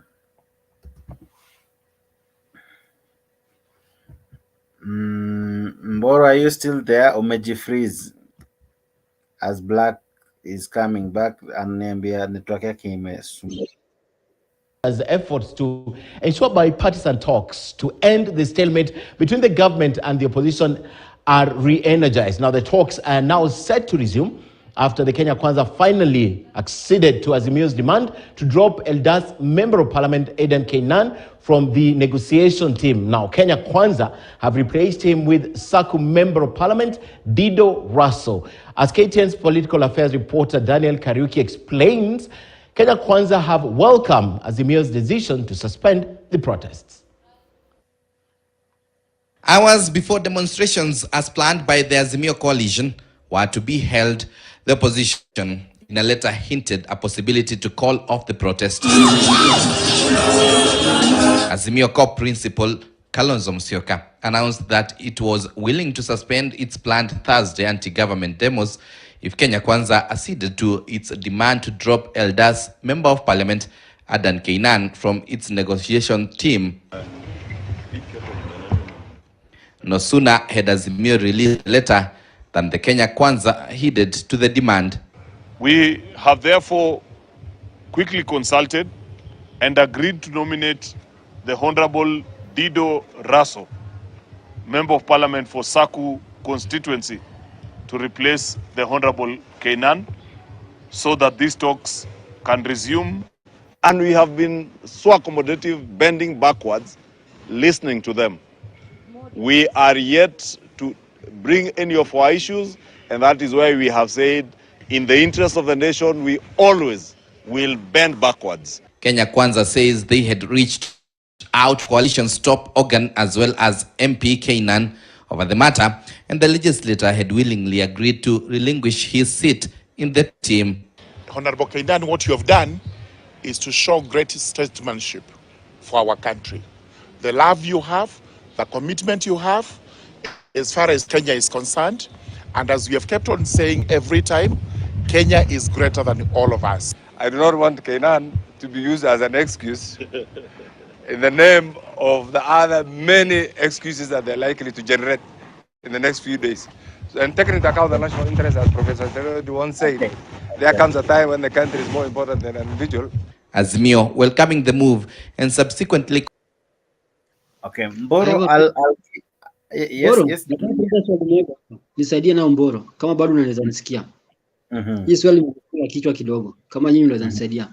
Kuna swali nilikuwa nataka kuuliza, nimeona kwa parliament leo Sabina Chege kwa parliament amechaguliwa kama minority leader, si ndio? So mimi swali nataka kuuliza, ile position yake ya minority leader, na yeye alisema Jubilee amesema wanaungana na Kenya Kwanza wanafanya nao kazi. Hiyo position bado nafaa ashike au anafaa waache? Hiyo ndio swali yangu. I wish Mboro can help us. Mboro, what happens when there's a drift in Azimio and people want to have a new whip because there's no way Jubilee can whip them, yet they are not on their side? Utanipa dakika moja alafu nitaweza kuongea. Okay, just a moment. What Dunia Ina Mambo is asking is what happened, or rather what transpired in Parliament today. There was a showdown kidogo between members of Azimio and Kenya Kwanza because of, or rather more of Jubilee and Kenya and Azimio. It is still the issue because even yesterday, as I showed you guys, Kanini Kega and Jubilee, they removed Uhuru from power. or from his position as the chair, and nominated Sabina Chege in an acting capacity pending the determination by the NDC that they purport to be held soon. But this is what happened in Parliament today. This was. I was telling the Honorable Chungwa that, I've been out of this house for some time. I've been engaged in other national duties outside. Mr. Speaker, I was rising on a point of order number 20A5. But simply put, without really prevaricating, Mr. Speaker, I did write to you on the 6th of April, communicating the decision of the minority coalition, the removal of Honorable Sabina Chege as the deputy minority whip.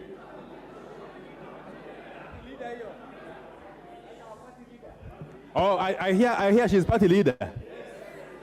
I don't know about that.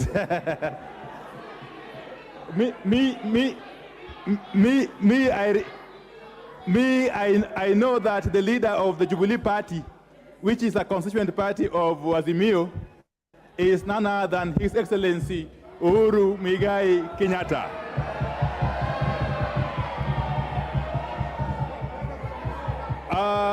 Mr. Speaker. Order. Mr. Speaker. Order. I don't want to be drawn into internal. What is it? Honorable members, the statement by Honorable Wandai should not excite you unnecessarily. Yes? Thank you, Mr. Speaker. Is it in order for the Honorable Wandai to mislead this House and Kenyans in general that Uhuru Kenyatta is the leader of Jubilee when we have just made a decision and our party leader is the Honorable Sabina Chege, Mr. Speaker? And is he in order, Mr. Speaker? Is he in order, Mr. Speaker? Order.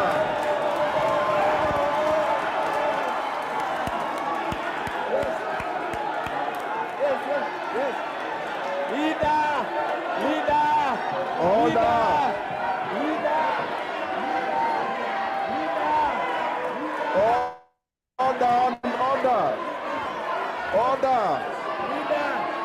Order, honorable members. Order, honorable members. Order. Honorable Kainan, order. Order.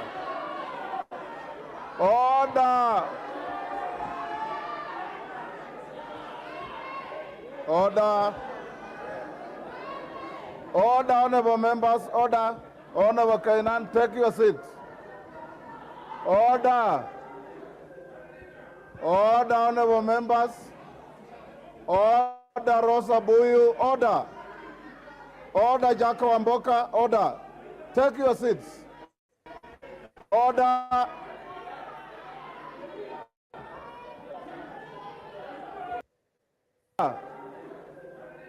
Order, honorable members. Order, Rosa Buyu, order.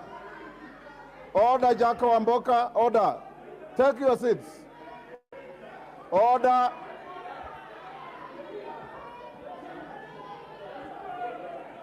Order.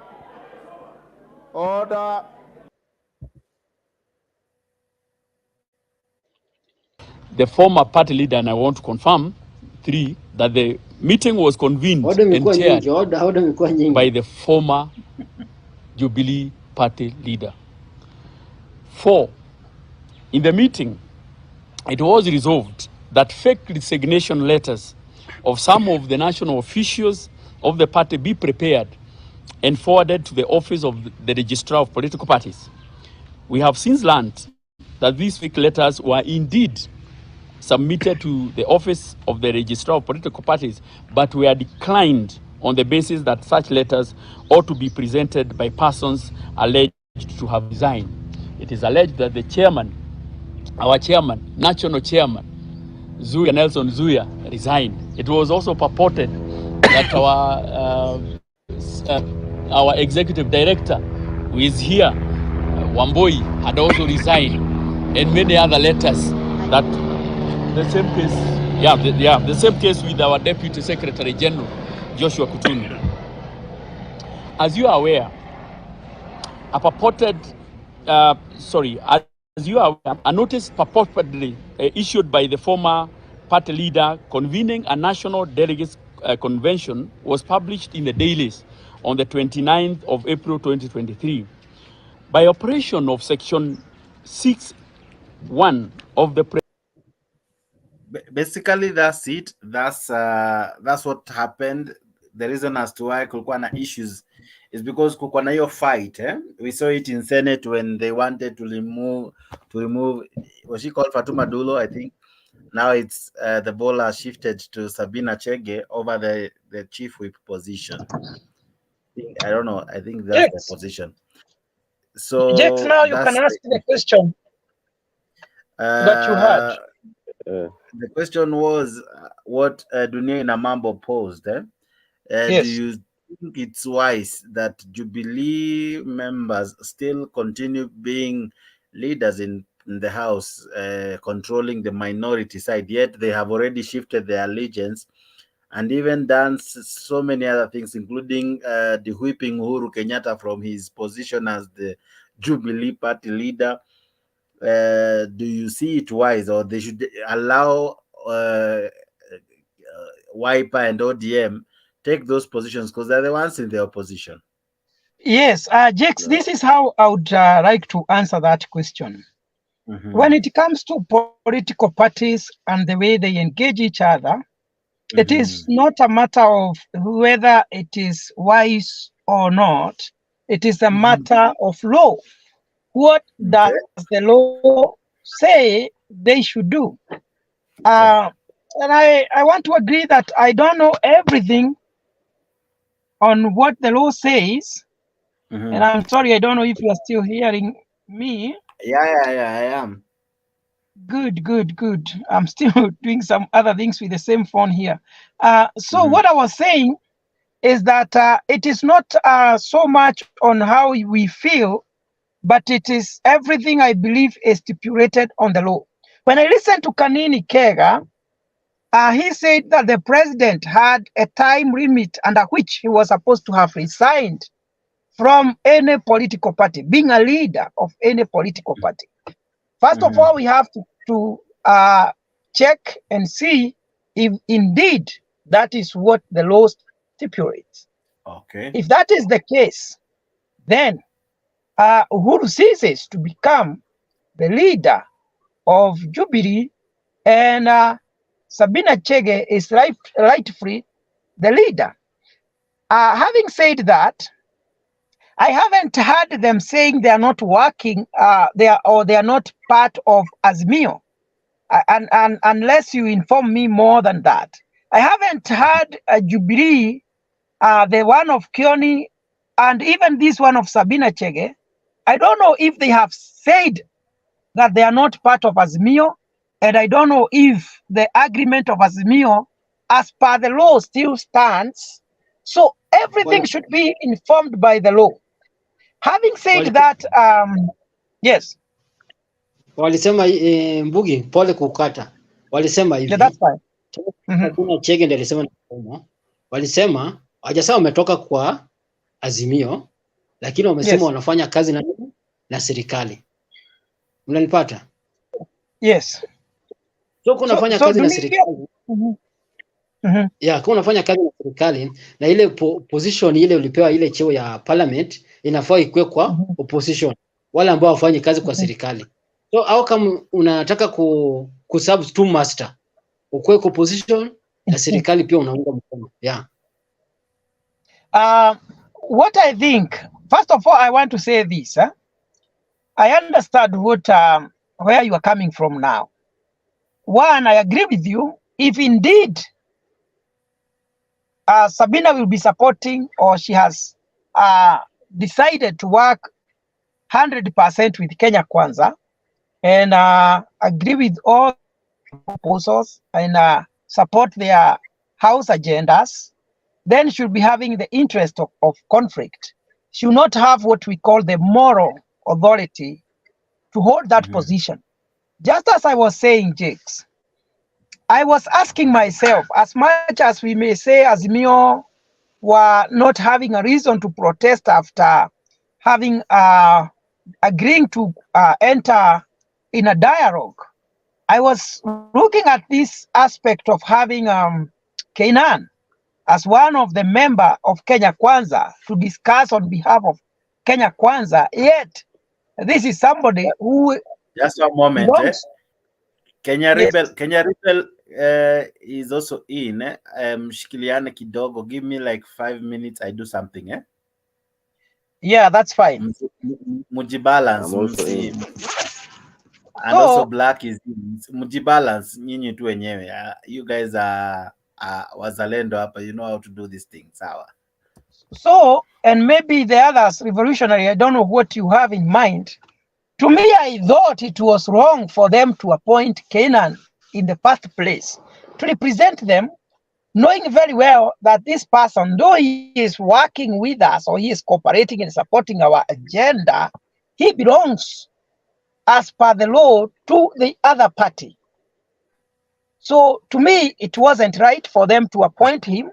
Maybe he's a good debater and all that, he's a sharp brain, but I think there they had erred by appointing him to be on their side, knowing very well that he belongs to the other team. For sure, even in the football match, if somebody Jakes, Black, if somebody in your football team decides now, I am not going to pray for this team, I will join the other team and score in your goal. Is it acceptable, really? So I don't know. For me, I thought it wasn't prudent having Kainan in that position in the first place. I think, Guru. Yes, please. What I can say, perception-wise, yes, it would have seemed bad. Now the question was, what was his role in that committee? The role in that committee was to bring about a solution to the problem, or rather the standoff that we are having, right? Now, it's not that he was going there to, I wish both sides could have looked at it objectively. It's not like he was going there to speak in favor of Kenya Kwanza. You're supposed to go there to speak in favor of coming up with a solution to the problems and the issues that Azimio had raised, right? Now, if Kenya Kwanza believed that out of that list that was brought there, that it was important that he would be included, I don't think it would have been a problem. But perception-wise, looking at it from a perspective of him being a team member, having been elected by Azimio, so that's being a team member of Azimio on paper, then perception-wise, it would seem odd for him to be selected on the Kenya Kwanza side. So I think it is just a matter of perception. Ambayo ilikuwa imekujia pale. How would people view it? Kwamba mtu wa Azimio ameketi katika ile pande nyingine ya Kenya Kwanza ana negotiate na sisi na ni mtu wetu. No. So okay, now he's out, fine. Let's see what comes out of it. But what I wanted to bring also in is the aspect of what wakisema kwamba there's nothing being done by the current government. I think first of all, it is worth noting that our president is making some strides. As much as this budget that we are on right now is the one that was passed by the previous government. So money follows functions. Kila ambacho kwa kimepangiwa kifanye, that's how the money would be channeled. That's where the money would be channeled to. Naelewa. Now, in this next budget reading, it will be sasa now that will be the Kenya Kwanza budget. Sasa ile mipango ambayo Kenya Kwanza walikuwa wameahidi watu, ndio itakuwa hii budget ina reflect hiyo. So at that point, once that budget is read, then we can start holding to account the government telling us, because at that point, that budget would be reflecting that. And if it does not, that's when we should question the government. So now, as to what has the government been doing so far? As I was speaking earlier on, kabla connection ilete shida, previously the president had visited South Korea, and he had an agreement with the Korean government due to in regards to matters to marine jobs, whereby unajua mara nyingi Wakenya wengi wanapata shida kupata kazi nje kwa sababu the standards and the level of education and the things that we learn in Kenya do not actually match the requirements of what these foreign countries want or look for. So what happened is the government, through the president, had an agreement with the South Korean government, whereby now they would say, the South Korean government would send their people to Kenya now, that is Bandari to be precise, because that's where issues to do with marine is nafanywa. They would help streamline the courses and how the education in matter skills to do with marine jobs are done or offered, so that by the time mtu anatoka kwa hello, can you hear me? Yes, we can hear you. Mekatika. Dunia ulikuwa na kitu ya kusema? Sasa zile bado Black anatengeneza mambo. Yeah, hata kama Black atasikiza kama ako nje na wewe pia. Hii swali the same swali nimeuliza Mburu. Nimesikia bila mijibu, lakini si swali bado nakuuliza bado. Bila mambo ya Sevina Chege kwa hii minority leader. Anafaa hiyo kitu kwa sababu bile wamerule pale kwa parliament, bado wanasema bado akwa tu hapo. Anafaa kwa hapo na anaunga serikali mkono. Kwa sababu kuna vitu nyingi amefanya na serikali, ameenda mambo ya nini serikali launch kila mahali nini na ako nini. Anafaa ashike leo kiti au hiyo kiti anafaa waje. Kisheria, kitatiba au ni kisheria ka politics. Kwa maoni yangu kufanya kazi na serikali haimaanishi ati umeingia hiyo chama cha serikali. Unaona, Ruto ni mtu wa UDA, Sabina Chege ni Jubilee. So hata kama Jubilee it's under hiyo coalition ya Azimio, kuna vitu ambavyo mnaweza kufanya pamoja. Uliona kama vile Ruto alienda Kisumu wakakutana na Nyang'nyongo kuangalia vile wanaweza kuleta maendeleo huko Kisumu. Unaona, wote si wametoka chama tofauti, lakini bado mnaweza mkafanya pamoja. So mimi sioni shida hapo. Now Sabina Chege akisema ati mimi nawacha hii chama cha Jubilee, natoka Azimio naenda UDA, sasa ndio tunaweza tukaangalia tuseme sasa wewe huwezi kuwa minority leader maana umewacha hii chama ukaenda chama kingine. Lakini kufanya kazi pamoja hiyo haimaanishi ati umewacha chama chako. So sio shida, sioni shida hapo, na wala hauwezi kwenda kwa kotini ukasema huyu ametuacha sasa maana anafanya kazi na serikali. Nikuulize bado Kenya Rebel, nikuulize ani Sabina Chege bila anafanya ni kama na sub two master, anachabu two master, kwa sababu anasema anaungana na serikali, anafanya naye kazi, hajatoka kwa chama yake wala hajasema ametoka Azimio, bado akuungana na Azimio. Mambo ya Azimio zote hataki, unanipata, hataki mambo ya Azimio zote. Yeye anasema mambo ya serikali zote ana support, kwa sababu amesema anafanya kazi na yeye, unanipata. Na ile position ya ile parliament pale inafaa ikuwe kwa mtu wa opposition, mtu ambao anaenda na katiba ya opposition bile wanataka, bile wanajadiliana. Kwa sababu sasa niseme debate imeleta pale kujadiliana, yeye atakuwa ako katikati, anaunga anapinga, ako wapi? Si ni kama sana na tabu two master. Sasa ndio nasema hivi, unajua saa ingine unaweza kuwa kwa chama, lakini mnaweza kuona tuseme kama kuna jambo ambao hamsikizani na mkuu wa chama ama wanachama wenzako, umeelewa? Sasa mkienda bunge, hata ukiangalia katika hizi nchi za UK ama Amerika, utapata kuwa mtu ni kuna Democrat na Republican. Sasa tuseme wakitaka kutengeneza sheria ati wajenge barabara mali fulani, Republicans wanaweza kusema, unaweza kupata ma Republicans ambao wanasikizana na wanachama cha Democrats ambao wako serikalini, lakini hiyo haimaanishi ati atawaunga mkono. So in short nasema hivi, ndio hata wakienda kwa bunge na wakaleta mada katika bunge, Sabina Chege anaweza kunenio, anaweza kuwa na maoni tofauti na hiyo chama cha Azimio ama hiyo coalition ya Azimio, na aseme kuwa mimi ikija katika hii mada mimi nitapiga vote namna hii, unaona. Lakini hiyo si reason ya kumtoa kwa chama. Huwezi kumtoa maana hakusikizana na ile mada ambayo walipanga na watu wa Azimio. So unaweza kuwa na nini tofauti na chama chako na bado kuwe mwanabunge. Sio makosa. Amtoi kwa chama, wewe hujapata swali yangu. Si chama wanatolewa. Si tunaongea ile position ya minority leader. Okay, ndio nasema. Tunaona kama Senate. So walitoa ile ma senator wa ule inaita wa senator wa wapi? Ule Guyo. Something wa Fatuma Guyo. Unanipata?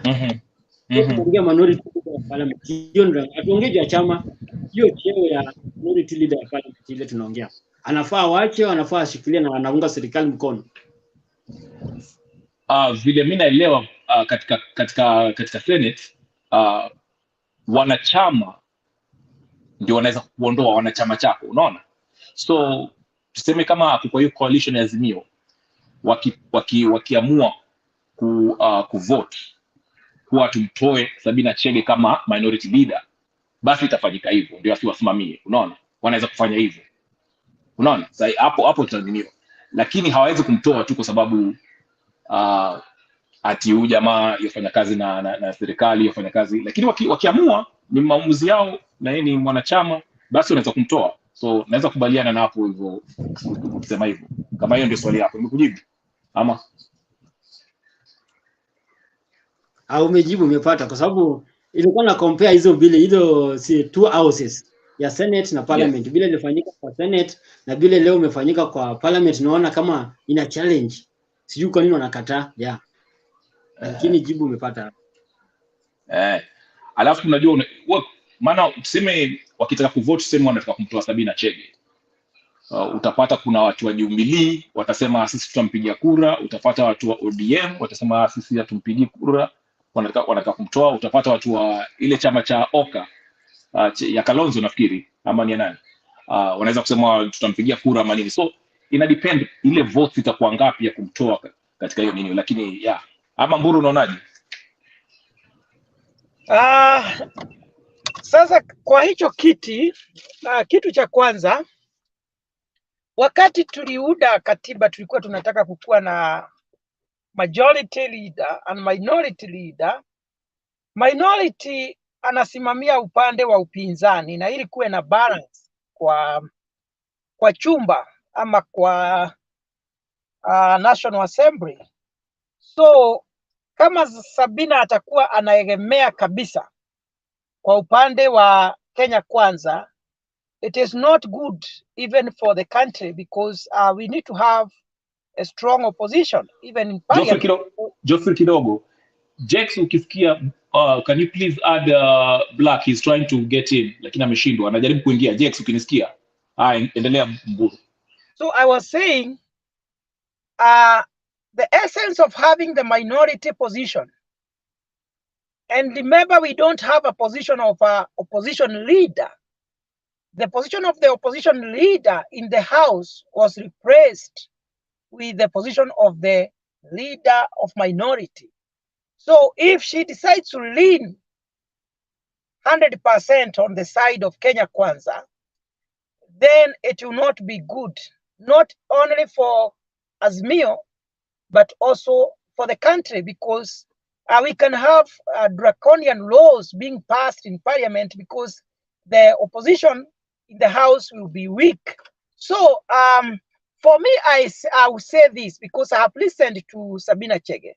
She has not come outwardly and said that she is disagreeing with whatever, or she is not going to support whatever Azimio are doing. The only thing they are differing is she said she cannot be part of Maandamano because she don't see any good reason as to why we should polarize the nation. The other thing she said is that she disagrees with them when they say that there is no president in Kenya or the government we have is illegitimate. So you can differ in opinion, and that does not mean that the parties, you cannot work together in a party. So I still, things are not very clear where they stand. Maybe in a few weeks to come, we will see how she is going to work or how they are going to sort that issue out. But as for me, if she is supporting Kenya Kwanza in everything they are doing, she does not have the moral ground to be the minority leader for the House. That is just how I feel. A question, and before I give it to Black, a question. Now, when they were voted to Parliament or Senate, or whatever the case is, were they voted in as member of the Azimio, or were they voted in as maybe Jubilee, the party that they actually belong to? Because what is this Azimio? Is this a coalition, just a name, or what's Azimio and what's Kenya Kwanza? Because within Azimio we have OKA, we have ODM, we have Jubilee. Then on the other side we have UDA and everything else. So do these parliamentarians or senators, do they go there as Azimio, member of the Azimio, or as their party member of UDA or Jubilee? No, Black. Like Azimio, they go like Azimio. I can answer. Or if I can answer, okay. As it is, the question you first ask yourself is how did they get in that parliament itself? There were two factions. One was Kenya Kwanza, and the other one was Azimio, right? And Azimio, this is the coalition of the umbrella party. They had some affiliates like Jubilee, ODM, Wiper, all those parties that were there, right? Now this is a team. Now, then we also had Kenya Kwanza, which we had ANC, UDA, and many other parties, which formed the second team, right? Now, see, these were the pre-election coalition agreements, right? Now, we should also understand that there are also post-election agreements. This is not the first time to happen in Kenya. It happens everywhere, right? Because every party usually wants to be in power in one way or another. Trust you me, had Azimio won the election and maybe they would be in government, kuna parties ambazo ziko Kenya Kwanza right now would have shifted alliances na wangesonga wangeenda kupata Azimio. Huo ndio ukweli wa mambo, tusidanganyane. Hivyo ndivyo ilivyo, because kila mtu utakanga kuwa part of the government, right? So as it is right now, Kenya Kwanza tungelikuwa tuko na few parties, hizo zingine zote nyingi zingekuwa zimekimbia kwa Azimio. Hivyo ndio kuanga. So what you're seeing right now is something that is normal, right? Now,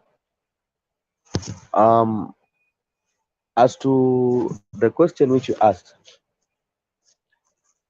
do the members go there in parliament as Azimio, or do they go there as affiliate parties like Jubilee, ODM on their own? Now, you see, now that is their own working agreement. We cannot speculate. Hatuwezi kuambia vile wanafaa kufanya. Ni wao ndo wanaamua. If the house is disorganized, it is not our problem. If the house is organized, it is not our problem. The same applies also in Kenya Kwanza. The working agreement within Kenya Kwanza is Kenya Kwanza's problem. No. Whether it is organized or disorganized, it will be Kenya Kwanza's problem. Hivyo ndivyo kulivyo. So, alafu nitakukujia dunia kidogo Black. So for example, kuna issue tuseme, let's say there's an issue that needs to be voted on. Maybe there's a motion comes in, should they remove Sabina Chege from being a minority leader, for example? So within this coalition of Azimio, they can all vote. Not even that. Okay, that's not a good example. Let me use a national example. Let's say the parliament wants to make a law they need to vote for a law. Maybe people should not drink on Sundays, for example, and everyone has to vote. So must you? Huh? No. So Go my ahead. question is. Go ahead. Okay. So my question is, must you, as if let's say Sabina Chege is part of Jubilee, must she vote in line as a member of Jubilee who is part of the Azimio coalition, or does she have the right to vote differently from let's say what the Azimio this Azimio coalition might want to vote?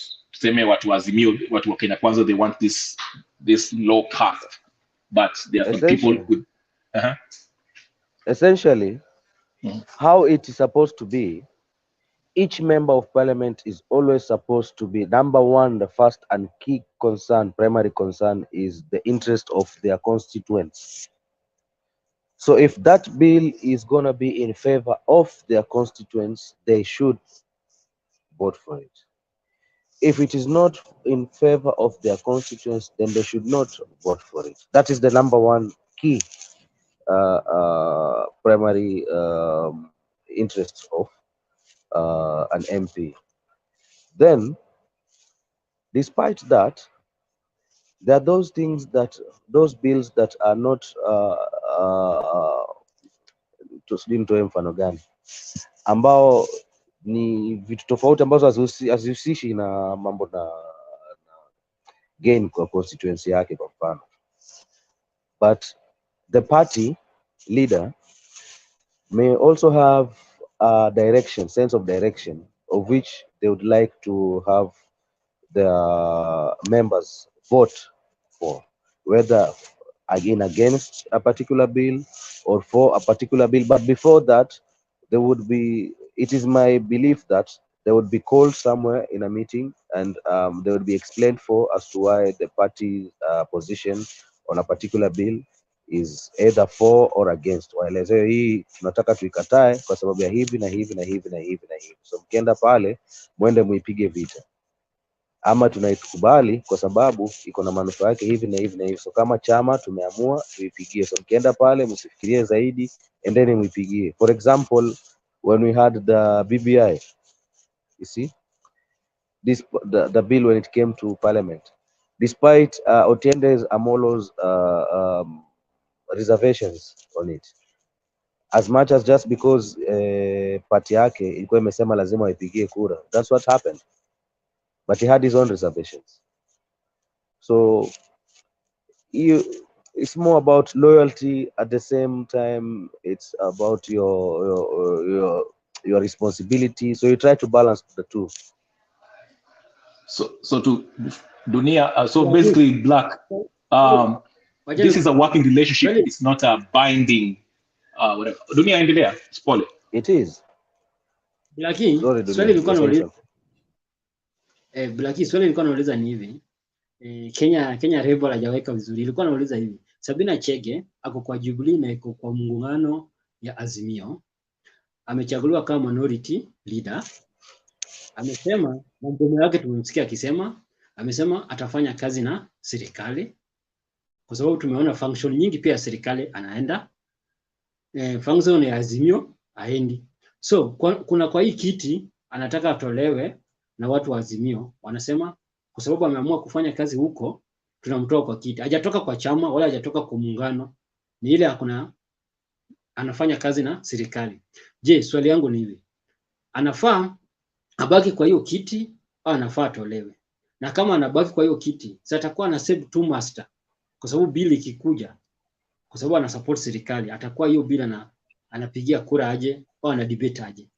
Swali yangu ilikuwa ni kweli haitoi mwonekano mzuri kwamba anaonekana ni mtu wa Azimio, but at the same time hajihusishi sana na mambo ya Azimio. But sasa swali ni kipi cha Azimio ambapo huenda kawa kililetwa bungeni ambacho pengine hakukisupport? Unajua, maybe we should start looking at it from that perspective. But kama ni mambo ya kuhusu maandamano, eti kwamba hajajihusisha na mambo ya maandamano, then hapo naona itakuwa tuko very unfair na yeye. So sijui mimi upande wangu kama hiyo hapo kuna msaada wote ambapo ulimetwa bungeni ambao ulikuwa una manufaa ama hauna manufaa kwa wananchi, alafu ikawa kuna position yao ya Azimio ilikuwa kwa waipinge, alafu yeye hakuipinga akaiunga mkono. Maybe tungeanza na mifano hiyo ingekuwa na make sense, lakini otherwise kwa kuuliza swali in the perspective is it right, kama ni mtu ni wa opposition amekuwa voted for or rather amekuwa position kama ya deputy chief whip ama minority leader, alafu tena awe anagemea sana upande ule mwingine, then hiyo nitasema hapana, ni makosa.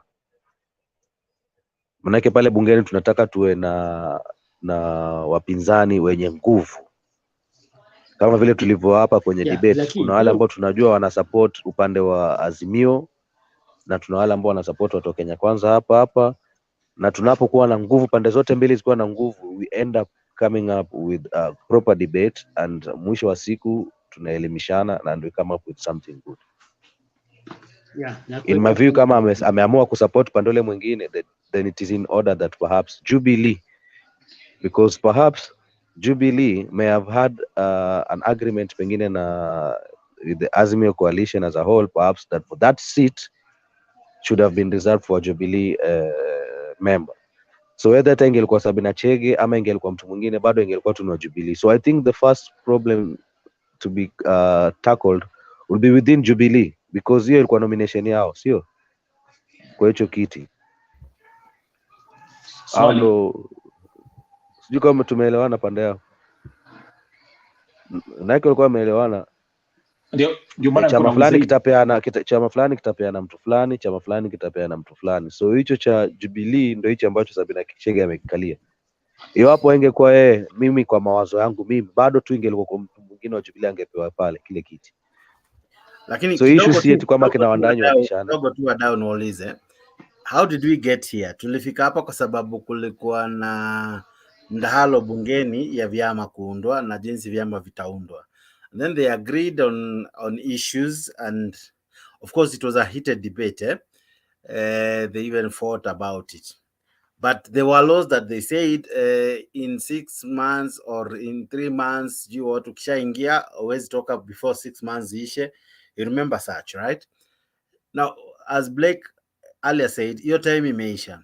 Now Jubilee wants to walk out, or members of Jubilee, some, not everyone, I think so, want to walk out of Jubilee. Now, wakitoka, what happens to the agreement? Number two, as Blake rightly said, Parliament has two sides, both minority and majority. And I think I agree with Dunia. From what role will Jubilee be operating? Will it be operating from the opposition side, or sorry, from the minority side, or from the majority side, given they have now cross-ranked? Now, in Parliament, there are reserves, there are seats, there are privileges that come with some offices: leader of majority, leader of minority, the whip, deputy whip, all those ones. You have refused to work with Azimio. You have refused to stand with what they are propagating. Not even motions, because it's about principles and what defines your coalition. You have refused to work with it. The question that Dunia is asking, and I rightfully agree with him, is, do you still continue holding office? We saw this, if you remember, you guys, Tanga guys were being removed because they didn't agree with the entirety of Jubilee. We saw them being whipped from committees, from deputy speaker of the Senate to majority leader Kinamur Komen, Susan Kiheka, and the likes. We saw that happening. And then we felt it was bad. But when you think about it now, I think it's justified. The elephant in the room is Sabina Chege holding the position. Whose agenda will she be advocating 2, will she be able to whip the Azimio guys in a fair way, given that she has already shifted her allegiance? I think that is where Dunia, I don't know if I captured you well. Sasa Jakes, na usemaje? Mimi ndio nilikuwa nasema vipi? Kumbuka Sabina Chege iko pale by virtue of not only Azimio but Jubilee is key.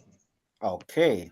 We have no problem, yes. I'm sure, just nieleweni, I'm sure had she been, let's say, an ODM member, she would not be on that seat because they could not have had an ODM ameketia kitile nini alafu tena bado naye pia akali hapo.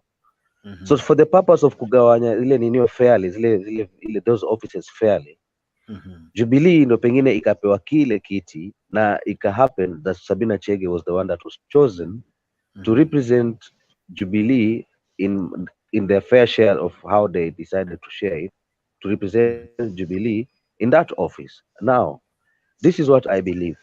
If there's anyone or any party that ought to take any move, to make any moves, it should be Jubilee.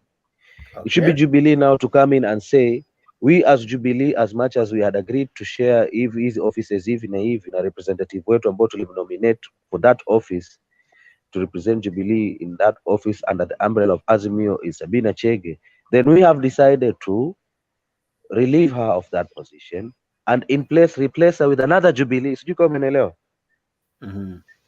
Replace her. So the issue there should be Jubilee. I mean, the problem is with Jubilee. They should be the ones to do the cleanup, in my view. They should be the ones doing the cleanup. Kama ni kumondoa mondoe, wampatie mtu mwingine wa Jubilee opposition. But for her to be working closely with the government and then at the same time sitting in that office which belongs to the opposition, I think haifai kwa hivyo. I mean, as much as pro Kenya Kwanza, haifai kwa hivyo. But I've also mentioned how it ought to be.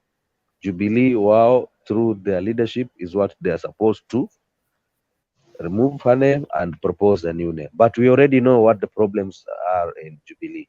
Jubilee is a messed up house. So there's nobody who can come up and clean up that. Thank you. Yes, Mr. Who? Mr. Rebel. I would like a clarification because maybe I'm getting confused here. And back this with law. I think is it inter-party, political party, something?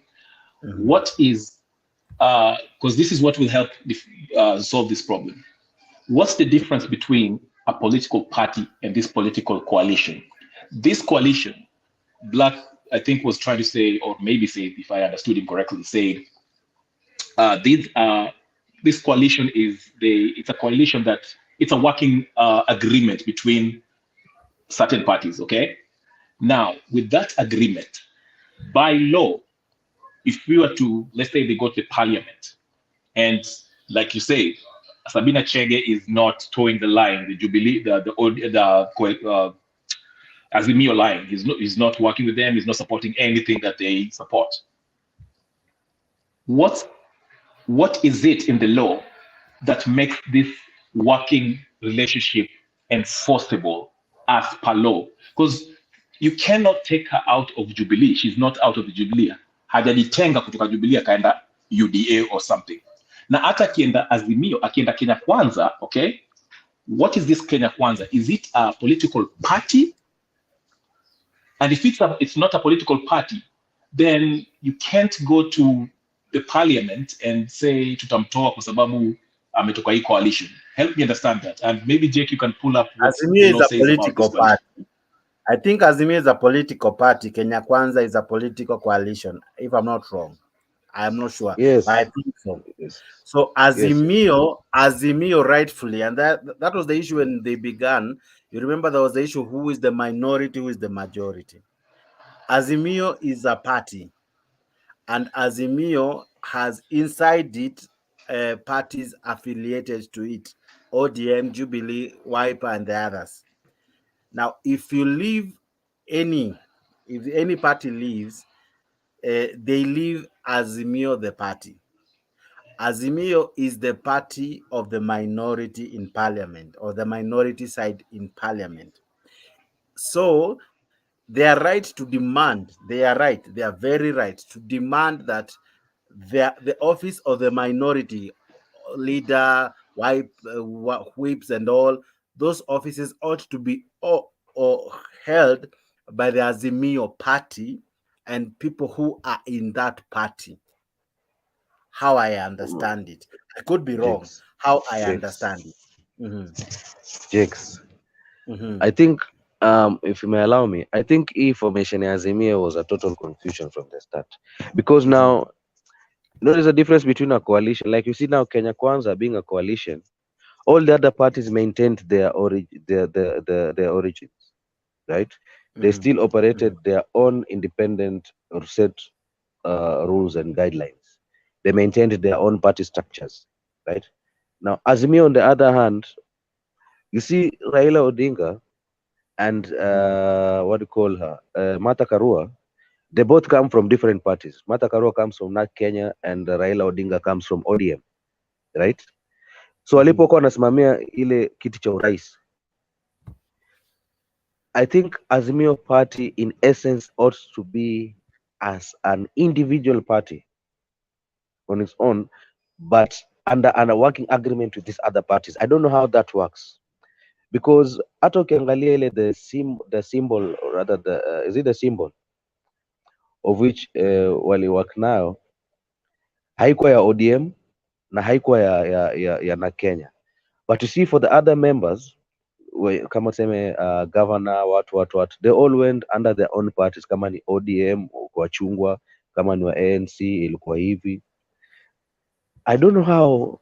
To me, I find it to be very confusing. Because as a party, I would think, in my understanding, if Azimio is a party, then inafaa iwe tu kama vile kuna Jubilee, kuna ODM, kuna Wiper. It should be put into that context. But how we talk of it as if it is the umbrella holding on to these ones, I've never gotten to understand.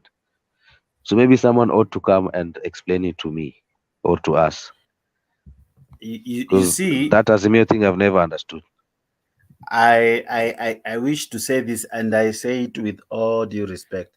Somehow, ODM has been accused of being a bully. Bully in this sense. You remember what they did to Wetangula? Wetangula position was negotiated. You remember NASA issues and all. But once they had a fallout, Wetangula was the first casualty. You remember the famous saying, it will be noisy, messy, and with casualty. It was during his ouster out of his position as, I think the position was headed by Orengo, if I'm not wrong, if I remember correctly. In the Senate. In the Senate, if you remember. Yes, yeah. And that was the beginning of a party or parties whipping their members or people who they came into a coalition before, and after the elections, after some time, they become casualties. So Orengo with Wetangula. You remember there was this other issue of Murkomen being de-whipped. Yes. And Murkomen was replaced. You remember there was even a time Jubilee gave its leader of majority to Kanu through Pogisho. Yes. Then there's this other moment that committee members were removed, and you even ended up having Gladys Wanga heading a committee that is a reserve of the ruling party. So that normally happens, but I think it's not political sanity, because it's punishing someone because of having a stand, contrary or different from what you had during either campaigns, during elections, and then after that, they shift their allegiance, and then you find a way of punishing them. So it's not easy to really explain what happens if Wiper was to move out. What would happen if ODM was to move out? Because then what will happen to this big animal known as Azimio, right? So because they have punished members of Jubilee, we saw it in Senate where Fatuma Dulo was de-whipped. Now and now they don't even replace it with another member of let's say Wiper. They award an ODM person because the seat went to, I think, Ledama, and Sifuna also equally benefited from such. So we are not seeing the fairness that they purported to have during the formation of Azimio. So now that Sabina Chege is being affected, I don't know if they'll replace her. There's a guy I think they had proposed a guy who is a Jubilee guy to take her seat. But I can tell you, if that guy still rebels, he'll be removed and someone else be placed there. The problem is they forget that Jubilee is the third largest political party in parliament. It's larger than Wiper actually. So there is a challenge. There is a challenge there, and I agree with you. If we really understood Azimio from the get-go, ingekuwa rahisi sana. But now we don't know, and at times it's difficult, even as someone who wants to play neutral. It's difficult to really explain what is Azimio. Is Azimio ODM Part B? Is Azimio Wiper shadow? I don't know, because Azimio is the big umbrella that can hold someone who has no member in parliament, like Karua. She has no member in the county assembly, but she's in Azimio. So how do you explain that? What would happen if Karua was to walk out despite not having a member?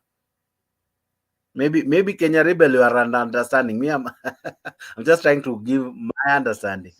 That's why I asked the question, because okay, I get it that it's a coalition of political parties coming together, and that's why I asked. If it's a coalition, I'm assuming they have maybe say something similar to memorandum of understanding, a contract that this is how we're going to operate. This is our leader. If this happens, we do this. So if they go to the parliament, and that's why I gave the example again. I hate this be repetitive. Sabina Chege says, I don't agree with 90% of what Azimio is proposing. Okay. Do they have the authority to take her out? Because I understand it's a matter of voting. But what if the Jubilee coalition said we're sticking with Chege, Sabina Chege? Martha Karua says I'm sticking with Chege. Kalonzo says I'm sticking with Chege, but the ODM part say we're not sticking with her. You see, I'm just as confused as you are, Jake. I don't understand this. It's a problem they brought on themselves. It's you know, I think if it is not Alex, I don't know who said these words, that never ever make laws with your enemy in your mind, because your enemy may win and the same law may come to seriously haunt you badly. So it is Orengo. It's Orengo, yeah. So they make good laws or funny laws. Was it Orengo or Murkomen? It's either Orengo or Murkomen.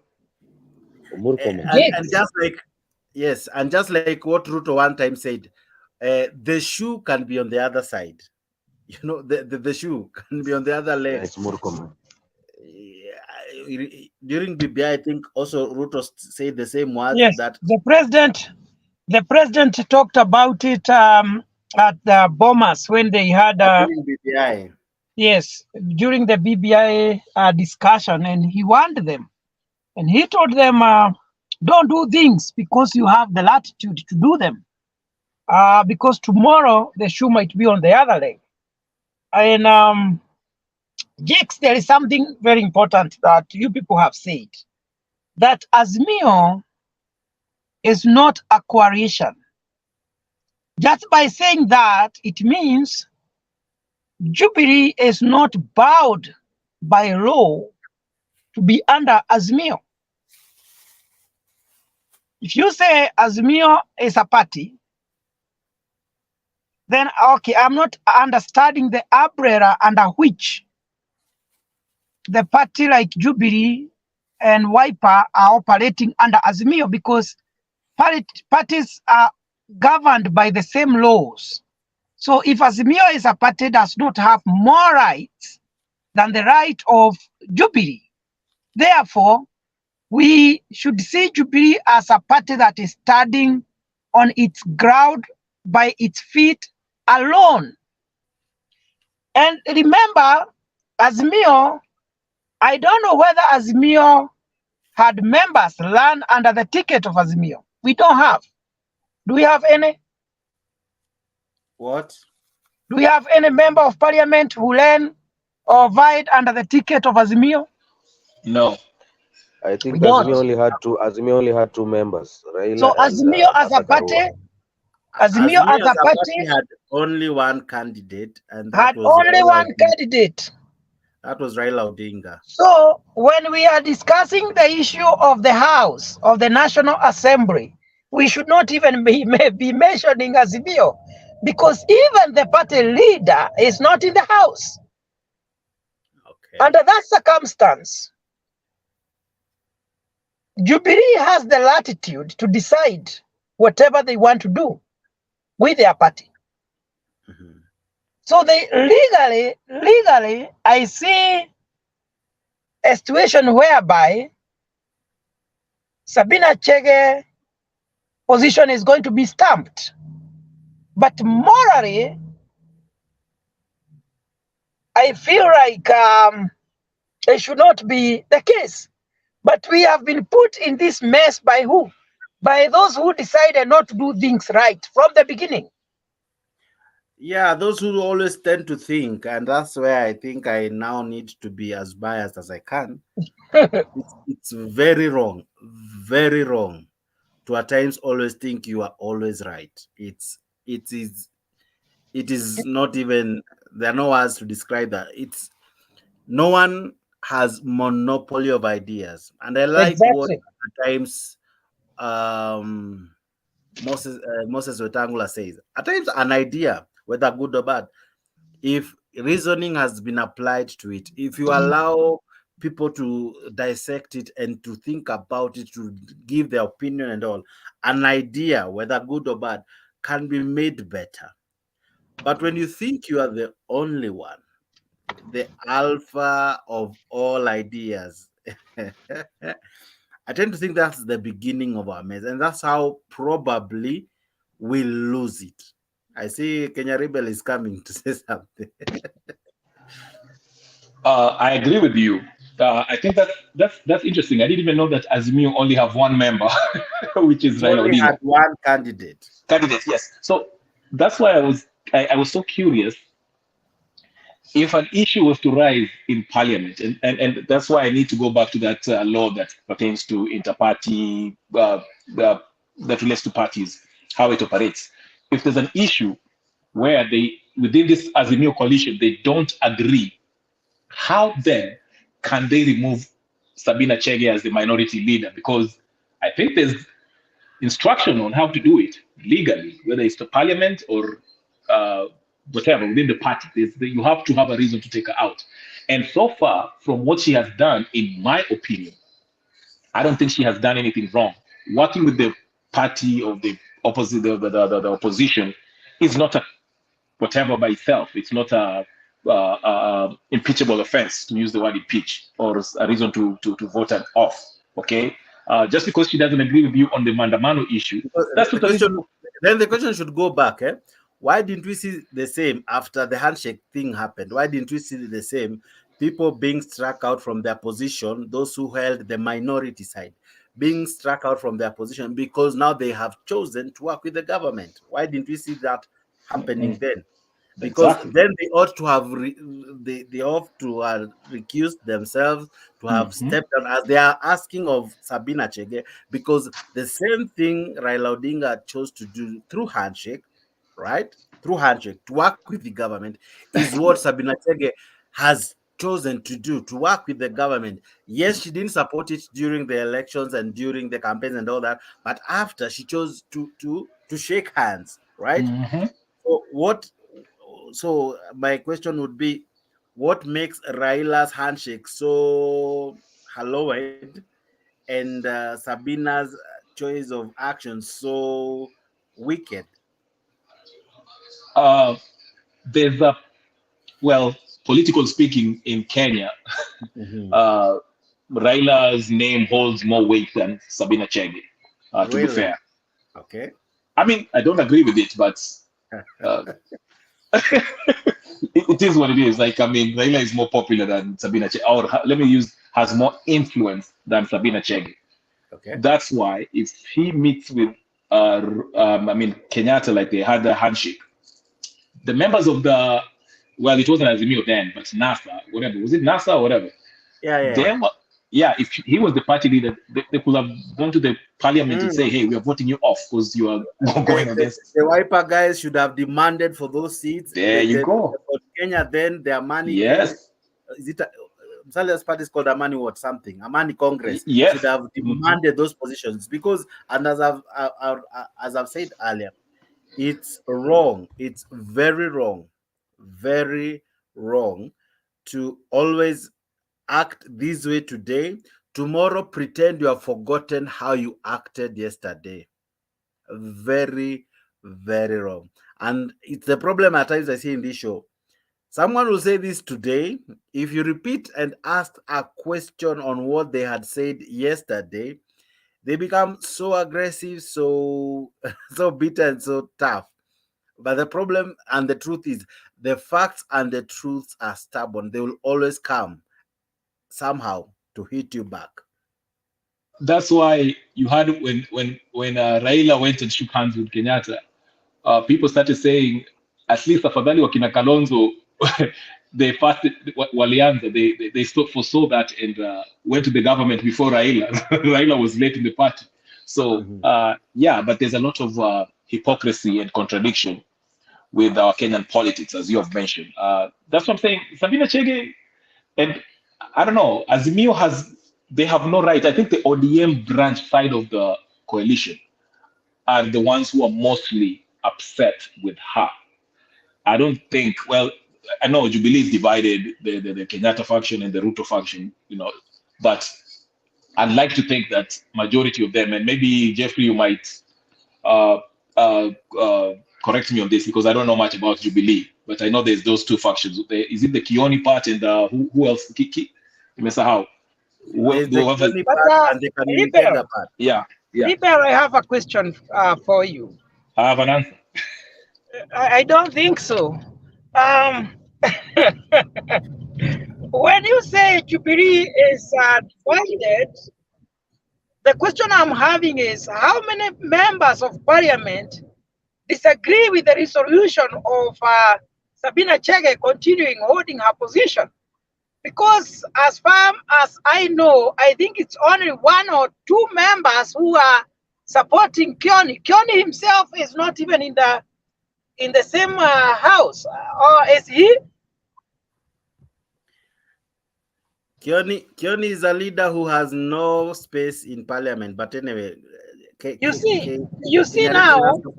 So when you say there is 2 functions of Jubilee, I don't see, because when we talk of it is about how many members do they have so that they can command when it comes to voting. They have a say. So automatically, even if we are good to go for voting, Sabina Chege will still retain her position. So that is why they are asking her to step down voluntarily. So I don't think that anything will work for them. They should just try to work with her, befriend her, because they are the ones who chose to operate that way. Liber. Oh, sorry. From where I sit, yes. I see Jubilee divided. The part that the people who are supporting, let's say they are leaning towards Kenyatta, and the people who are leaning towards, maybe not outrightly, but they're leaning towards Ruto, the Sabina Chege's part coalition, if I may use that term. So, and I think, in my opinion, and I might be wrong, that's why I said I'll refer to you for any correction. I say Jubilee, for the most part. I think it's okay. If I look at Jubilee now, I think of it as it's the elite members of the party. Wakina David, what's his name? David something. What's his name? David something. The friend of Uhuru. What's his name? David. I forget his name. Nimesahau. They don't necessarily hold a seat in the Senate or the Parliament, but they do have a say. They do have influence versus the actual members of Parliament, the senators, the MCAs, who I think majority of them lean towards Ruto because of what I assume is Ruto's influence in Central Province, okay? Because Kenyatta is, due to Kenyatta's involvement or support for Raila Odinga, and Central Province are leaning towards Ruto's side. So I think there's that division. Now, I might be wrong. Maybe you can correct me in this. But I agree with you that Sabina Chege, I don't see any reason why they will, if they were to vote, if they go to the Parliament or they go to any legal body or try to vote her out, I think she has the majority of the votes within the Jubilee party for her to retain that seat. Now, within the Azimio party, I think, like I said, ODM might want her out because ODM, they can't stand the Kenya Kwanza coalition. I'm not so sure about the others as far as Kalonzo's party and other parties that are under Azimio. Am I clear? Or Yes, my question you are wasn't very answered. clear.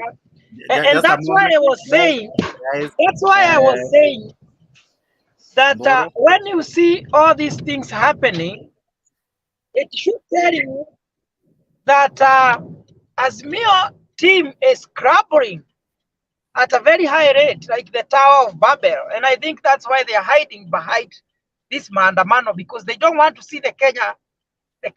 They don't want the Kenyans to see the real situation that they are in.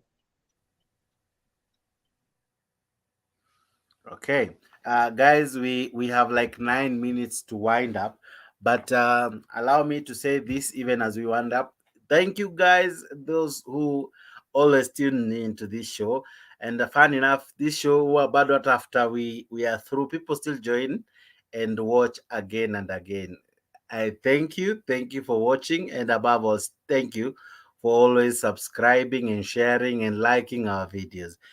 Before I give these wonderful gentlemen their closing remarks and something to say even as we wrap up, let me acknowledge Felix Oyugi, Mike Agri, Cheriot Vincent, and Arap Pep Hatem for being part of this show. Gigi, I see you. CM, I see you. Faith Kamau, Ibrahim Mutumbi, Hassan Rasta, I see you.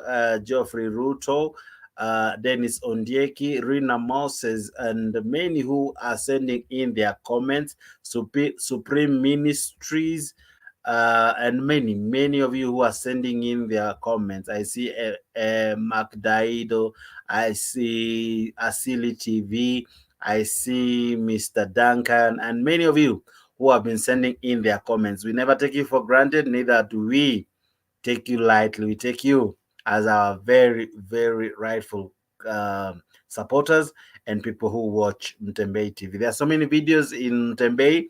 You can catch Bunge of Mwananchi kwa Mtembei TV. You can catch a lot that is happening across the country in Mtembei TV. So make sure you hit and like our videos. There are so many of them. We have so many. We have so many views and so many videos for you to enjoy. Anything politics, you will find it there. Anything interesting, you will find it there. And of course, this show that comes your way every night from 10 p.m. and every other day. We make sure we give you something to enjoy. Thank you so much for enjoying this show. Even as I wrap up, I want to give Kenya Rebel and Boro, who are the last two gentlemen standing, to wrap up and say their submissions. My last submission. Thank you very much, Mutembe. It's always a great pleasure to debate people of different views other than mine. Actually, I just want to say that if you really want to catch my view today, go to Meguna's tweets timeline on Twitter. He posted my video. I will be interviewing him soon. So subscribe to my YouTube channel, Kenya Revolutionary. Thank you very much, Jake. I'll see you later. Buru kesho tuonane. Peace. Okay. Mburu, your words. Mburu, are you there? Mburu.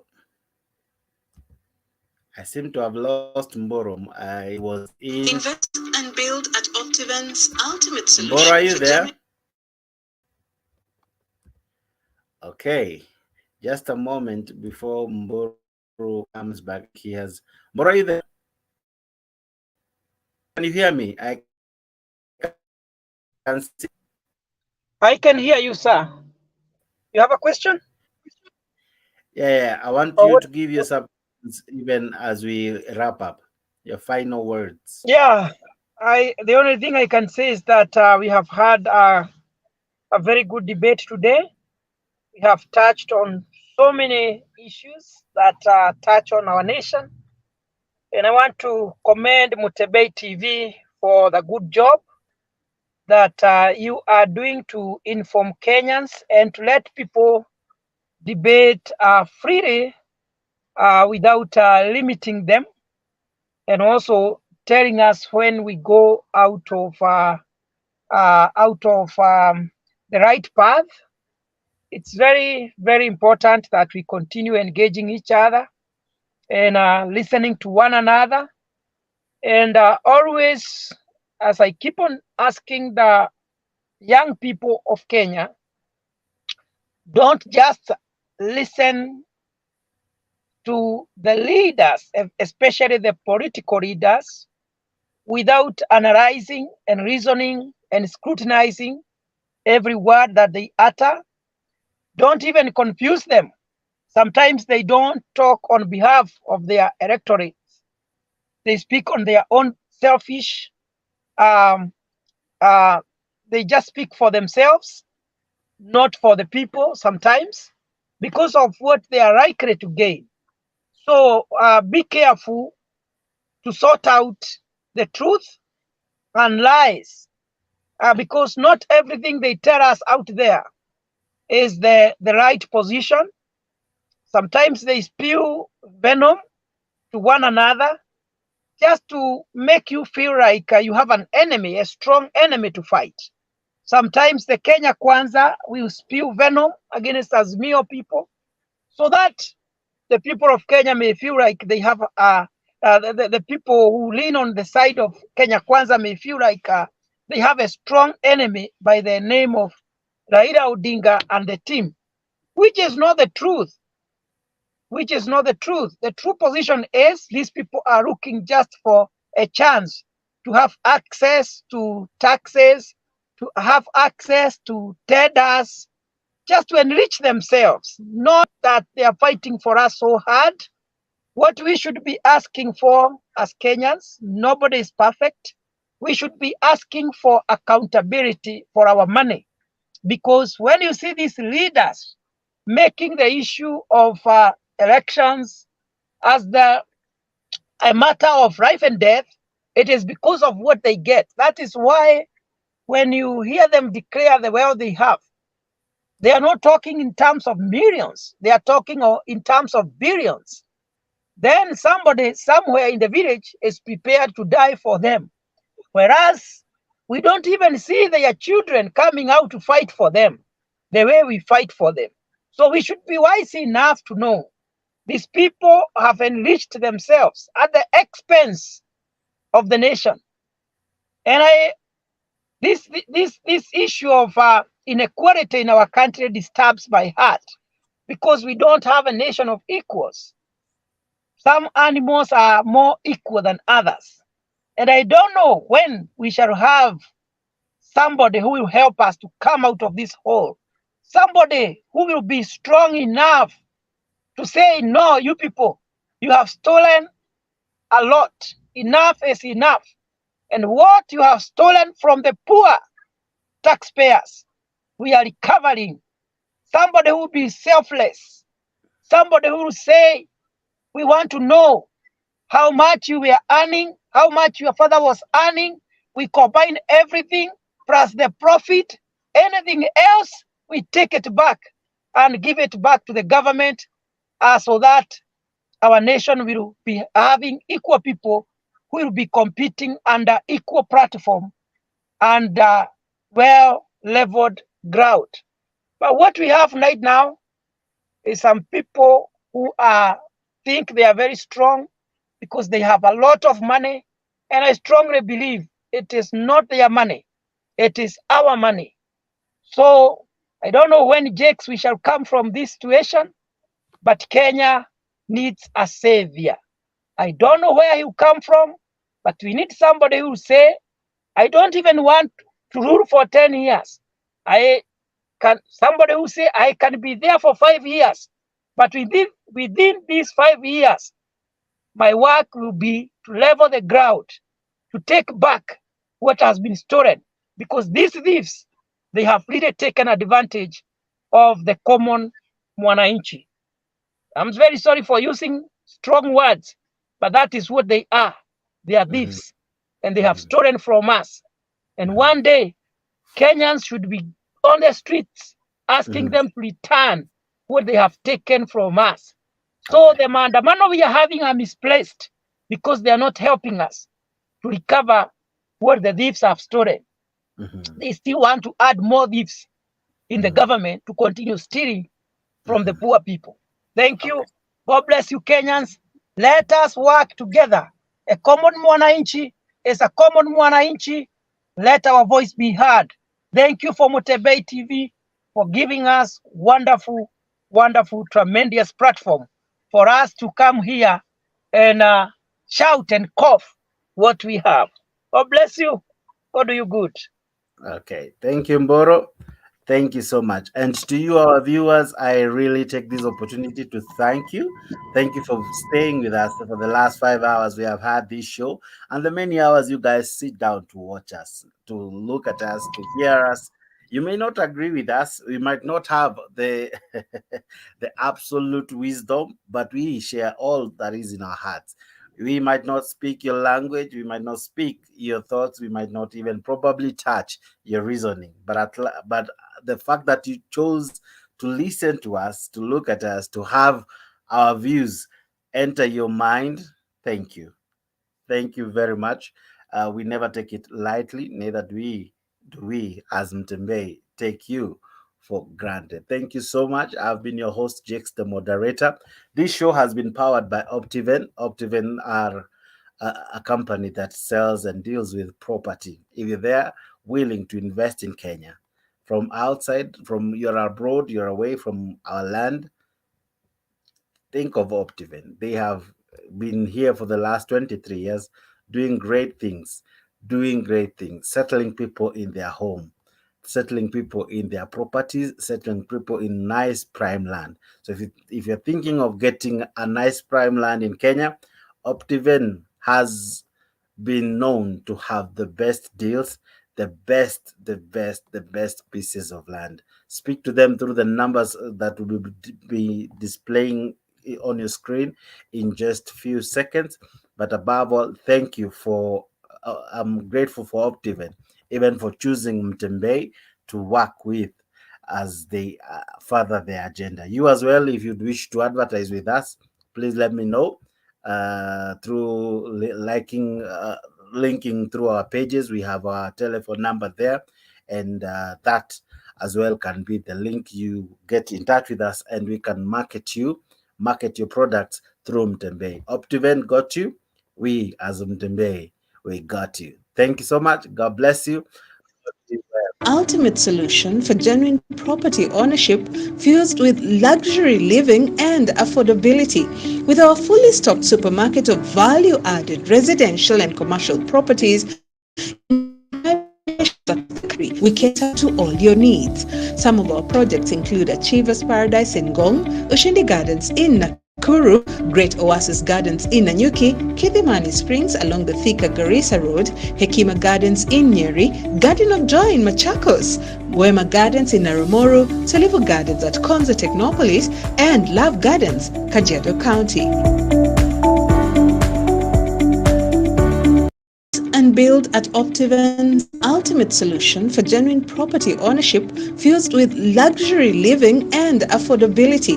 With our fully stocked supermarket of value-added residential and commercial properties in prime locations across the country, we cater to all your needs.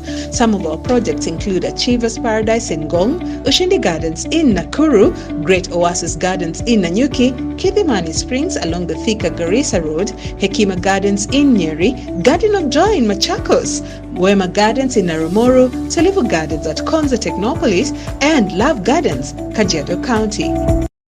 And build at Optiven's ultimate solution for genuine property ownership fused with luxury living and affordability. Our fully stocked supermarket of value-added residential and commercial properties in prime locations across the country, we cater to all your needs. Some of our projects include Achievers Paradise in Ngong, Ushindi Gardens in Nakuru, Great Oasis Gardens in Nanyuki, Kidhimani Springs along the Thika Garissa Road, Hekima Gardens in Nyeri, Garden of Joy in Machakos, Wema Gardens in Narumoro, Tulivu Gardens at Konza Technopolis, and Love Gardens, Kajiado County. Invest and build at Optiven's ultimate solution for genuine property ownership fused with luxury and affordability. With our fully stocked supermarket of value-added residential and commercial properties in prime locations across the country, we cater to all your needs. Some of our projects include Achievers Paradise in Ngong, Ushindi Gardens in Nakuru, Great Oasis Gardens in Nanyuki, along the Thika Garissa Road, Hekima Gardens in Nyeri, Garden of Joy in Machakos, Wema Gardens in Narumoro, Tulivu Gardens at Konza Technopolis, and Love Gardens, Kajiado County.